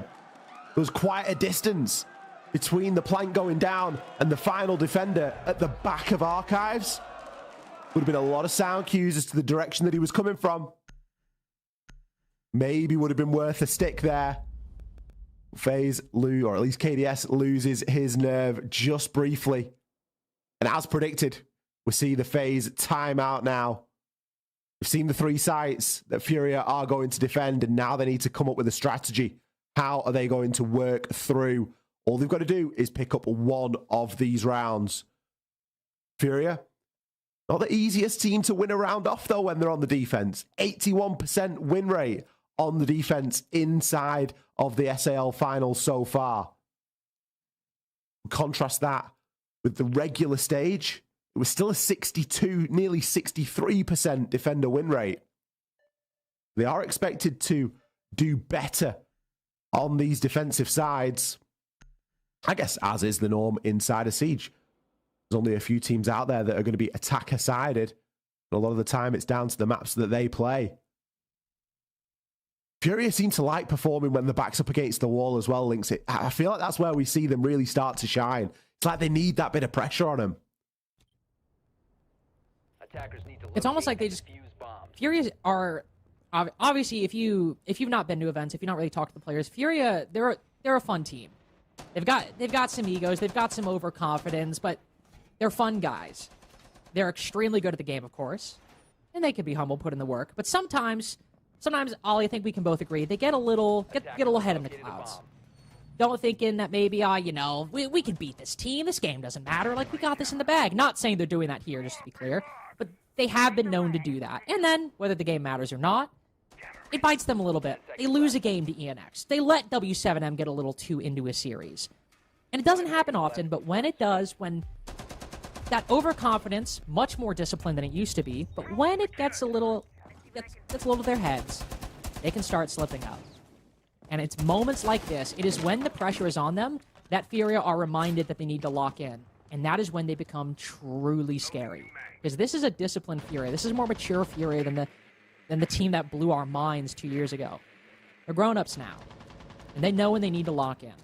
We'll see if FaZe are able to win a 1 after the timeout. I think Furia are dialed in. Furia banned the Grim. Now that's going to be a little bit of a nerf for Cyber. Cyber's job, typically, when attacking this site, is to do whatever Cyber does in the early portion of the round, but just be there to start sending B canisters in to that through that red corridor, down into gold, and to give a little bit of information. And if the time and the situation calls for it, to drop into the site and to cause a bit of mayhem. With the Grim being banned, it's forced over onto the Deimos. It's arguably as terrifying a prospect. There's a couple of tracks that get sent out there, and he can very quickly clear this roam game. He doesn't know that there's a player upstairs. Herds. Just crouching around. Where's the info? But I get it that Cyber's the tip of the spear. They had no idea that Herds was playing up there. You can't go for a stab with your eyes closed. Like, you gotta give that man information. And now Souls, this is just a 1v1. You might be able to find the head, but if you miss that shot, your opportunity's gone! Herds through the wall, finds his second. And we're watching now. Up 5-2, yet down 3-6. We saw 7 series point required for Stelle earlier. Furia, if they just get 2 more kills, are about to be on their 4th. Mounting this road against FaZe. The 2-time champion versus the 4-time, and Handy will find the first. Bird's making a late retreat downstairs. He was, let's be honest, he wasn't going to make it. Off the site, 5 players. It was unlikely he was going to make it back. This is the real challenge now. He's done his job and more, hasn't he? He's cemented the round right now for Furia. Furia just literally just need to sit on their hands. It's 25 seconds. KDS is going to try and walk down main. And Handy, well, I mean, what's Handy going to be able to do? He's got the kit. Not going to be able to put it down. It'd take a monumental throw right now for Furia to mess this one up. And FaZe aren't active enough to try and work for it. No, not active by half. And after the TAC timeout as well, that we see something like that come out, see something like Cyber going in upstairs, going for a roam clear, which, as you rightly pointed out, that's a place we expect Cyber to see. Nobody's going to complain about seeing Cyber going on a bit of a solo task, but Cyber needs information. Cyber's got to have something. And there's Souls up there. You see him go on his drone right as Cyber dies. How much would it cost just to wait an extra 5 seconds? For a top floor clear on bank, how much would it cost to wait an extra 5? Maybe you get a Solus out of it. And more importantly, maybe you don't die in the process. But then on that failed venture, FaZe lose 2 bodies to Herds. They go down 2-5, and that round is basically done unless Furia start throwing. And they're at a point where that's not something I'm really worried about. I'm worried about FaZe losing these next 2. I'm worried about a second 0-6 comeback happening today. And to be fair, while the team that started out 6-0 won earlier, Ollie, FaZe are starting to drop off enough here that I'm really worried about the momentum, and Furia, a team that really thrives off having the win in their sails, I'm really worried that might be it. Yeah. I think that FaZe are a team that have got previous as well for not being able to close games out. Getting onto that map point and struggling to convert it. It's somewhere that we've seen this FaZe clan team stumble before. Now, maybe Basement wasn't their best chance of closing this game out. And realistically, you're not going to be too hard on yourself with the way that the Basement round goes. I think this top floor is really where this game lives or dies for FaZe right now. Because this is going to be, without doubt, their best chance. The next round, you've got the pressure of overtime on you. This round, you've still got that breathing room. And let's be honest, it's top floor. We expect attacking teams to do quite well here. There are a lot of opportunities. Now, King is drawn for a shield. In this instance, would we characterize that as a panic shield pick? Potentially. We haven't seen a shield all game so far. Is that going to be the difference maker? I don't know that the shield or anything that a shield brings is going to give FaZe what they need right now. What they need is information. Now, okay, you could argue a Monty could bring a lot of information, but a Blitz typically needs a lot of information to be able to work as well. KZ, no impacts to stop that Selma from going off, so that will open the wall. We'll just give a little bit of a line of sight here. We've got Handy holding a really long flank there as well. There's a bit of info is started to be gathered. Okay, surprise, surprise. We've got a player inside of Janitors. What are we going to be able to do about it? FaZe, very static at the moment. Do worry when there's so many of these players out on the rappel, and one of those is a Blitz. Yeah, is a Blitz just going to rappel in? Is that really what we're building up to right now? That's what's it for me. Normally we see the Blitz go up Janitor, but rappelling in, we're already 5-3. King using the shield more for cover, and he just dies immediately. JV92, nobody's cleared this position. Azami isn't even up. And JV92's playing her spot with no Kibas, and still takes down the player with the diffuser. 2v4 for FaZe. Stuck outside the building. Handy on Spider-Man rappel.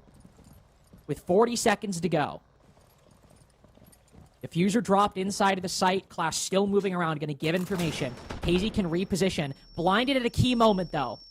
Handy might be able to back up as KZ looks to take this fight. A must-win engagement if FaZe want to close it out here.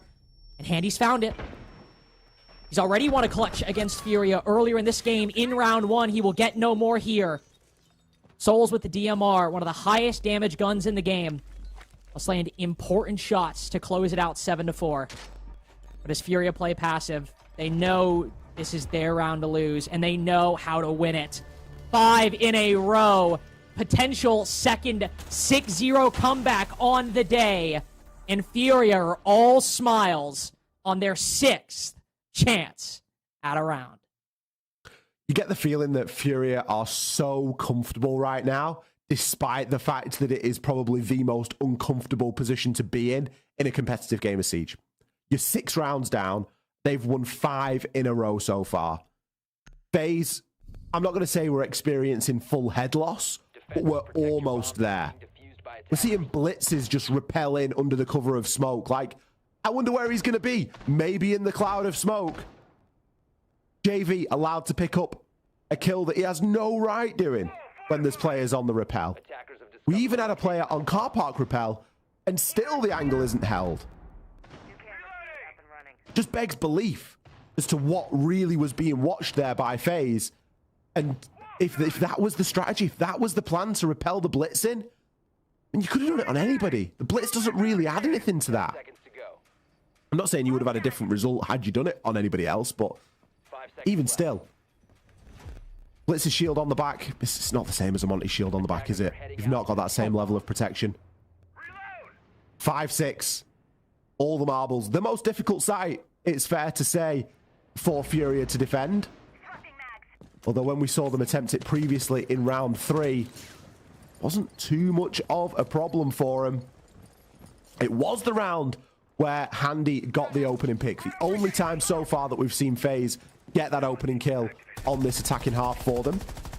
It wasn't very long-lived. It was very quickly traded. Not directly, but still, the man count remained 4-4. Furia were very quick to respond. But we saw no real advantage off the back of that opening. You do kind of worry about how they're going to go about things here. You look at the hefty lineup that Furia are bringing for a start. Got the Castle, got the Azami. A lot of architect ability there to try and change the dynamics of not only the site, but the surrounding areas as well. We've got 3 castle barricades placed up here inside of Checkers. JV going to be hanging around up there. I think the play here is just to try and get that opening pick onto Cyber again, because you know that he's likely going to be overextended.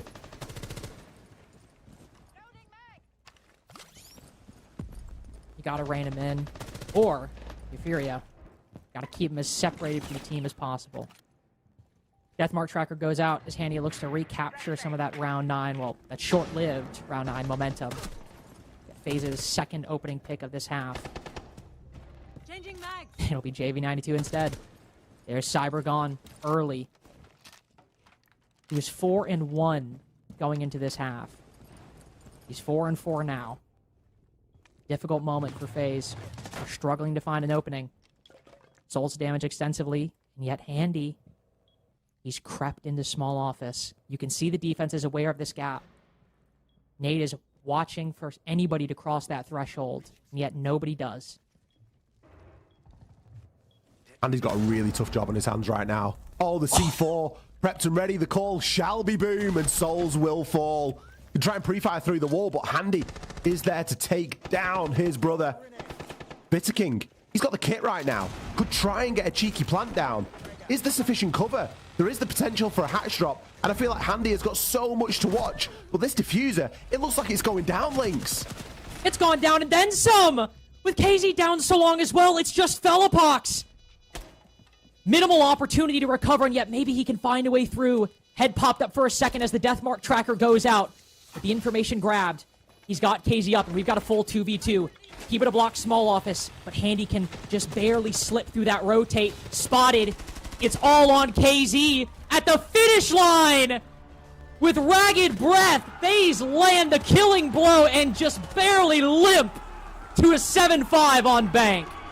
It's the ultimate bait, isn't it? It's to go up 6 rounds in a row and to just give a little bit of hope to your opponent that you're going to be able to pull it out of the line.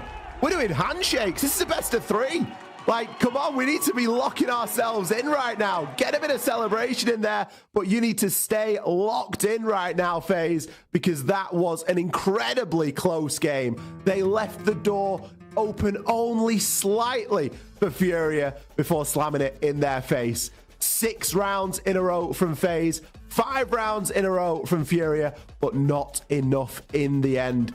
FaZe did a very good job in the first half of that game to give themselves a very strong foundation. But to be honest with you, we could very easily have gone to an overtime. A super scary game to kick off this best of 3, but just as exciting as our previous matchup. We're going to hit a short break. After that, the desk will be there to break it down and to set us up for map number 2.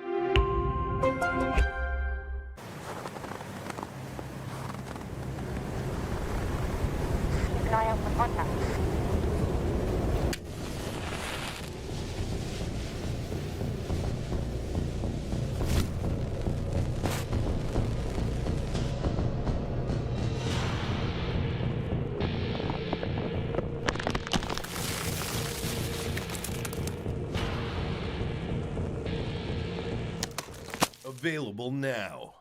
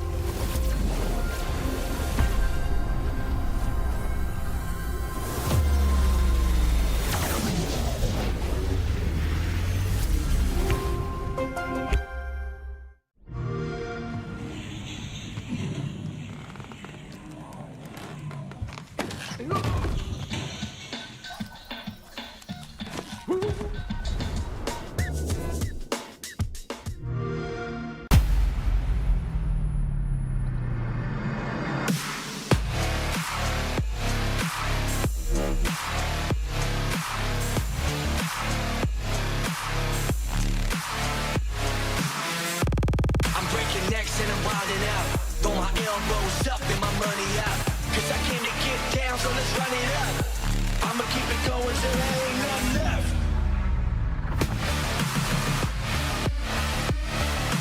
I'ma keep it going, I'ma keep it going, I'ma keep it going till there ain't nothing left.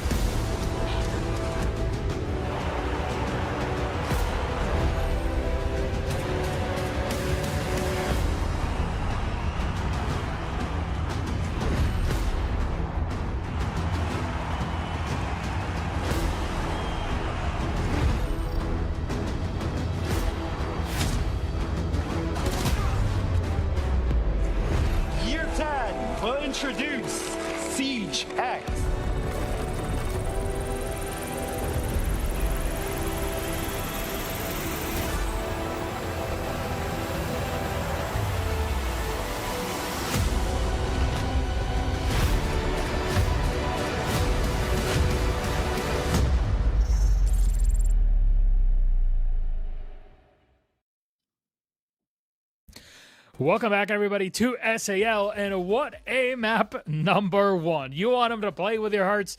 By God, you're getting it. What a way to kick off our grand final with map 1 here on Bank. And what happens? Well, I start eating up a bit of Fox's camera. He starts eating a bit of mine. And at this point, we get to an almost comeback from Furia, but FaZe at the end of the day. Davide, they bring it home. They do. A little too close for comfort, though, if you are a FaZe fan, just because to have such a dominant defense, I mean, they played it beautifully well. The amount of layers that they would have, the constant utility that FaZe would have always in the later half of these rounds, they were just layers upon layers. It was so hard to be able to break it apart, to try to find something to get in. And the rest of Furia, an aggressive team, was getting shut down. They weren't able to find any openings. They weren't able to find any positioning. And FaZe played it really well until they got to their own attacks, where the aggressive nature of Furia was shutting FaZe down. FaZe couldn't find any openings. They couldn't get into the building and get comfortable. And it puts everyone in a situation where they are slowly round by round coming back. And we've been here before in Sao Paulo, so it's a situation where the pressure gets on FaZe's shoulders, but finally they bring it to the final round and they were able to close it out in the end. And thankfully they had some very good heroic plays. You know, Handy had a huge match. So for him to be able to help the team get to that distance, makes things that much easier for FaZe. And now they go into map 2, knowing that they broke that Sao Paulo curse in a way. They're not going to throw it again once more. And now they're sitting comfortable. Yeah, they certainly are sitting comfortable. And I mean, big moments. I mean, just even start out the series, 2 back-to-back clutches. I mean, that only sets you up for a big momentum shift to help you succeed throughout that entire defensive half. I do want to talk about FaZe. That last run, one thing I really liked on the pivot from Vidiking is before they tried taking the top control to apply that pressure, they would have then immediately come back round 12, keep the exact same line out, only swapping out IQ and Striker, but then would cut half of the map. They would take Archives, they would take Top Square, and then they would collapse in the site, knowing that all of Furia was on top. And you could see Furia didn't have much of a response. They panicked. They had to drop into the site to be able to try to bring that round back. And sure enough, that was the deciding factor. It was a great decision to be made on the side of Vidiking. But I also want to focus on the side of Furia as well. I do think, again, you know, I was looking at the operator bans. I talked about going into this matchup. I think they trolled a little bit in the operator bans. I mean, you banned out the Azami, you banned out the Smoke, you banned out the Warden, you only brought Glaz once. And it makes me question that Felipox was kind of the ramifications of him not being able to find success on any of the attacking halves. You had 2 rounds that should have been yours, doesn't end up going into your favor. And I think he got a little bit into his head, but then immediately we see that change of pace. Then we see them go on defense. Then we see Felipox immediately start to find his stride. And then we started to see them, you know, amount this comeback. It just unfortunately fell at the end, where again, I think that was a great call from Vidiking to cut the map in half. Don't take the entire map control that you need and just focus on the execute. And I mean, again, I thought a little bit we were watching that Stella and Elevate game with this whole series being an entire defense side, and then one attack was the one to decide who was the winner here.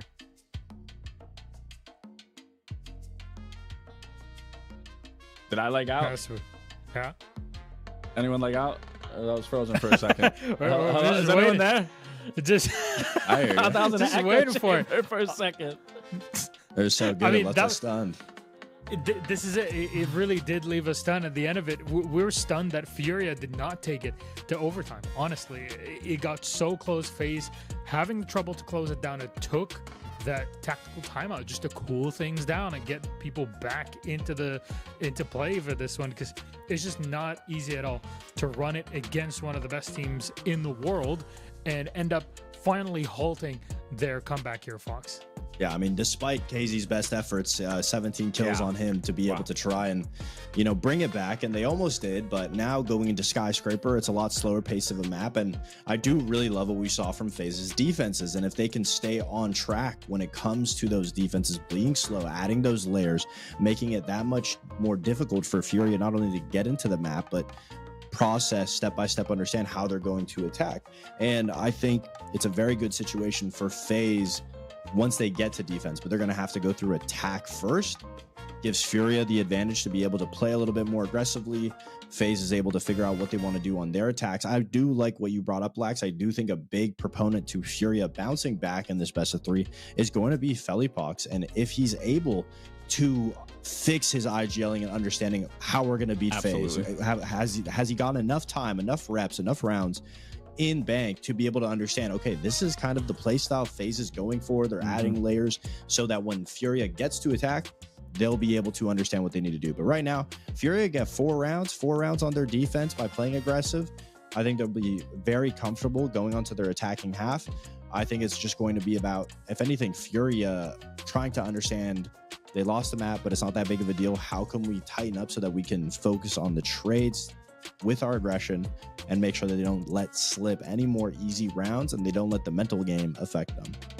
And again, talking about those layers, I said once we get to that skyscraper again, I am going to be looking at the operator bans, because if we want to talk about layers, that is something that did thwart off a lot of the Furia attacks that we saw the last time they played. It was that mirror feeding that information that they weren't able then to play off of. They had to go in already being spotted. It was telegraphed from there. But then you also have the Azami, the Kiba barriers that are now creating new lines of sights, blocking line of sights that you now have to deal with. I don't really want to see a Malusi ban. I don't want to see a Fenrir ban. I don't want to, maybe a Clash ban, maybe that's a little more acceptable. But if you want to break apart FaZe layers, that's the best way to do it, because you're eliminating a lot of line of sights being taken away. You're eliminating a lot of sights then being found through those mirrors. So I really hope we see Felipox go into this ban phase with more of a better approach and how he wants to deal with the FaZe defense. But like you said, if they can find success here on their defensive half, I do believe we can see something then come on once they get to their attacks.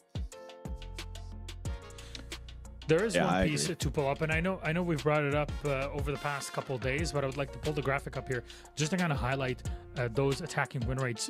2 of the best attacking win rates in the entirety of SAL, with Furia at the top and FaZe just second. And actually, Furia also holds the highest percentage for the best defense, Fox. Yeah, I mean, it's not surprising when it comes to the attacks. Definitely you have to be very versatile. Both of these teams are amazing in attacks, but for different reasons. I'd say throughout this tournament so far, we've seen FaZe stray away from the statistics that we know and love from them throughout the year. But it goes without saying that they're still very good. FaZe's biggest, I guess, discrepancy compared to Furia is their defenses, because Furia is in first in both regards, whereas FaZe is second in attack, 4th in defense. And we would not have been able to guess that based on what we saw from Bank. But if they can continue to keep up that level of defense and being able to make sure that if those operators that Lax mentioned are banned, the Azami, the Amira, and Furia is adapting to the previous time they played FaZe needs to figure out what's the next step on how we're going to continuously add more layers. Are we bringing the Tachanka? Are we bringing the smoke? Are we bringing more cams to be able to add different vertical plays with the C4?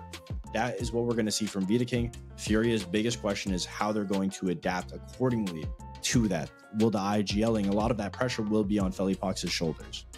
All I'm going to say is this will be the last time we're going to see Skyscraper in SAL, because after this, Skyscraper is out of rotation. So this is a momentous occasion. Of course, we'll get a replacement in the future heading into the Invitational game, but this is a last hurrah for the map in the region. I'm sure for some people, they're going to be extremely happy that they will never have to attack again on the side of Skyscraper. As for myself, I am sad. I am also curious to see, with the map that is going to be replacing it will be Fortress. So I am curious to see how teams do break that down. But yeah, I mean, this will be the last hurrah, essentially, at least here in the SAL. Who knows what we could see in the NAL? Oh, yes, and very much looking forward to it. Again, NA has been kind of trailblazer in Skyscraper ever since, the introduction of the map. That was a long time ago. I remember only NA teams would play Skyscraper. Things have changed since then, but it's the last time maybe we'll get to see it. Until then, it'll be the final time here in SAL. Our game is set, so let's send it to our casters. Please, Lynx, Extra take it away. Well, Ollie, obviously, if you want to hold a brief eulogy for Skyscraper in the SAL, you would have to do it, because I'm so glad this map is getting kicked out. Rip Bozo, I do not care. This has been my least favorite map for a long time, and I will miss it, especially as a North American fan. But Ollie, I'm ready for a change. I'm ready for a change, and this better be a banger to go out. I was going to say, if you want to hold a vigil for this map, you'd have to find someone that cares. You'd have to pay someone to be up here. Yeah, like we would need to pay a man of the cloth to come and hold a candle and to say some words. Because, at least for me, I think it's had its time. And I'm excited to see what Fortress is able to do. It served a purpose, hasn't it? It served a purpose in the map pool as a map that we have spoken at incredible length about how it is a difficult map to attack. The win condition, it's 1 or 2 attacking rounds. It's the same sort of thing. And that's not changed over the course of its lifetime. It has remained a difficult map to play. It's remained a difficult map to attack. And only the teams that have either an incredible understanding, go up against a mismatch of opponents, you know, they're the only teams that you see do exceptionally well on the attacking side on this map. Now, that doesn't mean that we still can't be, you know, somewhat critical or advisory, should we say? Maybe that's a politer word, if it exists, as to how teams should attack and play a little bit better on it. But at least for now, this is going to be the last time. Furia starting off on the defense, and are they going to need it? Because they got so close on Bank to bringing it to an overtime, just for it to be snatched away from them at the very bitter end. FaZe coming away with a 7-5 regulation win, but only narrowly. There are a couple of trends inside of Bank, and I am wondering if they are going to continue. One of those trends, Cyber, was involved in all but 2 of the opening engagements on that entire map. For good or for bad, it was really up for debate. Either he was getting picked or he was getting the pick. He was heavily involved in it. Looks like he might be involved here as well as he walks up these black stairs. Souls, you're gonna have to move, buddy. Well, oh! I kind of thought Souls might react a little bit, considering he was taking damage and his character was audibly groaning, but I guess not. Cyber able to find a crazy trade through the floor. But a very cheeky strategy, detonating the smoke well around the exact smoke canister. It's been a great counter to specifically deal with Glaz players doing just that. Trying to move through the smoke, sit in it, and hold a deep angle. They'll just throw a toxic canister at their feet, and hey, maybe they don't even see the smoke because their own vision is occluded in the process. A good counter, even though the smoke goes down. Denies that forward momentum for FaZe Clan, yet they'll try to recapture it here. Yokobi call goes out. Cyber back to the opposite staircase, but KZ swinging ahead of the flash. A really risky yet smart play. Betting that Cyber would not be waiting for him to swing that angle. Makes the more uncommon move, and Furia gain the benefit of it. 45 seconds to go now. Andy's split up. KDS and Vidiking close, yet separated by a very important wall. This is effectively 3 1v1s for Furia right now. And they have absolutely zero need to swing. This is Skyscraper. No need to go for rotations. No need to move. This map is built for the defense. This map is meant to repel the attack. It is more a Fortress than even Fortress might be. Vidiking in the 1v3. Just somebody just around the corner. It'll be round 1 for Furia, as there was little FaZe could do. FaZe never really got into that, did they? It didn't feel like they had a great sort of foothold to start mounting that attack from. The questions start early, and they start with Souls. Like, why was he just stood there? Like, I get that he maybe feels like he's moved to the edge of it or something like that, but we could see his health being chunked down, which means he can see his health being chunked down. He must have been stood slap bang in the middle of that toxic babe canister. Maybe hoping that he was going to be able to get a kill or something out of it. But realistically, nothing was to be found. Fury going to move over to the office and exhibition side now. And with them picking up the first round here, you got to feel that that's a little bit of confidence that maybe they were lacking over on Bank. A team ace as well. Everybody getting a kill inside of round 1. Very good contribution. No one just streaking ahead and grabbing 4. Seemingly coming out as a slightly different team here. Let's not forget, this was FaZe's map choice. 5 seconds left. It wouldn't be the most unusual thing for teams to win the other's map selection, especially when you're in a best of 3 like this. Usually the analysts and the backroom staff have a pretty good idea as to where teams are going to be wanting to head and go, so you can navigate that accordingly. But it's still very much early days here for this Skyscraper. We need to see how FaZe want to try and respond. Interestingly, they haven't brought any Heart Breach for this, which, okay, Maybe they're going to prove to us that it's not required. I'd always like a little bit of hard breach attacking into office and exhibition. It's one of those things on Skyscraper that, and admittedly, you don't need a lot. But considering, I'm going to say, considering how difficult this map is to attack, but considering that fact, you want as many angles available to you as you can possibly make. And making sure you can open up exhibition wall. Though I will say Furia often will leave it not only partially, but sometimes even fully soft on both office exhibition sites and when they're roaming on T-Karaoke, despite playing people in there. So against this team, it might be a lot less necessary, but wow, actually, big shock here. Normally Furia do kind of, at least from my memory, leave it open a little bit more, but it's full reinforced and electrified, and it's kind of ironic that, KDS is below with the buck, and getting that Cade Claw is really not going to matter whatsoever. You don't have any utility to open it up with, and that is a pretty important angle denied to FaZe. I mean, the default hopping through the breach is physically impossible. We find ourselves in a bit of a weird spot here, don't we? Everything looks normal until you realize there's no hard breach. I genuinely don't know what's going to happen. Like, surely KDS doesn't get a kill from up here. Surely. Souls is down right now. Filipok's actually going to be the first casualty as he gets taken out fully. KDS eventually will fall there, trying to make something happen on that Ver. Just seems a little bit strange, doesn't it? It's an equal man count, although as Herds has now gone down, the advantages with FaZe only briefly. This is where the lack of hard breach could really come back to hurt them. They've done a fairly decent job of poking a few holes into the site, but they need to make a great big hole and something that they can really start to mount themselves through.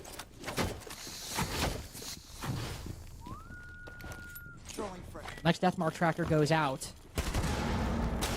Difficult fight for everybody involved, trying to hold off on this shrine position, yet KZ not landing the kills. Prone beneath the window. Nade good for the shotgun. FaZe seeming like they had a moment in, getting shoved out of round 2 as all 3 kills within seconds of each other. It's not unanticipated for it to start this way, but for Fury to get back in the game like this, it's exactly, well, if you're a Fury fan, exactly how you want to start. Single doorways and windows and stairs. Like, that's all you're going to be left with when you've not got any hard breach. So, of course, they're the angles that are going to be being held. There was nowhere near enough phantom pressure there from FaZe. It was so telegraphed where the attackers were going to make their push from. That was 3 versus 3, and you've got a wall open. It's an entirely different playing field.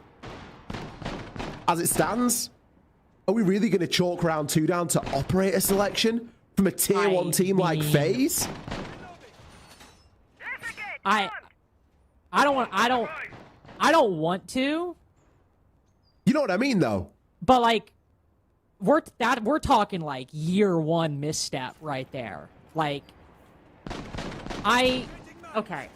Obviously, hard breach is not necessary. 10 seconds remaining.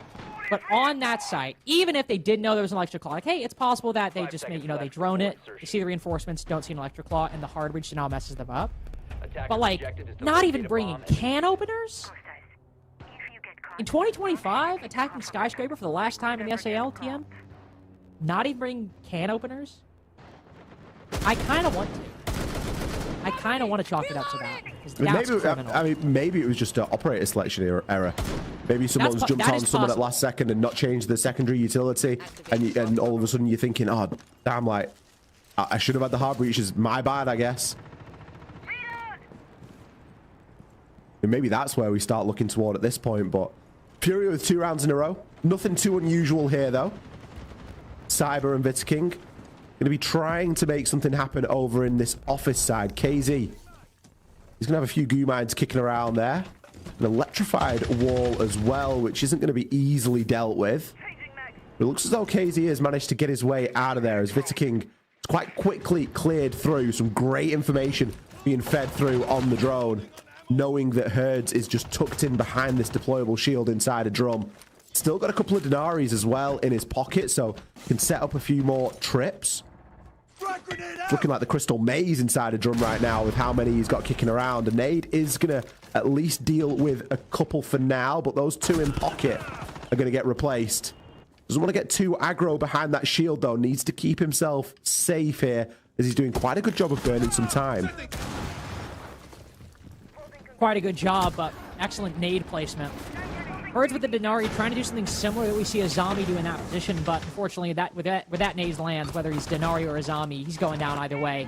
And he finds the way through. A gap at the moment. Nobody playing on main stairs as the Furia defender. JV92 via Rooney pulled down to try to shoot through the floor. This is giving FaZe an incredible opening. What normally trips teams up, getting stuck on that staircase, at least for the moment. It's a factor to get into that top floor, but of course, the site's still down below. Gotta make your way down beneath with a 4v2 of all the time. Surely, FaZe can convert this advantage. JV actively tracked by the death mark. Information given to the team, a long angle, spotted by Felipox, yet no kill acquired. Time's not low enough yet to really start worrying for FaZe, and in a 1v4, the thing we're worried about was Felipox with the calling. Right now, his big problem are the kills. And he will drop down and fall, but this diffuser, solid. All the angles will be held by FaZe. The tertiary side is often the first thing that gives for the attacking side, and it appears it will be the case here. Able to find the Blackbeard. We've got vertical for FaZe. We've got the crossfire established as well.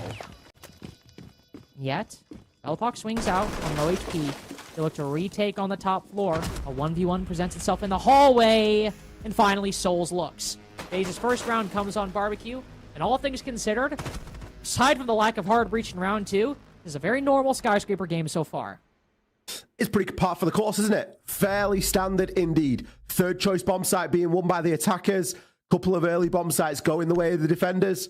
Yep, this seems a lot like the Skyscraper that we have come to know. Not necessarily love. At least, I hope you don't love it because it's going. So there's no point getting too attached to it at this point. Grim and Azami both taken out here. Azami, a very key ban on any map it seems, but on Skyscraper even more so. Really take advantage of that layered defense and the way that the map sort of provides those nice natural layers. Of course, with Azami, you can further fortify that. Thinking around places like Drum, etc. So that being removed, the Bees as well being taken out. It's a bit of a firm favourite by FaZe. It's not everyone's cup of tea, but I'm a big fan of the Bees.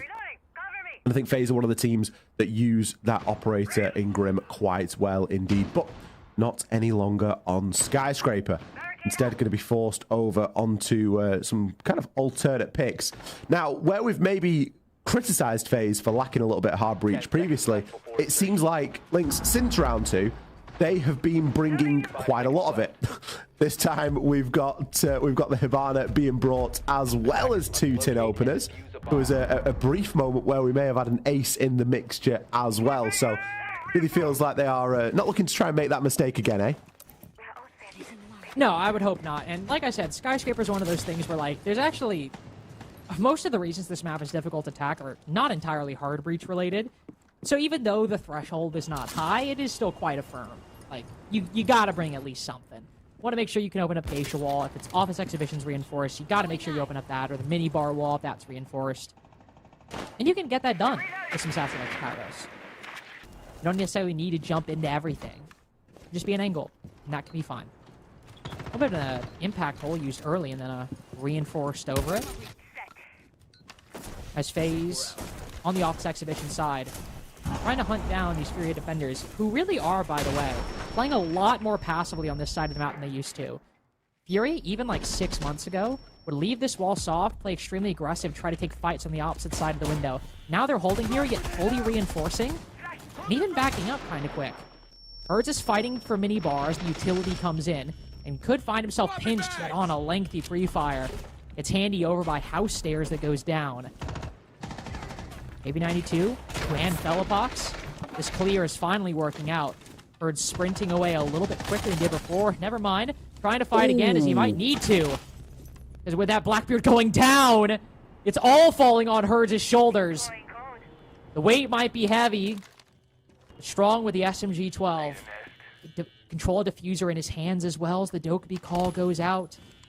ADS and Souls looking to land the pinch. 21 shots. He's got 3 up until this point. Found the player over on house, yet stuck and isolated from the rest of his team. Still at 2 versus 2 here. Goggles can be activated. Nade still with 2 Toxic Babe canisters. Default camera up as well, so doesn't really have to play here for too long. Can drop back. Just lets everyone know that he's there. Herds on for a quad, though. That's a really long kill for the SMG-12. Finds that onto Souls and flips the balance right now. KDS, he himself is going to have to make that SMG-12 work. Doesn't look like he's got too much information. There's a drone down in house, but aside from that, FaZe have got nothing to help him with here. 25 seconds left. Can try and recover that diffuser. Still a Toxic Babe canister. Look at this. Goes for the full rotation. Knows he's got to try and pick it up, but this diffuser's being guarded. And being guarded by the monster himself. All 5 for Herds.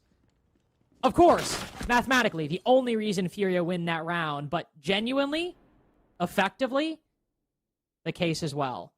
Roaming on the opposite side, Furia have a decent setup. Full reinforced office exhibition. They're trying to hold it, but they're playing a lot more passive than they otherwise would. The unfortunate trade-off with that situation is FaZe can get perfectly in position without any recourse from Furia. They can get stationed right outside that breach, set up around minibar, and they've got the Blackbeard ready to hop in the window. So once they push through and Furia start retreating, FaZe have been prepared for all the possibilities for a while now. Their guns are up as they're moving in, and they catch players as they're rotating off.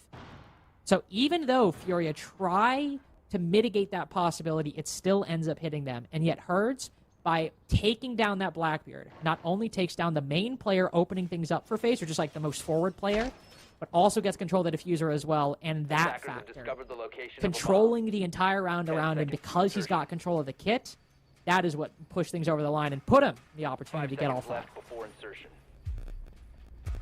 It's a very different landscape to that we saw on Bank as well, here with Skyscraper. I mentioned at the top of this map how Cyber was involved in all but 2 of the opening engagements on Bank, for good or for evil. He hasn't been a part of any here so far. It's almost like he's been told, chill out a little bit, and it's caused like an adverse effect because they've not actually got any of the benefit of him being involved in those opening kills, because he did do fairly well, at least on the opening half of things. Now, granted, the attack wasn't that half, and the attack wasn't where Cyber did particularly well, but speaking of openings, big opportunity there for KZ. Honestly, Lynx, I thought he was going to send himself out of the window. But fortunately for him, he gets himself back up to sight, nice and safe. There was a world there where he just goes, yeah, you know what? I'm sending it. Not today, though. Skyscraper defense, it's a simple thing. You don't need to overcomplicate it. You don't need to do any of that.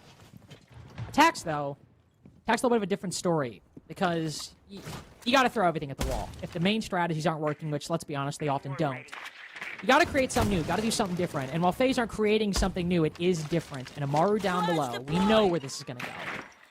Up through the desk hatch. Vidaking likely hopping in through the swords window. And then Souls is a little more of a variable. Could be the breach. Could be Mini. But right now, it's instead, it might be Vidaking going up the staircase. He's got to be careful because with Herds, I was about to say, going up those staircases, it's always difficult with shields. Your head is exposed. You're very vulnerable. And he blows up KDS with a nade, by the way. I think that was a mishap and a miscomm. The Amaru goes down, yet somehow FaZe have some kind of a shot. Souls, low HP, does have control of house. He's running out of support. He's got a very aggressive position, and he's looking away at the wrong time. Cyber outside the building. This round is done.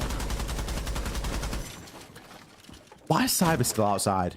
Like, I know that I commented at the top of this round about how, oh, you know, Cyber was involved in a lot of open engagements on Bank and he hasn't been here. Like, this isn't good. Like, not the entire opposite isn't good, Cyber. We don't want you to be the last alive. You're still the tip of the spear. You can still be first in. Just have a bit more info about you. This is just going to be 30 seconds of watching him dance around the problem, because there's no way that Furia are going to give him an opportunity here. There's no way they're going to give him a chance to clutch this round. They just need to sit on their hands. They know where he's coming from. Really, he shouldn't even find one. Although, what? An incredible shot through the wall onto Fleepox. 13 seconds. Is it doable? The answer's no. Nade manages to get a really nice angle there with the SMG-11. And let's be honest, another engagement Cyber could have walked away from there. But Furia do manage to clutch it out in the end. This is the acid test then. It's the offsite. It all comes down to this next round. A good opportunity for FaZe to end the half 4-2, and all things considered, that's perfectly fine. I will say, I do have some issues with that attack.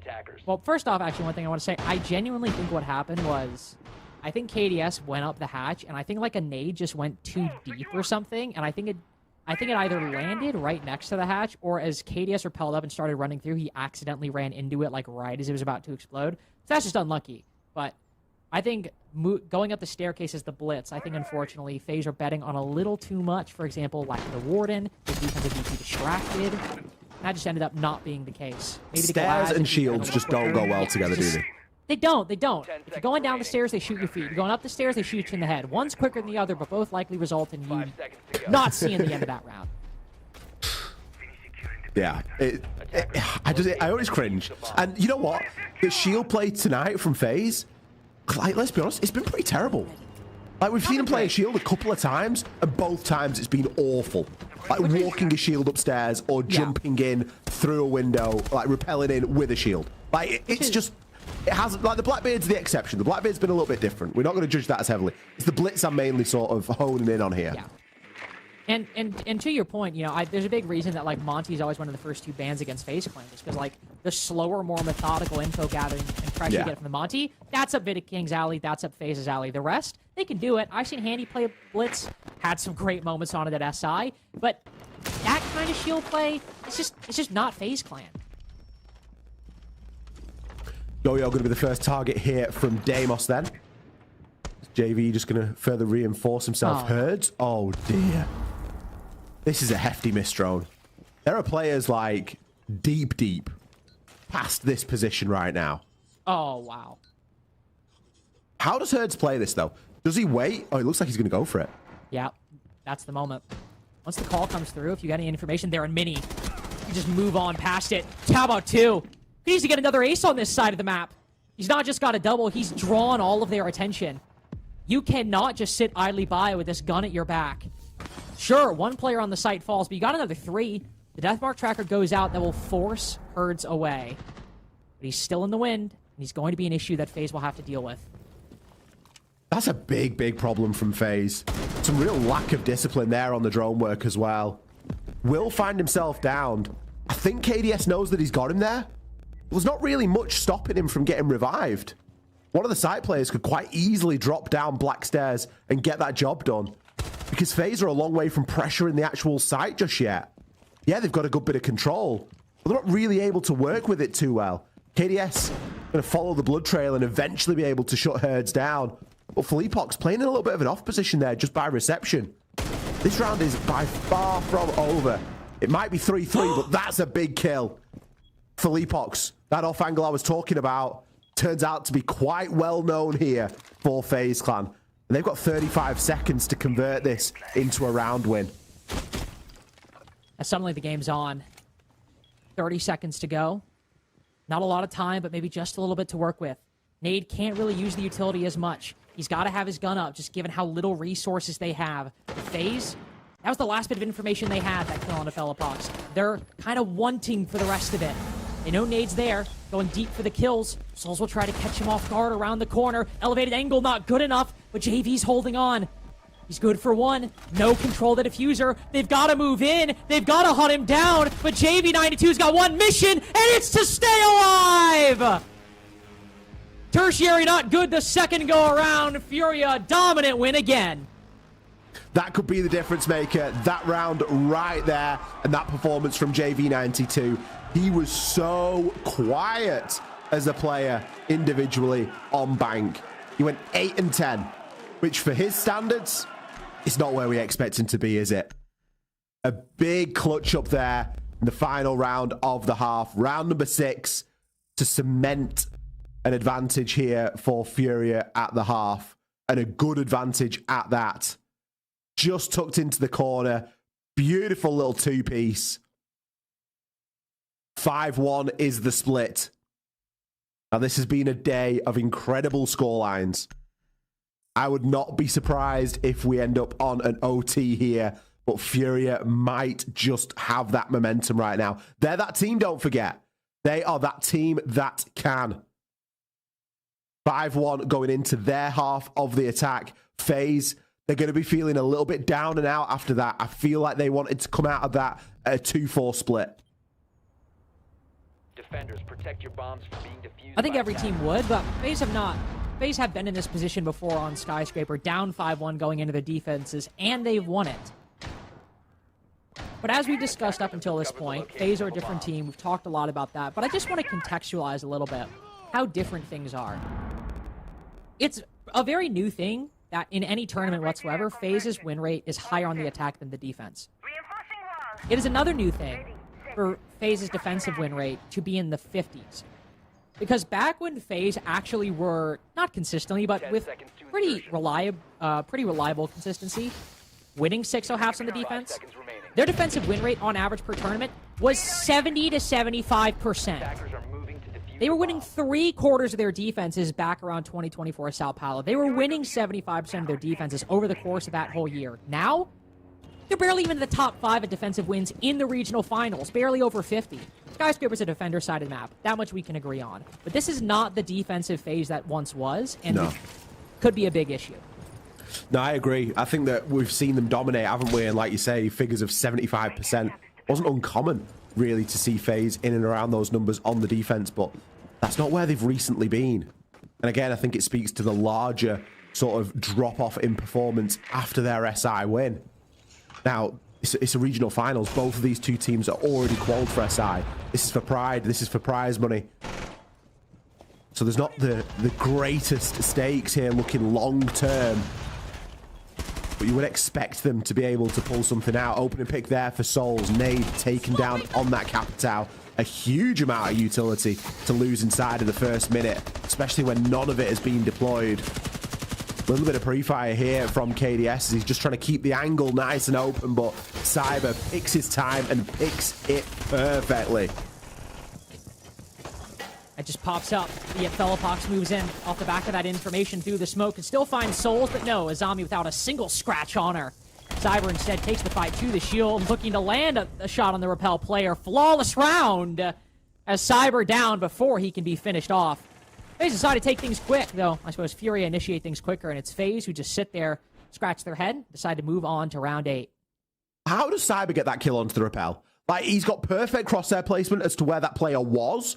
The player transitioned down, so for me, it's shift, where you rapidly sort of descend on the Repel and picks up an alternate angle. JV's like, he's dancing around on that Repel. He's a window player. He can do those sort of moves. And Cyber just instantly smashes to his head yet again. Like, I don't know. Unbelievable sometimes when you're watching Cyber's POV. I'd love to watch a game where it's just his POV for the whole game, just to see some of the nuts shots that he hits, whether it's on drones or players or whatever it is. Some really, really flashy stuff there inside of round 7. 9 and 5 right now. Really making up for the sort of lack of positive KD over on Bank, even though he had a good overall contribution. It feels like this time he's really picking his engagements a lot more carefully and not just throwing himself into that first blood so willy-nilly as we've seen him do previously. 5 seconds left. Could always be something to exploit. Just, I mean, when you have somebody who is so eager to get in those fights, I mean, you're going to have good days, you're going to have bad days, and if you're always getting 6 or 7 opening duel entrances, and some days it's, some days it's split, then sometimes it's 6-0, and other days it's 0-6. That third category is going to be a really bad day if you're FaZe Clan. Yet, however, like you said, not nearly the case on Skyscraper as it was on Bank. Fellapox deciding to run things back. Bring back the Blitz. Office Exhibition was the first attempt, but it's still going to start on this side of the map. It'll be a full clear from Furia. They'll have a setup to deal with. I don't know exactly, Ollie, how aggressively FaZe will hold on to this. I would imagine, given these two. Cyber might. Yes, he will. Oh, my God. Pre-opened hole in the barricade. Crouch walks through, and he's gone before the guy on double window can even hope to cut him off. I love how it just throws into question everything that I just said about him not throwing himself at opening engagements either. He's literally got the doorway prepped so that he can just crouch out of it with 0 sound and barrel stuffs KZ. There's just no telling what he's going to do on this map. It's really one or the other, isn't it? And I think that's really what's keeping Furia guessing right now. He's able to pop his Vulcan pack just to ensure his safety right now. But Geisha, it's not going to be easy to hop into this. There's bees, yes, you know that it's clear, granted, but Handy playing a little bit deeper off the back of a Kiba barricade. You've still got Cyber inside a drum with a really good angle onto things as well. And Cyber's pretty safe there. I think he's got a Banshee on the wall, so no one can even just walk up onto him. It's a really tough nut to crack right now for Fury, and he seems to be stalling out a little bit trying to do it. Yeah, I don't envy Furia's position, especially as Felipok's stuck on the elevated position. Another flawless round, very much in the cards for FaZe Clan. Cyber, I mean, he's just trying to get silly with it. There was no need to do it, and he's not punished for it whatsoever. 2 defenses in a row for FaZe Clan, and 5-1's not 6-0, but they've already got my attention. This is Skyscraper defense. It's the name of the game, but this is the site we all need to look towards. It's been a dominant couple rounds, Ollie, but if they can win a dominant one on the tertiary, that's when things really get real. Do you not think that the rounds that FaZe have been winning on the defense here have been much more convincing than the rounds that Furia won on the defense? Like, FaZe put up better attacks than this, it feels. Locate and defuse as many bombs as they can. These feel very one-dimensional from Furia. Like, all of that was just focused in through Geisha and Terrace. Previous round, it was all kind of focused in through Office Breach. Like, it seems super one-dimensional at the moment from Furia, whereas when FaZe were attacking, we were at least sat here thinking, you know, these are rounds that are close. I mean, I don't know. It just feels quite poor at the moment from Furia on the attack. Gabe just sent a message, and it was a valid question. Gabe just said, how do you guys think Mute and Warden helps Furia? And I looked at that, I'm like, that's a good question. 5 seconds left. And then I realized, up until just recently, Felipok automatically picked Blitz 2 rounds in a row. And the only thing I can think of for that ban combination is Warden can't clear out his eyes anymore, can't see the Blitz, and the Mute can't accidentally disable, like, the flasher on the shield. And given how linear they were and how quick they were, I'm almost curious if those bans were a way to set up that Blitz play. It's failed catastrophically, and now Furia have to pivot to something else. Because the consequence is, sure, you know, the Warden's gone, but so is the Ying. So that ban doesn't really matter much if the Blitz doesn't work out. And, I mean, the Mute ban's nice too, but honestly, I think since the Blitz failed, Ollie, neither of those bans really are going to matter whatsoever. They've wasted 2 slots, if that's the reason. Quite possibly. Looks like it's going to be a similar approach here, as a lot of pressure being put onto this Geisha breach. Of course, Geisha double. Handy will be playing on his army in there, so can put a couple of Kibas up for himself to keep himself safe. You do kind of worry for Furia in these attacks, because Cyber... Are we just watching the same round? Are we watching a replay of round 8? It's like the same positions being held. It's same positions. Feels like I'm watching a replay round 8, and it's starting to feel like I'm watching a replay of Bank. An extremely one-sided defensive half, yet now we've got something. An attack with teeth. Moving away from the Blitz, putting guns back in all 5 hands. Felipok's taking a back seat, getting information on these players' positions. How quickly the tables have turned. Soul's creeping up for a retake, and yet Furia are ready for it. Slow walking down main stairs. And walking down black for the finisher. Tertiary site will go their way in Furia on map point. Furia straying away from the Blitz and actually trying to make something happen that's appropriate for the environment that they're facing. They win on the 3rd choice site. What are these bans going to show us here? FaZe have pretty much cemented that they don't need to ban out the Blitz right now. They can choose to get rid of something else, I would imagine. Let's see what it's going to be. They're going to opt for the Grim ban, as the Azami comes in as the response. FaZe now with a timeout. Maybe they've left it a little bit late here. They did quite well in the first 2 rounds. But now that that Blitz has sort of been very handily dealt with and sort of shown to not really be the sort of devastating effect that it was intended to be, because FaZe have got quite a decent way of dealing with it, despite a couple of really powerful operators that have been banned by Furia to try and alleviate some of that pressure. We're going to have to come up with a slightly different strategy for dealing with it right now. Opening pick has been fantastic for FaZe since getting onto this defensive side. Been successful in every single round so far. Even the last one that they did lose. So Furia fighting from behind there. I'm going to kick things off in Exhibition and Office. But FaZe are going to have to defend everywhere. Okay, maybe not bedroom, but everywhere if they want to try and take this to an overtime.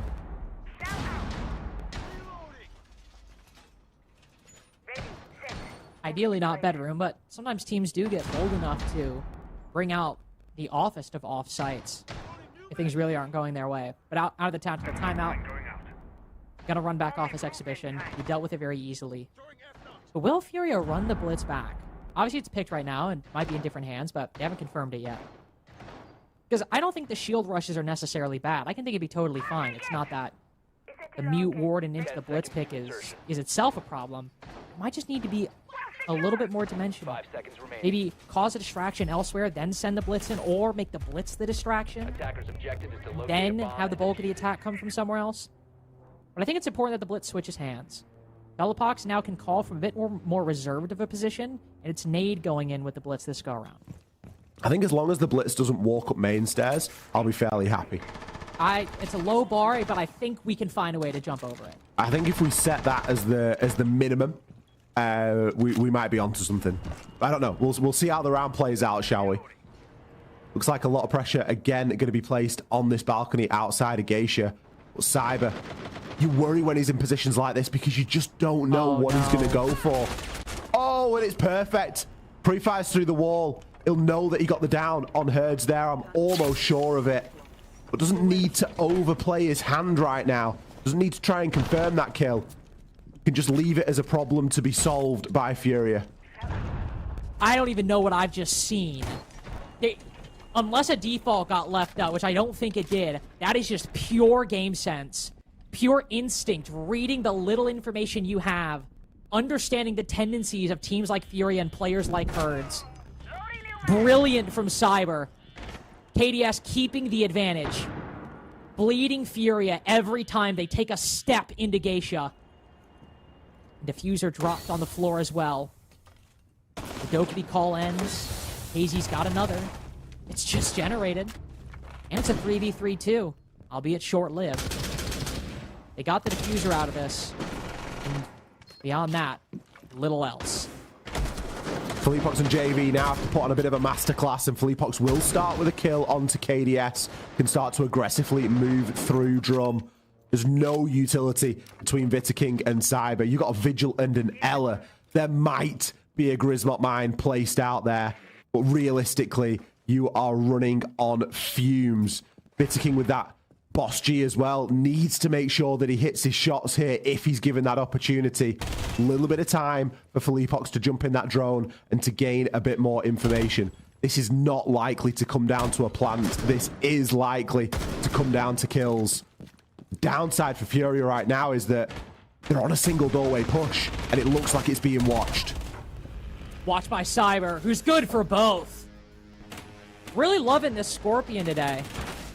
Picked Ella a couple times so far this series. I think we saw him pick it a couple times there as well, but he's been running the P90. The Scorpion wants as many bullets as he can grab. Still a winning half for FaZe so far. Yeah, just the situation means they've got to overperform beyond that even. This is crazy to me. Like, just pre-firing through the window. Herds completely down, and that's the entire attack busted. They were trying. Furia were doing the thing I asked them to do. Send in the blitz somewhere else. Add more dimensions. Don't just go for a direct push on the site. That being said, even if Cyber did... Oh, they're doing it. Oh, we've seen it. Oh, I had to say it, didn't I? I'm sorry. I had to say it. I'm finishing. I'm putting a bracket off what I just said. Really?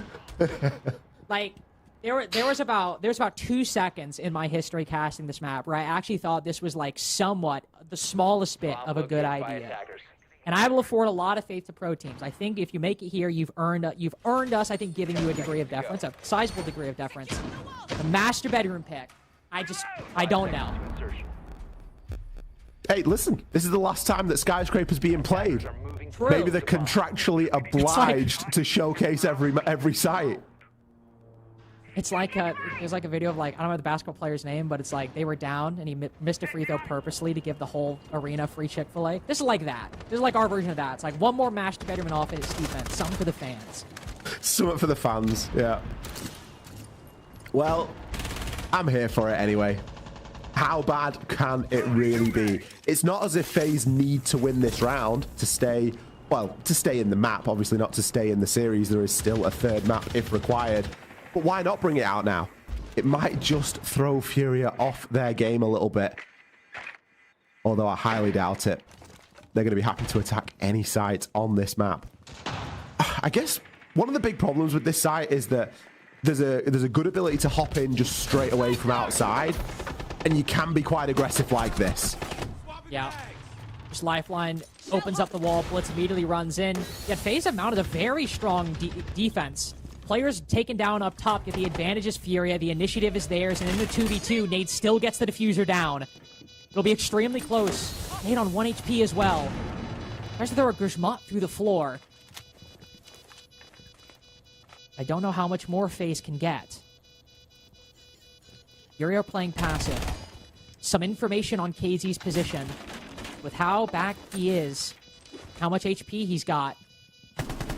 Cyber's trying to find a line on this Grishmat. Only one bullet needed. So it's KZ in the 1v2. 8 seconds to go. A clean pre-fire! But Vidaking playing the trade. The coordination is excellent. And playing for the fans, FaZe manage to stay alive. That's a massive round there from FaZe because not only is it a must-win round if they want to win the map and the series, but equally, it gives them a breath of opportunity now. They've managed to win in what is an extremely unpopular site on this map. Vidaking clutching up when his team need him the most. And a quick play that was attempted by Furia. We're only one round away. It all comes down to Kitchen Barbecue. Now, if I'm not mistaken, Tea and Karaoke would have been open for this. So this is a real... These have been intentional picks for FaZe Clan right now to steer clear of that seemingly first/second choice site on this map. They're instead rolling the dice on these mid-floors. Are they just trying to make it more difficult for themselves, or are they just really concerned about the way that Kitchen and Tea and Karaoke and the way that it went? Because they won there in round 8. This is the only site they've lost. I just want to point out, it is 6-5. FaZe, if they lose this round, will lose their map pick, go to map 3. They could have picked Tea Karaoke, a round where they got the first 4 kills, and it only wasn't flawless because Herds got a kill right before he died. And the only time they played Barbecue and Kitchen, they lost it, only getting 1 kill. Make it make sense. Real strange choices. Is it like Ego Challenger? I don't know. Like, I have no idea. I'm here for it though. Overtime on the horizon. Pressure on for Furia now. Maybe even they're thinking, goodness, we weren't expecting these maps. Or we weren't expecting these sites, should I say. You almost feel the tension from Furia as well. They're taking things a lot slower than we've seen them previously take them. Minute gone and only a couple of Roteros have been sent out there to try and do a few tasks. We've had a Selma used as well. Herds is going to be out on this rappel, looking to gain a bit of an idea as to what's going on at the top of those black stairs. There is a bit of information here for Cyber to be working with. Those alibis, as players pre-fire windows open, just gives a little bit of info. I mean, alibi is definitely a gun pick right now. FaZe are obviously feeling themselves. I mean, you gotta play with confidence like this. Doubling down, pulling out the barbecue kitchen, the site you lost when Team Karaoke's an option. You gotta commit to the ego challenge. It's not just for the strategy; it's for the narrative at this point. KDS creeping up the staircase. Clearly ready for it. Flashbang goes out. Both Cyber and the Valkyrie push back as Furia start to move in. Ready to recreate this crossfire, but KZ, JV92 both good for it. And off that kill, have FaZe flown too close to the sun. I think with how like disconjointed those stuns were and how the players managed to stay alive through the stun, I was kind of surprised to see a repeat there from Cyber and KDS. I thought that they were going to sort of count the chickens and say, yep, you know what, we got away with that one. We'll back it up a little bit. Puts a heck of a lot of pressure on the remaining players of Souls, Viking, and Handy. There's only 30 seconds left on the clock. There isn't a world of time right now. And there is some Valkyrie cameras that are lingering around. There's one inside of Restaurant right now. So if Vitaking's able to use that information, maybe they can find something. What a kill onto KZ. The con is on right now. Oh, but only for a moment. As the next 2 kills fall at Souls in a 1v3. And they try to ego chow the egotists, and unfortunately they lose. 7-5 on FaZe's pick. Furia moved to map 3. Furia can breathe a sigh of relief there. FaZe, I think it will be forever questioned why those sites were chosen. We can let you off with Bedroom because you were able to win that round. But Kitchen Barbecue, it was the only site that you lost in that entire phase of defense. And yet you chose to go there twice. Tea and Karaoke was available. And I think we're forever going to be scratching our heads about that. Maybe our analysts have an answer. We'll hear from them just after this.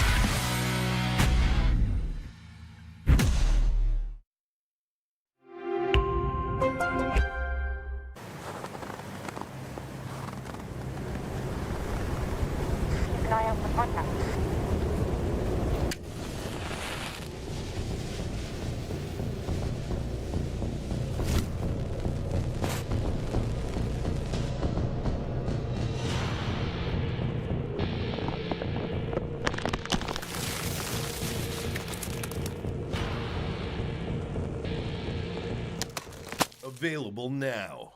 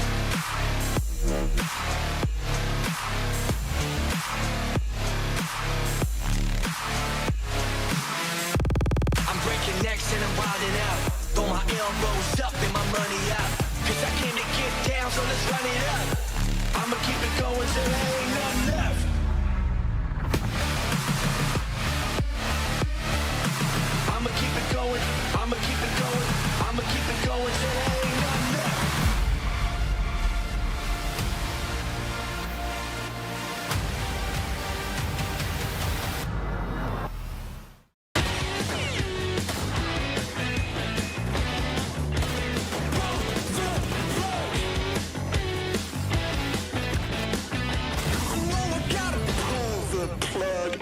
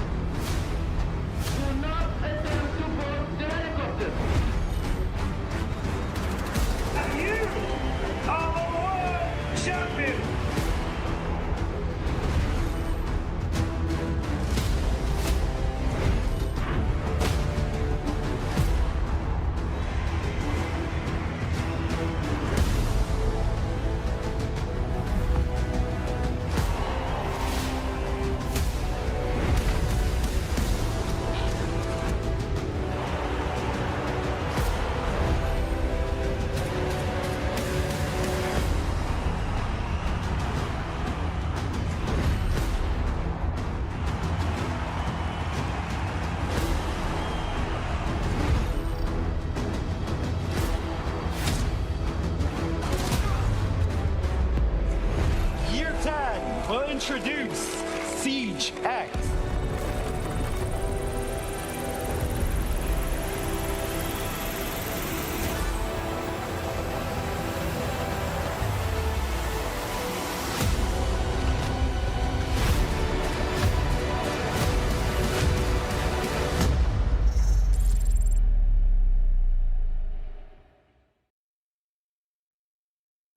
Welcome back, ladies and gentlemen, to SAL, and here we are flying over Sao Paulo just to let you know that we have hit map 3. Who would have thunk it? Man, Skyscraper continues to be a back and forth, as was Bank. Fox, we're getting a hell of a treat tonight. Yeah, no, we absolutely are. I mean, the fact that we go to Skyscraper and then we see Furia almost have their perfect side of defenses as like the vice versa of Bank. And then for a little bit there, it seemed like FaZe was going to maybe start to make a comeback. But I think the biggest issue is on FaZe's defenses. They really looked like they were misusing the utility. They didn't really have like a good understanding of what Furia wanted to do, constantly allowing Furia to take free position. They weren't necessarily full fighting with everybody as much as possible, but then they weren't playing the denial or the utility or the layers like they were. It seemed like they were crossing both styles of play of what they wanted to do on their defenses, and Furia didn't really have to do anything too difficult. They just had to play their game essentially and do their normal routines, and FaZe just didn't have enough of one solid thing to be able to stop Furia. Yeah, and I mean, let's also focus on their decisions to go to certain sites. I mean, sure, you lose Kitchen Barbecue, fine. You go to Exhibition, you win it. But then you go to Bed and Bathroom. I mean, that easily could have been a Furious round if it wasn't up to big heroics for some of those players being able to win it back and having a good trade from Vita. But then to go back to Kitchen Barbecue, you have the Valve, you have Mira, you have the Ella, to not play any of that to your advantage, and you lose 2 players off the rip, one challenging through Black Stairs, one challenging through T, when at least one of those should be traded out. And the fact you lose your biggest presence up top immediately, it really leaves you to question, I mean, what is FaZe trying to do there? Like, I obviously understand they want to deny the entry, but play to the utility that you have. Make Furia work for it. You just gave them a way in without really needing to make them work for anything. They just had to win 2 easy gunfights. That's sure enough. I mean, Furia, we know they like the gunfights. We know they have the confidence for it, and it was a great play from, I believe it was KZ, and I don't know who the other was. Maybe Nate? I can't remember. But, I mean, they set themselves up for success there. So I really hope going into the 3rd map, we really can see FaZe fall back and play their system of being able to layer and being able to fall back and rely on supportive players. And then on the side of Furia, I mean, this is the momentum that you need. I mean, to be able to win out Skyscraper on your attacks, that really says a lot. And I also want to praise them for also kind of changing up the dynamic. I like that they banned out the Azami once we got that 3rd round, understanding, okay, Azami is the bigger issue here. Let's remove her. And then it was just kind of a snowball effect from there on top of FaZe's misunfortunate events. Yeah, I completely agree. I mean, I think when it comes from the side of FaZe, I mean, Cyber's really coming alive in this match. Skyscraper for him was very good. So it wasn't, I mean, he's waking up. I think that was one of his more difficult maps when it came to Bank, I believe. I mean, he was still on the board, but he wasn't really finding the entries like he needed to be. But fortunately, all for nothing. But this is what we talk about, the strength from Furia, that every single player on the team is able to put up numbers, play very well together. There's not one person that's necessarily underperforming. You know, if anybody's going to be getting less kills, it's Felipox with being able to IGL and trying to micromanage his players. But as a whole, as a unit, this team is always finding success. They're always doing well. And in each and every round, one random individual player can pop off. And what we really have to look for going into this lair is it really was a game of opening kills. Who was being able to convert that? Because FaZe, I mean, they were both tied at 6 opening kills. It was just the fact of the matter, FaZe couldn't convert 2 of those rounds where they had the opening kills. So it really goes to show this really is a game of who's getting that first pick and who's keeping that man advantage all the way into the very last bit of the round. That's the question then. What happens when we get to map number 3? I would like to pull up our map bans one last time. Reminder for everybody, it was Bank on our first map. We went to Skyscraper. The last time we get to see Skyscraper in SAL, well, maybe forever, who knows, but at least it has been retired officially after this tournament. And of course, we'll all have to go to Lair, Fox. And I'm excited to go to Lair because I think we really want to see this. I want to see FaZe be able to pick up the pace a little bit when it comes to the entry game, because we talked about how it's very important when it's going to be who's going to be converting these opening kills. And we've seen throughout the tournament so far, even when FaZe gets games where they're getting the opening kills, they're not necessarily converting rounds as best as they should. On a map like Lair, it's all about your Monty walking in. If the shields are taken off their board or they're not, it's going to be up to Cyber, up to Vita King. How are they getting in the map? Those are the main 2 players that I'm looking for. As for Furia, I mean, they absolutely smoke showed NIP on this map, 7-2'd. They are very good at it. They're very aggressive. It's one of their better maps. And I think Furia is not going to be worried about this situation at all for them. They have everything they need. They know that they always beat FaZe, I guess, when it matters the most. When it comes to a best of 3 series, FaZe has now been able to essentially lose a map. So they're in a position where they need to get the momentum back, whatever they can. And I always say, when it comes to getting momentum back, it's off of the back of a big individual player or a big player coming alive. And I think we need that. With long games like this where you really have to show up. It's not a best of 5. Both of these teams obviously have gone through many best of 5s in their history. So this is just kind of another day at the office performance-wise for them. But still, Gabe, when you have like grueling games like this where they're back and forth, you're either hitting overtime or ending it 7-5. It's all condensed into the one day after multiple days of competition as well. How do you even keep your energy up? Your body has to start reeling at some point. I mean, it's just about resetting the mental. And, you know, we talk about resilience. I mean, both these teams understand what it's like to be in these moments. Both teams have been here many, many times. So there really is an excuse of like, oh, we're tired. Oh, we're exhausted. That really just shouldn't be the case here. Because, again, they know what that's like. The biggest thing is just for each individual player to take from each and every single match what they were doing right, what they were doing well, and how do you apply that into the third map to really try to be the best teammate, the best individual they possibly can, and really rely on one another. And, you know, when we get all the way to the third map, it really is big plays for everyone if they are feeling a little sluggish to really use that momentum. Someone getting hype. And I mean, me and Fox have seen this time and time again, is even if someone's getting the most boring kill in the game, just someone vocalizing it, hyping someone up, congratulating them, that does a tremendous amount just for the team synergy, the team's energy. So just anyone inside of these teams to be able to just come alive, hype everyone up every single run, that's when we will really see a team really start to ramp up and just give it their all, especially, like I said, once you get to this map 3. It's something that I love watching whenever we're all at LAN events. You see it how teams that really are succeeding, they're hyping one another up. We had it with Wildcard. We have it with G2, Falcons. with Doki. Exactly. We have it with M80 in many different ways. Sometimes you'll hear players in between maps that are just singing, and they start singing all together. That was something that we noticed a lot from M80.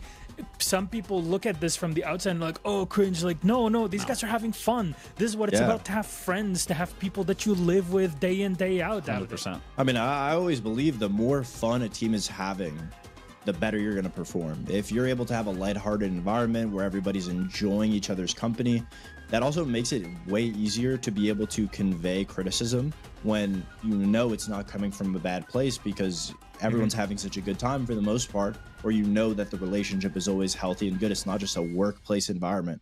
And frankly, when it comes to Rainbow and Siege, the teams that I find always have the most of a struggle, or the top teams that try different methods that always struggle the most, is the ones where it's more of the corporate stylistic approach, or the ones where it's more of just, we're teammates, not necessarily like great friends, or we don't necessarily need to get along. We just need to play well and work. And that's why I always looked at teams that have players like from all different regions and stuff like that, like a team like G2.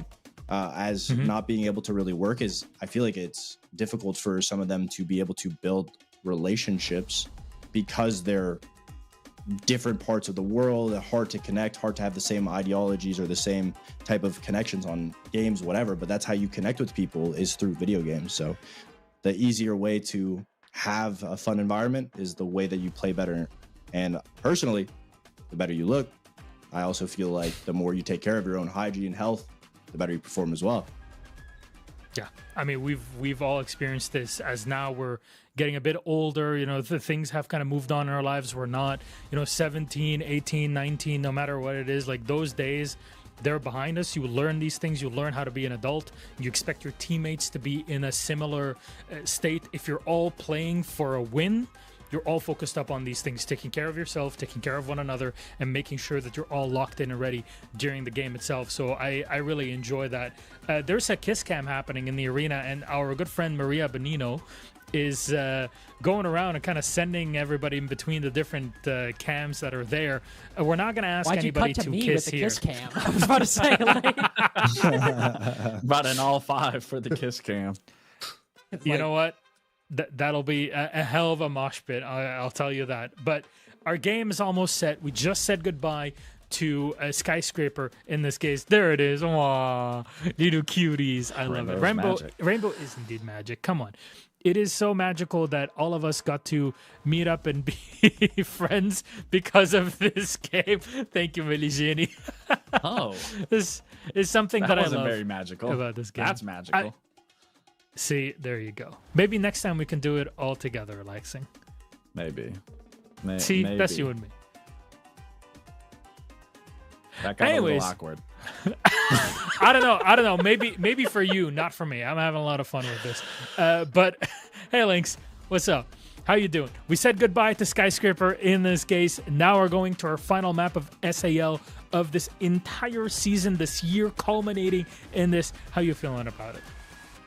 Is that specifically a me question? Or I thought it was a general Yeah, question. you. Okay. Well, I mean, I'm feeling pretty good. I mean, I think it'd be kind of strange if the series, or if the year of SAL didn't end with a FaZe Furia final, because, like, to me, like, there's obviously different matchups that could be really good, but it just feels right for me with this era of Rainbow Six to see these two teams fight, to see it, unlike the finals in Stage 1, actually go to 3 maps and be a really entertaining series. So I feel it's quite good. I also think, to be fair, to get here, we had some good performances from W7M. We had Liquid making a little bit of a resurgence. Overall, I've greatly enjoyed this year, and I think an ending this way is, I mean, is it kind of more of the same at this point? Yes, but it's more of the same of something really good, and that is the FaZe Furia rivalry adding another episode. This is the emergence of the new Classico, as I know the conversation has kind of gone on in between everybody. Yes, we used to think of FaZe Liquid in the past. That's kind of veered off. Of course, NIP at some point had that stint. Ollie, you've been part of Brazil SAL, especially in the region, for many, many years now, and seeing this transformation firsthand. I think it's fair to say, isn't it? It is the new El Clasico. And maybe that's just something that we've got to come to accept. Like, maybe it is time to move on. And maybe one day, if Liquid get a bit more competitive, they'll be here again, and we can start to hark back us to the good old days. But who's to say that it'll be FaZe stood next to them? Because with the way that we've seen this game go so far, Furia are definitely given a good reason to get behind them at the moment. I think that Skyscraper game in particular just showed a brilliant amount of strength from them. And FaZe, with some really questionable decisions, to be honest with you. Like, I heard it on the desk. We were saying it on the cast. It was just why? Just why are we going to these sites? I don't know. It seemed a little bit strange for a team like FaZe that we know to be so accomplished and up there, top of the game. Why are we seeing them make these mistakes? Well, we got to it. We got to a third map, and we're going to Lair to kind of close all of this out. And I think there could be no better fitting map with kind of being the one that's locked in. There's been a lot of exploration in Lair over the past year or so, Ollie, and I'm really I'm excited to see how both the teams played, because there's been a big mix of operators that have been played so far that fit perfectly on Lair. They're most definitely being a big part of it, and I can't wait to see that being played out again. I mean, I think about Lair, and I think about two teams in particular. I think about SR inside of stage 1. I think that they had of all the teams across all the regions, they had a very good Lair, and they understood it very well. And I think about Furia. They've lost it once in the last year, and that was 4 months ago against FaZe. So it's not a map that they're coming into as like, oh, well, it's a decider, we'll let it slide through. Like, this is a bloody good map for Furia. Like, they should be going into this extremely confident. Yeah. I'm expecting them to take out the shields. They're trying to limit as much of FaZe as they can just right off the gate, because we're talking about how the entry is going to be probably one of the most biggest things for this map. You got Cyber on the entry, you got Vita King on the shields. You have to be able to eliminate one of them. The easiest is going to be able to take away Vita King's shields and force him to play some type of utility or maybe a blitz, some type of shield that's not necessarily going to be that good to be able to use.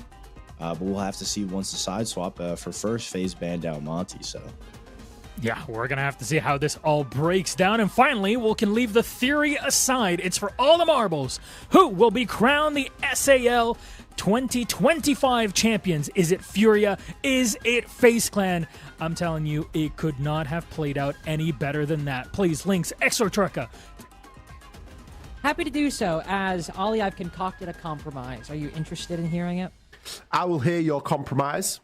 It took a long time, and I can't believe I never thought it up till now, but over the course of this year, in the back of my head, you've convinced me a little bit. I think when it comes to the history that the FaZe Liquid matchup has to offer, it is worthy of the title El Clasico. However, as I was sitting here during that desk, I was like, FaZe Liquid is the El Clasico, and we call this the new Clasico. Oh, okay. I like that. It's got a certain ring to it. See what I'm saying? I think that this could have legs. I think there's some juice here. We could maybe make t-shirts. Or scarves. I don't know if there's a big market for the new Classico scarf. Actually, that'd be kind of a hard ban name. But imagine the new Classico scarf in the crowd. And then on the other side, you could put El Clasico. So we could do a reversible scarf. Ooh, okay, wait, actually, that's kind of good. 2 fixtures in the SAL calendar. That's what we call efficiency right there. That is a technically a tri-purpose scarf. You've got the El Clasico, the new Clasico, and if the arena is too cold, bet you're glad you have a scarf. You've got a scarf. I mean, it's genius, isn't it? Hey, marketing department, or, I don't know, merch department, get on the phone right now. Ooh! Oh, dear. Handy's unfortunately been hung up on in round 1 with a hot drone moving through the doorway. Handy was caught with his pants down, stuck in the middle of the staircase, not enough time to get back. Pretty easy for KZ to swing around the corner, get the first. Hell, Souls does the same thing. Something I wanted to mention, Ollie, when you were talking about, great layer teams this year, SR is one, Fury the other. And it's another position where the third team I think of is a Brazilian team, and it's not FaZe. It's NIP, who this map is extremely good for, and they smoked FaZe on this map. Yeah. No, I would wholeheartedly agree. NIP have been a team that have impressed me a lot this stage. And I'm almost surprised to not see them here at this point in the finals. I mean, I know we're at the grand final, so we want the best of the best, but they've given us reason to believe that they could be Great here. argument. Now, we've said that Fury are a good team on this map. Are those first 2 kills that they've got because they're a good team? Well, I mean, okay, they got the breach open quite quickly, but catching players just swinging a breach and at the bottom of some stairs, that's not really where you want to be getting caught out if you're FaZe. You need to be giving yourselves a bit better of a chance than that. Vita King, he's got an extremely aggressive angle right now. Just going to be playing right up on that breach. Needs to be cautious of the windows coming in from new balcony. Fortunately, Fury have plenty of time right now at their disposal. and KZ below, so they can start to try and work a little bit of vert here. But they do need to be mindful, because there are still Vulcan packs inside of the site, and they will crunch away at crucial seconds when it really comes down to shove. Fleepox is going to make his own play onto the breach now, under the cover of the Candela charges. And KDS a little off angle on the top of Rocket Stairs, but there's too much happening. Too many factors for FaZe Clan to consider as Fury starts storming the site. Vidiking with a 1v1, but caught reloading. KZ with the first and the finisher. First round goes the way of Furia, who, to your exact point, really feels like from the beginning to the end, there was no disruption to their plan. No, I don't think that they got, you know, sidetracked in any way. It wasn't like, oh, they're doing this, we're going to have to do this. It was quite simple, wasn't it? Get control of Rocket Stairs, walk up Rocket Stairs. Get control of Balcony and Newbridge, walk across Newbridge. Get the breach open, challenge someone on the breach. It was quite binary in the way that it played out. And it wasn't the same as we see... and we always draw the comparison to NA teams just because that's where we cast, that's where we watch a heck of a lot of Siege. But it wasn't the same as those sort of attacks where we see a lot of pressure coming through ops. We see people walking up Rocket Stairs, granted, but then it's quite a cross clear, and the breach is not necessarily an afterthought, but there's a lot of times where a plant will be attempted from the ops side, from the opposite wall. It wasn't that at all, was it? It was kind of getting hit from everywhere at the same time, which is what this Furia team is so good at. You know, finding gaps, filling those gaps, and just hitting you where it hurts, hitting you where that gap is at that right moment. And Furia did a really good job of that inside of round number 1 there. FaZe slightly on the back foot here then, as they move down to the basement, not willing to give that top floor another go. Reloading. But of course, the looming threat is Cyber, something we have to consider. Somebody who on Bank loomed quite large on their defenses, and then for the first half of Skyscraper, and we weren't really talking much about him, and all of a sudden switch back, and he's getting kills out of nowhere. This go around, it's 2 people actually that might pose an issue. Cyber, of course, but KDS firing some shots up towards Felipox as you walk into the Skybridge door. That Blitz coming back, well, looking a little nervous. His entrance, at least held by Felipox on Skyscraper, was not all that great. No defenders to run into right now, as they're pulling back to the middle floor. AZ trying to find an angle onto Cyber, but behind a bulletproof wall, and moving down the staircase. Might be the least aggressive FaZe have ever been. Oh, no. I was about to say it's not a bad job that Cyber's done there, because I thought he'd walk down the stairs, but instead he just decides to play at the top. If he'd have got himself back down to site at that point, he'd had a pretty successful round. He's taken away a couple of drones. He's soaked up a deathmark tracker. Yeah, he's done a reasonable job. He still had a Vulcan pack in pocket as well, which I'm not sure why that's been a thing today, but pocket Vulcan canisters have really been in vogue from our Goyo players, regardless of who it is. But instead he's going to fall, opening the door right now. With top floor control, Furia can just start to pick apart this site, already finding themselves another. With time to reset if they want to, they could pick up the pace and barrel into these remaining 3 players, just play the man count. They've got plenty of time to drone. Multiple people on cams at the moment. Furia just making sure that everything's checked. And look at the utility they have. Not a single canister from that Hive launch has been used. Every roar door still in possession. KZ looking through the floor. Gets a kill with the Vendetta. Perfect play from Furia at the moment. Outmaneuvering FaZe constantly. And whereas FaZe were able to do it quite nicely on Bank for a good portion of that map. As Furia have settled into map 2 and now started on map 3. Souls only finds the first when the round has fallen apart. Yeah, it's the first and only kill that he will and should be getting there as well. As soon as that plant starts to go down and the Furia players start to circle like sharks for that final kill, there's blood in the water at that point. And Soul's picking up his exit frag. It's the start of his demise, isn't it? You know that that's where he's going to be.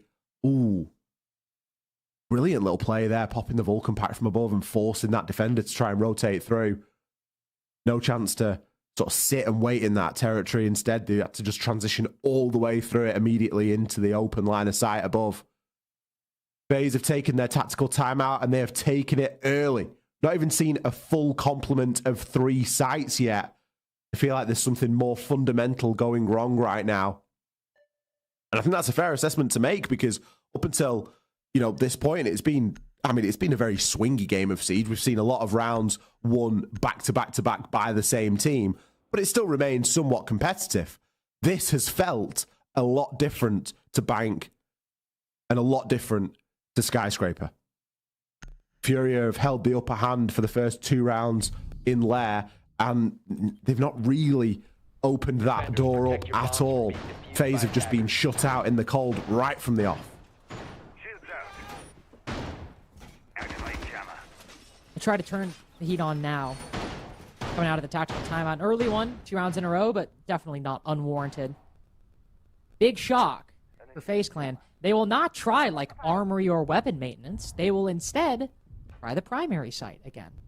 See how on more comfortable and safe territory for this side, they might be able to make things work. I like this introduction by Cyber. Bringing in the Bandit, bringing out some hard breach now. Didn't have any last time on this map. And considering how quickly Furia got up in the breach, I think that's a good idea, but also presenting some more obstacles that aren't just gunfight related. Furia have shown so far they can compete with you in that way. Let's see if maybe, besting them with utility might work. It's a good idea, isn't it? I commented on how quickly Furia got the breach open in round number 1, so anything to slow that down is going to be a decent thing. And let's be honest, Cyber's not likely going to sit there and try and bandit trick. It's going to be more of a set and forget, but it's at least going to be something that Furia have to try and deal with. Whether they deal with it vertically or they try and, sort of just head it up and get a bit of site control and then remove the batteries. Either or, really. A couple of Rotero drones there being used just to get rid of a few pieces of utility, some barbed wire, and some Denari trip that is placed on the bottom of those rocket stairs.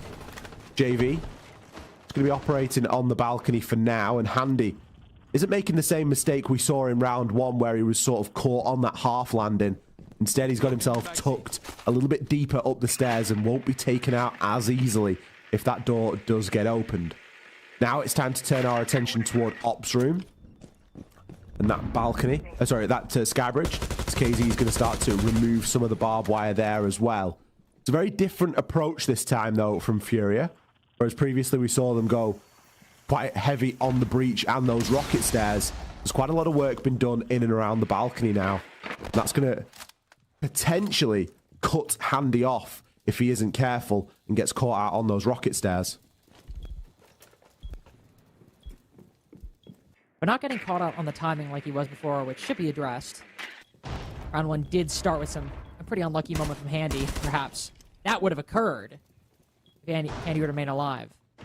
Good position playing that shotgun. A lot of power positions that can be controlled simply with an M59, and Handy playing it very well there. Vidiking on the opposite side, too. Not all the way up Skybridge, but just around the corner from it. All smoke canisters used, though, and no Tachanka to fall back on. With the C4 gone as well, this means the only hard breach denial, sorry, not hard breach denial, the only plant denial will be the C4. We got some retake ideas with the Kiba, but actually stalling this plant, while there isn't utility, and Cyber's still in this position, I don't really know if they've got open the breach. Cyber's still got a bandit battery as well. It looks like we're starving for hard breach when there's still 1 Selma and 1 exothermic, but they're just not being placed right now. Cyber needs to keep himself alive, potentially place that battery onto the ops wall and give themselves a bit more of an advantage, cement this round for them. But no, he swings the breach instead, finds the kill, furthers the advantage for FaZe. Which is already growing and trending their way. If it wasn't the kills, it was the time that seemed like it was going to do Furia in. Barely anything happens after this tactical timeout. Just a couple operator switches bringing in 2 forms of hard breach denial, and it leaves Furia puzzled. Furia left scratching their heads there. Like, they've got a drone phase, they've got a 6-pick. If you see the bandit, bring some secondary MPs, bring a Maverick, bring something to try and deal with it. They had plenty of hard breach, but no way of really using it. Strange that the ops wall didn't get opened either. Maybe they were scared of the bandit trick coming out. That's been enough to ban the bandit.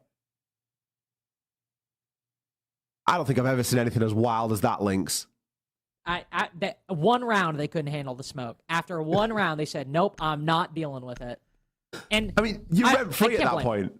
Yeah, like you're literally living rent free in the brains. Protect your bombs from being defused by attackers. Which, by the way, they banned the bandit. Fair. There is Cade.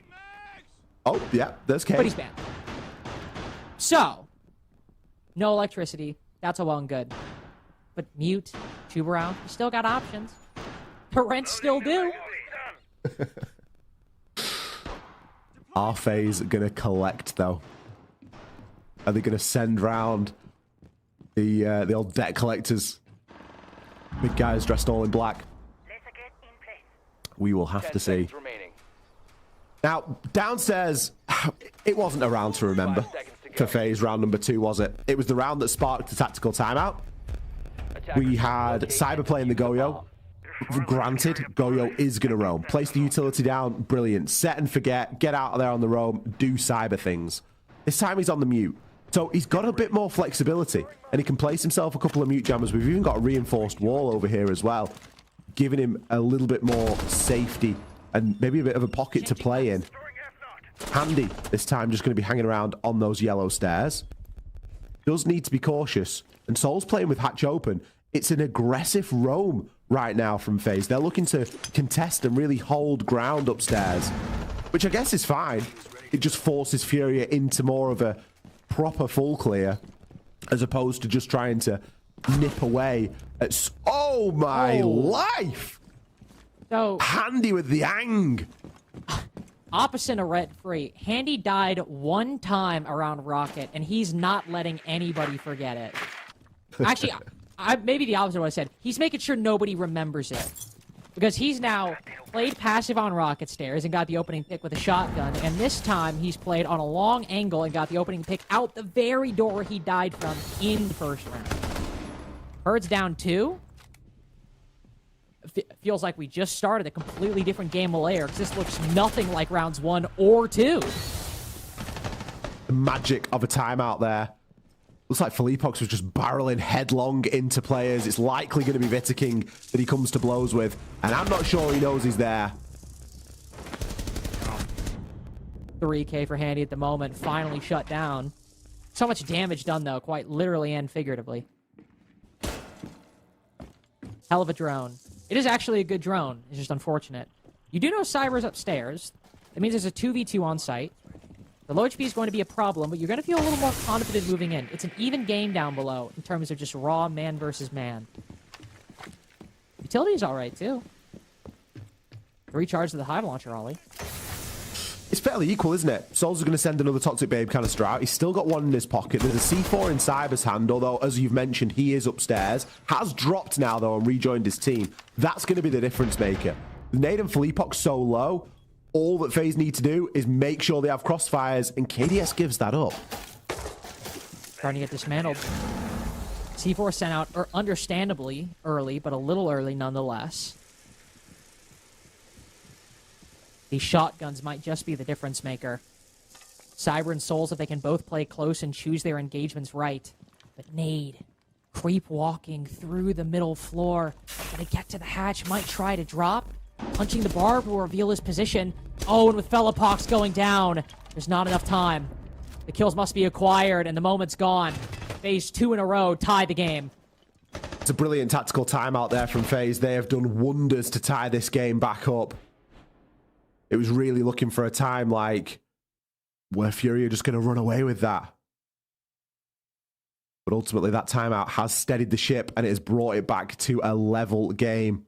We were expecting nothing less, to be honest, between these two. And based on the siege that we've seen up until this point, I think Handy had a fantastic round there. Got himself 3 kills. And like you said, it's almost like he feels as though he got made a fool of in round 1, just getting caught flat-footed entirely out there in the open, and it's like he's made it his mission now since then to not be the problem, because he's picked up 2 opening picks in rounds 3 and round 4 and 3 kills in round 4 as well. So really trying to put any doubters to rest that round 1 was just a mere blip on an otherwise pretty immaculate record that he's going to be holding so far on Lair. Love to see players like Handy getting in on the action, but you can say that about any of the 10 players in this lobby. Hopefully this is a sign of a competitive game and not FaZe just shutting Furia out of this half or out of the map. Going down to the middle floor, as we've had 2 full plays of each primary site. So we get the mandatory bunks briefing affair. How many people we have up top? Probably a lot. Will Cyber be the one guy down below? Absolutely. That's how these things typically go. Always makes me worry when Cyber's just holding a couple of pixels through the window. I mean, we can see that he's probably not going to get too much from this. Unless... Oh, gets a chance there. Nade going to be chunked down just less than half. But Cyber not able to land the killing blow. Still, it isn't going to cost him anything. Can still just go on and go about the round as he otherwise would. Just knowing that he's put some good damage in onto Nade. Might not exactly know what operator was hit either, but as you said, just knowing a decent chunk of damage has been done to somebody. That doesn't influence your play as much, but it gives you a little peace of mind. Never know. Somebody might get lucky, and that might be the player they decide to fight, or might end up fighting in engagement. Going for a bit of a full clear at the moment. Trying to do the classic thing of clearing the top floor, struggling to do so, as is often the case. Rotate reinforced off, as FaZe Clan have got layers to this hold. Another hard breach charge used. Picking around the corner with that shotgun. The plan from Furia is to barrel through with the Blackbeard off the back of those Candelas. When teams commit to a strategy like that, it feels very often on this top floor that it does not work. See how successful it is for Furia, though, as again, biding their time. They're hitting this utility. Blackbeard setting up. The Candelas go out. Will anybody push off it? KZ gets the first, taking a fight against another, but KDS drops below. Handy, the only one left up above. There were one remaining vestige, no, him and Souls, of this defensive setup. They're a little bit disjointed right now, but that's not necessarily a bad thing. They might be able to hold across here, and there's a lot of util that's being used to clear a room that is otherwise empty. Handy looks away at the wrong moment. JV will punish him. Looks like Souls has an option to at least get back down to site, but may choose to stick around for somewhat, just to play his life a little bit. He's got a bit of support from King as well, but because that top floor has been taken, the site isn't necessarily the safest place to be right now. 30 seconds left on the clock, and all of FaZe forced out of the site. Furia now need to take advantage of what they've worked so hard for. Great timing by KZ. You'll hop back out, pick up the diffuser. I was going to say that with so many exterior angles, it might be good for FaZe. Get them shut down on the retake. Souls takes down the Blackbeard, but stuck outside. Not a position I think any of us would have expected. Furia recover, take the lead again. I love how you look onto the last player and Souls is just outside of the map. You're just like, okay, hello. Like, this is where this round has ended up, is it? I feel like Handy got real bad siege time in there. The fact that King was able to find that kill as well. Oh, it was Souls, actually, that grabbed the kill. He with the shotgun as King bashed him with the melee hit to remove the shield. But Fury doing a good job there of picking up that mid-floor site. Can always be a tricky one to try and defend onto. And, I mean, let's be honest, Furia threw the kitchen sink at the attack on that top floor. They used everything to clear out those players. Unfortunately, had safety measures set up to catch those rotating defenders. So we go back to the top floor.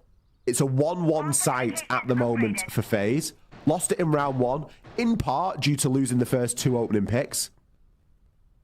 And neither of those kills being responded to. So they went down by 2 men very early. It was 5 versus 3. But then when we saw them reattempt it in round 3, it was like they had been revitalized. A lot of that, in part, was due to the fact that a Bandit was played. And there was a big struggle in getting open those walls. Now, Bandit has since been banned. So you would expect that Furia are going to have a somewhat easier time of things. And it's maybe going to be a little bit more reminiscent of round 1. But if FaZe are able to keep themselves safe and not give away silly opening picks, they could stand a reasonable chance here. You look at the lineup, it's not confused, but it's a little bit of everything. KZ finds the opener there onto Cyber. He's making a little bit of a habit of being downstairs in bunks at the opening part of the round, and I think that they've cottoned on to that. Look on the defenses up until this point, by the way, and Cyber up until Lair, was 7-1 on defensive opening duels. Now on Lair, he's been the opening death 2 of the 3 times FaZe have suffered it. His defensive successes are just not there. This comes in the early round, the mid, and the late. The kills are not happening for Cyber on this half. And it's admirable then. Just say that FaZe still got 2 of these rounds. A big part of it is handy, especially in round 4. But losing Cyber and losing a lot of the important positions and utility of the threat that he poses, it's hurting FaZe. It's hurting them where it hurts the most. Toxic Babe canister is being used already as well. Before the halfway point in the round, Vitaking just trying to buy a little bit more space. Nade is doing a really good job of soaking up some utility there. C4 gets sent out as well. It's going to be the only one in play this round. Another Toxic Babe goes out. Smokes now as Souls. What's he to do? He's forced out of position. Forced out as Furia make their way in, but so many players going down to the smoke. JV92 finding enough kills. But this very well, I was about to say, could be a 2v2. I didn't think JV92 would be the one to go down. I thought Nade might get picked off. Oh, you can see this difficulty, because if Nade pops up, especially as the last one alive, that player on Skybridge is going to take him down. Trying his best. Prone, waiting, Souls! We just don't need to do that. This is the weirdest setup for a 1v1 I've ever seen. But Nade is just going to creep around the corner into the site, and he can put this diffuser down. Candy running back will have the time with the pistol, but he catches him hopping up. An extremely bizarre end to round 6, but it all results in a tie game. I don't think I've ever seen a round end like that. You've got a player down outside of the breach. You've got a blitz laid prone with the pistol out. One player on Skybridge, one player inside a site, and somehow you've got to make it work. The weirdest of setups. It should have been a gimme. You've got a player down and a player on 1 HP. Fortunately, it was played correctly. And Handy was able to rotate back round, recognized what was going on, and was like, you know what? I've just got to watch the breach, because if he makes that rotation back in, there's nothing I can do about it if he's prone. I can't challenge him. I can't jump over and try and make a run for it. It's not going to work. FaZe level it up at 3 rounds apiece here as we get through our bans for the next phase of play. Capital and a Ying, and an Azami and a Clash. Something we didn't see, Lynx, in FaZe's defenses, I don't think, was the Tachanka. Nope. A real popular operator for defending this top floor. You think Tachanka's good on bank basement?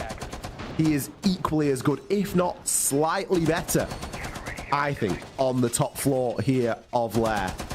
Not only because, well, as demonstrated, Philippox is showing us that those rotations and those soft walls can just be deleted, but also those Shumikas provide a real nice choke up in and around the door to the top of Rocket Stairs, around the breaches, which is typically default plant spot. You can get a lot of work done with those Shumikas here on this site. 10 seconds remaining. It also allows you to free up the smoke a bit more. No longer does the person with the toxic canisters have to kind of both hold one of the site doors with a shotgun, because they're with the best kit to do it, and then also have to focus on smoking off the breach.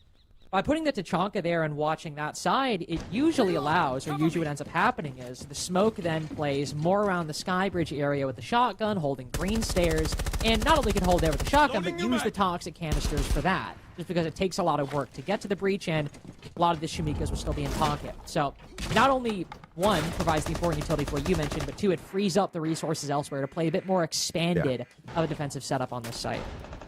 That's when we comment that smokes are maybe being used early by FaZe. Yeah, it's fine to use them early, but if you've got the Tachanka, it's even more fine, because you've got that redundancy ready when you need it. Just gives a little bit more, I don't know, opportunity to get the most out of your kit. Selma there deployed onto the ops wall to get that open. It's a much more ops across sort of clear right now from FaZe. Nade just gonna be hanging around in the hallway. We've got KZ on the top of Rocket Stairs as well, but Vitaking's beloved Monty has been allowed through the ban phase for the first time here. And he's going to be looking to work that at the bottom of these Rocket Stairs. Ooh. Handy and Herds cross paths. Though neither lose their life in the process. Vidiking does love this Monty. There's a reason it's banned against him so often, and there's a reason that when it's not, it's always close to mind as an option. So I will say this site, not the easiest for it. And the reason is exactly what you're seeing right now. These staircases are an obvious option. You know, brute force the control, walk up. It's going to attract a lot of attention. So smoke's being expended, C4 used. It's using a lot of utility. Because this site is so claustrophobic, Monty has difficulty maneuvering, but Handy down below is finding way more success. I feel like Handy's been chasing Herds downstairs for a long old time now, but finally gets that kill and it frees him up to work on the vert. Now Vidiking can start to transition and work his way through as Cyber can open up the breach. You can see the vision here. It's going to be to try and get the diffuser down through the breach that Cyber is just making. Malusi now targeted by the Deimos as well, so that's going to put Nade in a bit of a difficult spot. KDS on the balcony, looking for his moment to pop on through. And with Vidiking already in there, the time is now. The time is now, but I don't... There's confidence, and then there's that. Hopping in with a shotgun close to the right on the window. FaZe knew that every other piece was falling in line. And putting Felipox to the LMG. He's got a lot of bullets to do it. Taking down the players with guns. He's got the right idea. Cyber, the only one who can support Vidiking, as long as he's fully extended, almost goes down. Vidiking getting in the right spot at the right time, taking the lead away from Furia. It's a good job Vidiking was the Monty. There's been a friendly fire coming his direction there as Felipox was ducking and diving like a champion boxer, keeping himself alive there. But he wasn't able to continue to bob and weave, eventually taken down. FaZe. I mean, there's full clears, and then there's that. Like, Handy, how successful on that Deimos. I think he played it beautifully down below. Didn't get dragged into the engagements, missed his first chance, and just accepted, okay, it's just going to take a little bit more time. Was really patient, able to grab that first kill onto Herds, and that was really the trigger. At that point, Monty can then start to walk up rocket stairs, because before that, there is a risk that Herds just pops up out of nowhere and takes the two players down that are trying to transition up those rocket stairs. Handy doing a really good job to open the round up yet again here. He's been a demon on this opening engagement. As you mentioned, ever since round one, he has been on the right side of things, grabbing himself 3 opening picks. And, more interestingly, every opening pick that FaZe have got, Handy's been there. Makes you wonder how things might be if Handy wasn't putting in that level of work. Not that the rest of the team is so far behind, but Cyber's been very reliable on the defenses, and Handy being there was an extremely important position because 2 3Ks, a 1v2, and then 2 opening picks on that side. Great. Now right out the gate on attack, like you said, opening pick there, starting things on the right foot for FaZe Clan.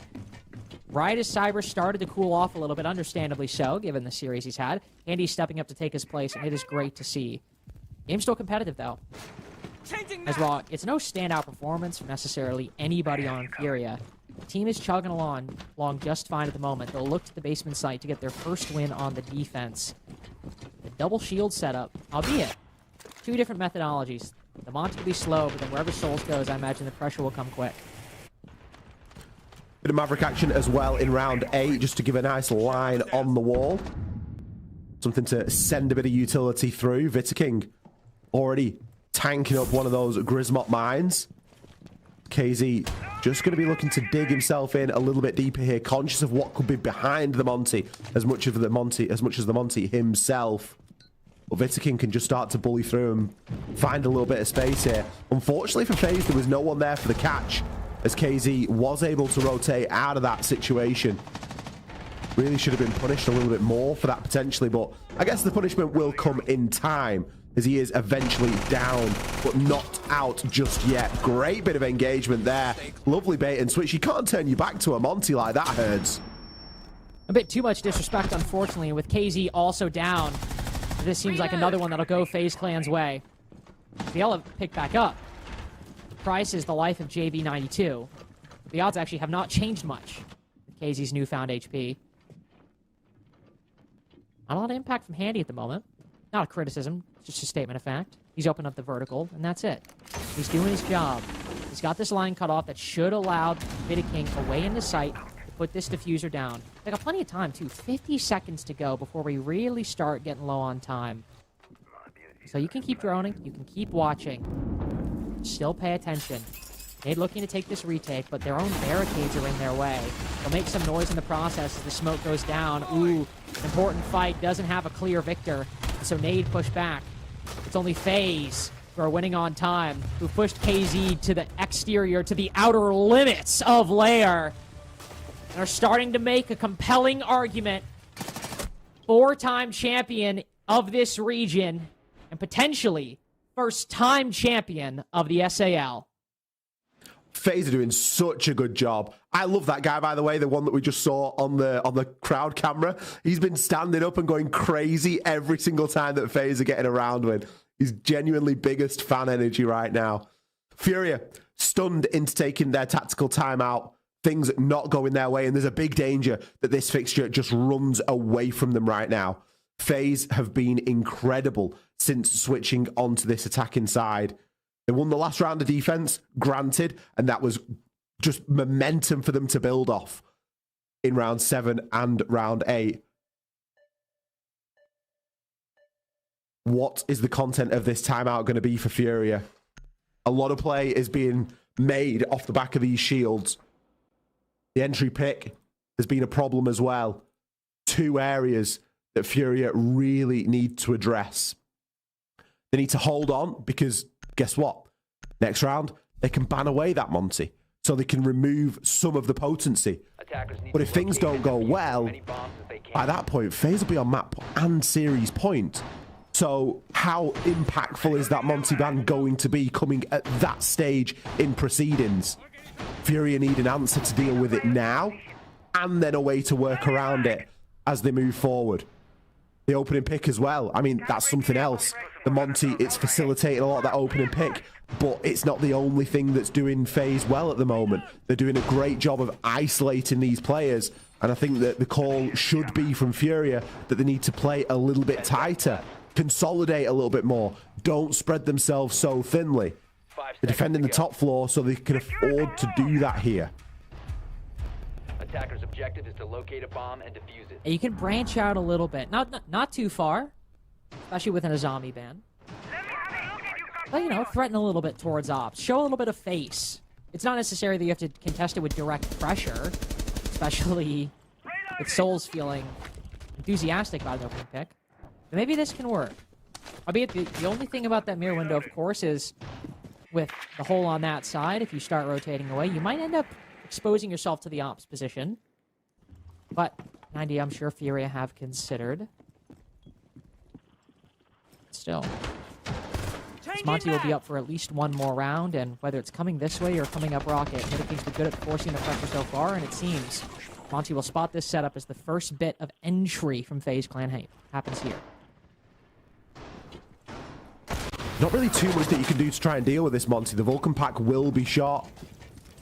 You can send a Grismot in as well. A couple of Grismots. Oh. Vitaking should be able to keep himself relatively safe here. He's not even got much of a team around him at the moment. He's just one-man army pushing through this.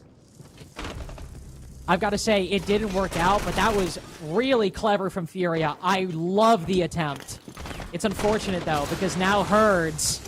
Nade lands at his feet. He's forced off. Vidaking might die in the process as the toxic canisters land. Somehow, he still makes it through. The smoke canister detonates, and now down he goes. And the diffuser in the hands of the defense, but they know the smoke's around the corner. Surely they land this pre-fire. Yes, indeed. Can't get the finisher. But another very strange opening, yet very interesting. I just feel like Fury have been baited into every single engagement there by the Monty. It's like the oldest trick in the book. Use the Monty, watch the Monty. Oh, wait, you're now dead because you've not watched whoever was behind them. Somehow, Fury have managed to level things up to 2-2 here. The Sense Wall, not really providing too much right now. Handy might be able to transition and cross. Nomad charge is sent out as well, so the air jabs are going to give a little bit of surety that at least someone isn't going to be flanking. Well, there's 45 seconds here. There's tons of time. Time enough to jump into the drone, figure out what's going on, and try to make a plan. some bits of remaining utility for FaZe Clan. I was about to say maybe try and control one side of the site with the air jab. I don't think the RRU projector will be able to do much, but could allow for something. As the flashbang goes in, gives Handy the initiative! And both line up for the 417. Something I never thought that I would say, given how they've been performing this stage. FaZe are one round away from another repeat championship. They're putting in the hard work. They knew exactly what they were walking into, picking Lair here. As mentioned, Lair is a fantastic map for Furia. They have lost it once inside of the last year, but they lost it to FaZe. It was a 7-4 4 months ago. They played it the next day and Furia won, but it's still a loss that was on their record. And FaZe might just be about to say, chalk that up to 2 losses, shall we? Bunks and briefing for what could be the final round of the night here. FaZe, 2 opportunities to convert this into a series point. With the way the games have been going, I wouldn't be surprised to see it go 7-5, just to give any Furia fans at home a glimmer of hope. But with the way that FaZe have been playing, I'm not sure that Furia have got it in them right now. I don't know either, which is a strange thing to say. I think going in, and listen, this is big for me to say as somebody who has been very publicly a massive fan of FaZe Clan. I thought this was going to be a pretty easy one for Furia, not because FaZe are bad, far from it, but just Furia's form recently, 2-time winners for the regular stage playoffs, and FaZe having a bit of trouble with it, at least in comparison to where they used to be, which is, was world champion status. It seemed like Furia, likely in a 2-1, would be able to take it. And I think certainly maps 1 and 2, indicative of indicative of some of that play, but also indicative of how close it can be. But FaZe, starting to run away with it on Lair. Big part of that is Handy. 14-5 right now. Albeit, cost isn't the best, because, well, 10 of those kills came in 3 rounds. That's 3 rounds he's bought for FaZe. That's the entire difference between them and Furia right now. It's that kind of player. Even if it happens, you can criticize, but you can't deny it. No, you really can't. And sometimes it takes a player to step up like that, head and shoulders above their teammates, and to be that difference maker. It maybe is a good thing that Handy was first blooded in that first round, because it gave him that killer instinct to be like, that's not happening again. Come on, I'm locking in.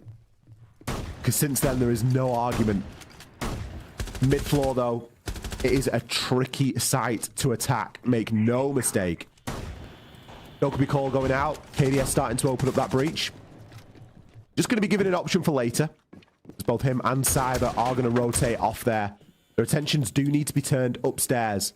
Herds going to be watching, looking to try and take advantage of this angle and that TCSG. With Hardwall getting open next to him, he can't hold his position much longer. Couple of rotates, but more drones starting to flood through and to build a bit more of a picture as to this defense on the top floor. Starts with an advantage, though quickly neutralized. Bellapox catching souls as the trades come through. Stalemate on the top floor at the moment, as FaZe might have to reconsider. ADS with a shotgun around the corner. Engagement might change things entirely, though both parties caught off guard. But Handy. It's so rare to see full clears like this, with one player deep inside of the site. It's the defenders, oddly enough, on the wrong foot. KDS with the backstab has made everything happen. And now KZ, who started off today with a 4K, needs a 1v3 to keep Furia alive. Spots the player on green. The call's been made. FaZe have the information. Can begin to plant that diffuser and wait. Patiently. Salivating for another domestic league trophy. One that seemed a given. One that seemed their right for so long until Furia with a resurgence began making a comeback. And now, FaZe woke up and remembered that they are world champions. The Hammer has company, and a 5th domestic trophy goes the way of FaZe Clan. FaZe have done it again. This is a position that they have found themselves in multiple times.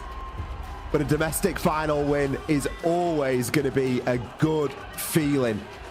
A tough game of Siege has been played here today. and it feels like a long time ago since we were watching Bank. Both of these teams have left nothing on the table today, but it's FaZe that are going to walk away the winners of the SAL Regional Finals 2025. And frankly, Ollie, well deserved. I mean, given the year that they've had, given the struggles that they have had since winning SI, it's very exciting to see them take it to a game like Furia, who also, let's be honest, played extremely well, did a very good job today. I'm just happy to see both these teams playing at a very good level, fighting each other, and I'm glad this series was competitive. I'm glad it wasn't like Stage 1, where it was a 2-0, 7-3 boring, not living up to the potential of either of these teams. I am very, very, very happy to see it. But no, I think it's well deserved, isn't it? And you can see just exactly what it means to the fans and the players inside of the arena. We are going to send it back to our desk one last time. That's going to be it for SAL for Lynx Night at this stage. We thank you very much, but stick around. Our desk are going to be here with a trophy lift and most probably an interview. Thank you very much, my beauties. And yes, thank you for the cast. Thank you for our entire production team. And of course, to our wonderful casters that you saw all this week. The trophy lift is upon us. A unique trophy for SAL for 2025. And of course, it has to go to the world champions. FaZe Clan are once again your SAL and Brazil champions for this entire season. Hell of a performance for the team to keep it all going. And you see, even a trophy like that, they handle it with absolute grace. Like it weighs nothing, Gabe. I mean, the fact I just want to focus on here with Handy and Nade. I mean, the holidays are right around the corner. I don't know how many times, both this family has to be pitted against one another, whether Handy's bragging to Nade or Nade's bragging to Handy. But FaZe, what a performance. And talking about Handy, Handy in this series, 16-5. If that doesn't tell you that he wanted to close it out, he wanted to get it done, all of the work that was going in through Bank and Skyscraper leading up to this lair, Handy put his team on the back in this lair matchup.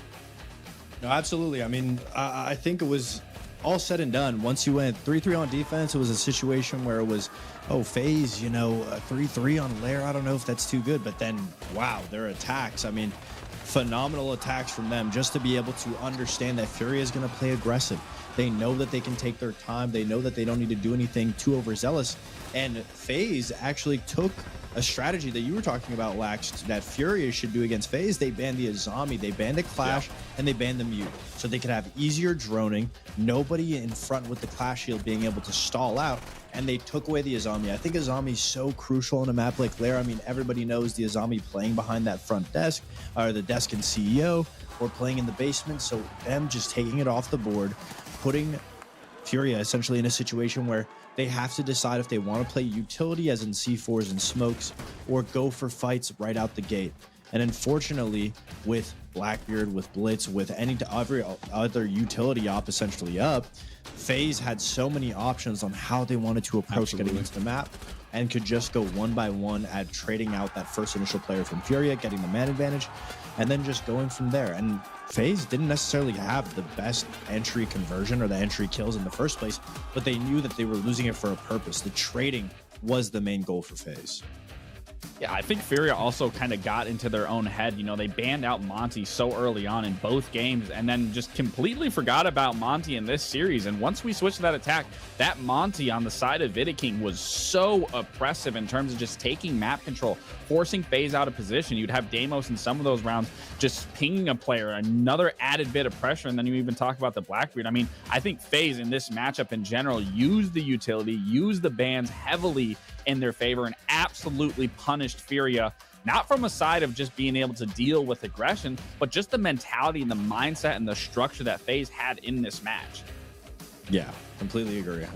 Here's the stats for the whole best of 3, and wow, it goes without saying, Handy being the MVP makes perfect sense. To consistently do it on every single witch role, and we can see it. Yesterday he was playing support, today he was more on flex entry ops kind of, and with the Deimos and the Azami, and topping the charts for his team, getting the best, opening kill, opening death average.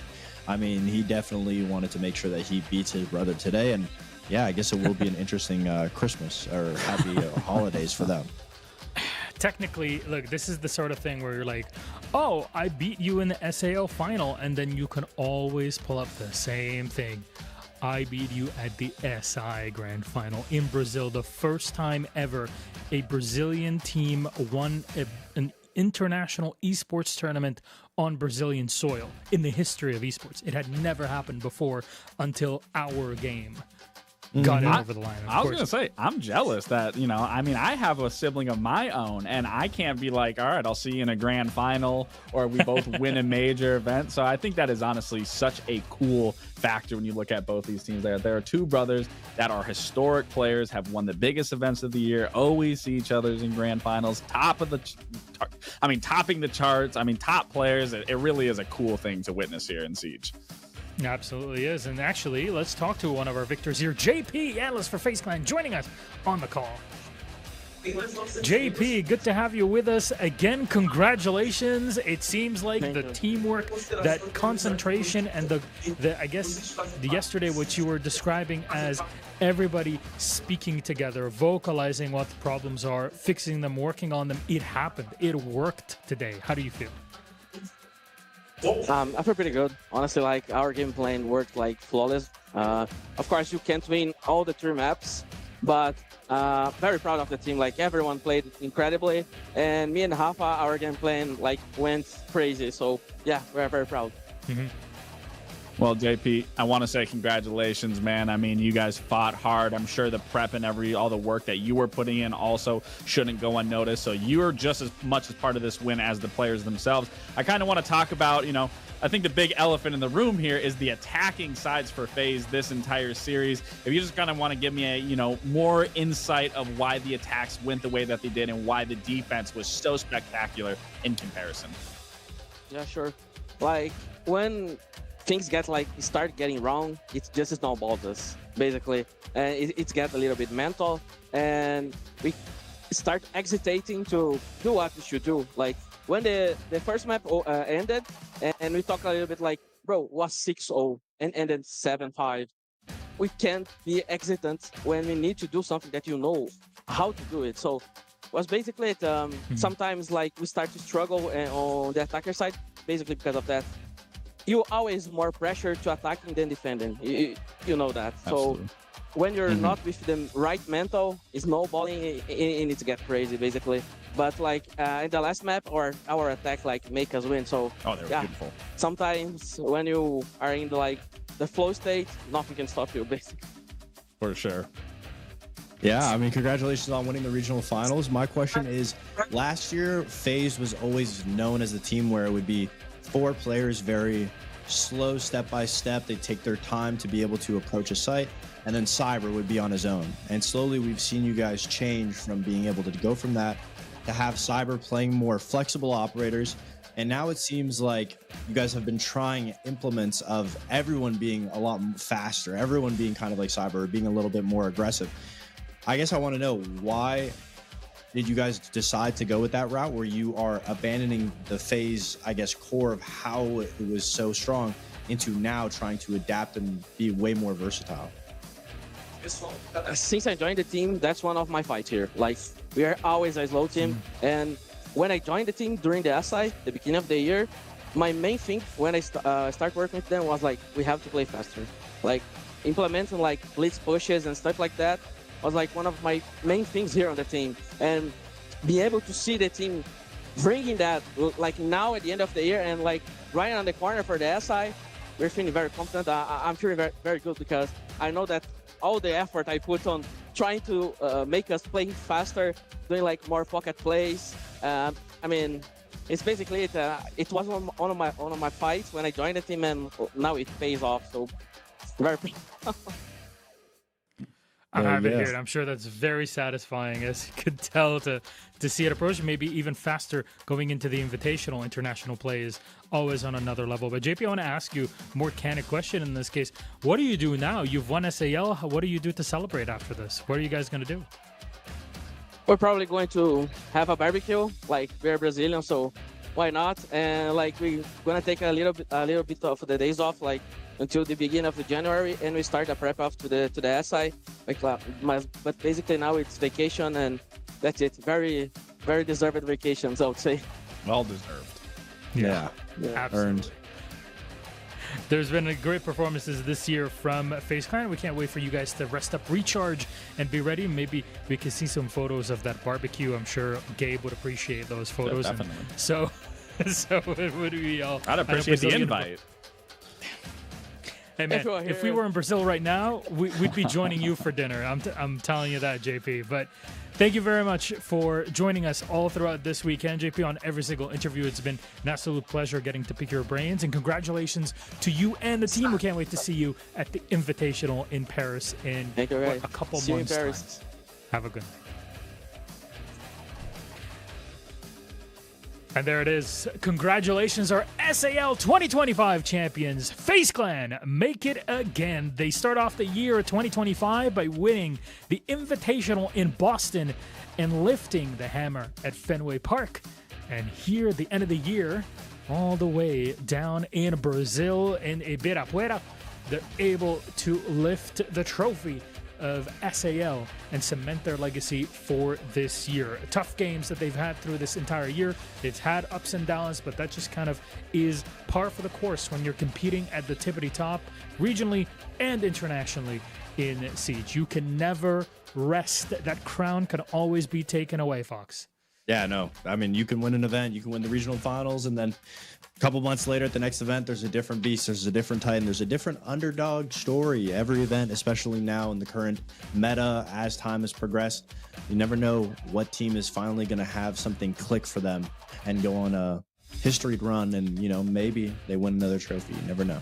And we got a new meta coming up very, very soon. Like, this is the last SAL show that we'll see with our current metagame that we have. Of course, EML just ended today with the regionals, and then APAC and NA are also starting off over the next few days. So this is the last chance that we get to see the remnants of this early Siege X meta in 2025. And then after that, it all disappears. It is renewal in many ways, Gabe.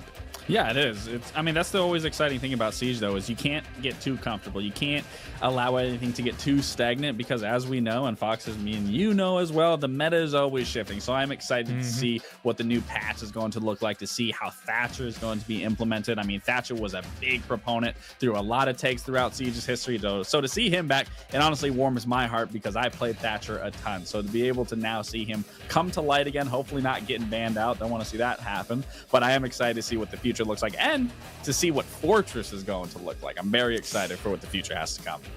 Oh, yes. There's a lot that's going to be worked on. I think the analysts and the coaches for all the teams are going to have a busy, busy time of year just preparing and scrimming all together in January to see what the results of all of that will be. But gentlemen, that is it. Our bout together for the end of the year has come to an end. I want to thank you both for being wonderful co-hosts in many ways, wonderful friends that I get to spend time with here and discussing our beloved game and many, many more things that happen within our Discord group, which is always fun to go through. And thank you very much for that. And of course, our wonderful casters that followed us throughout this entire week, be it Des, Ace, Demo, Fluke. Of course, we saw today with Ollie and Lynx, and yesterday with Intero and Jesse. It is all hands on deck, and thank you for all of you at home for catching SAL this weekend. If you want more Siege, don't you worry about it, because APAC is on next week, and you guys are going to be on NAL, so that's going to be another level of excitement. Cannot wait for it. If you are in Philadelphia or anywhere in the East Coast, make sure you make it to the event, get your tickets, and meet Fox and Laxit. I'm telling you, it's totally worth the ticket and the drive. Until then, have a wonderful year. We love you so very much. Good night. Bye-bye.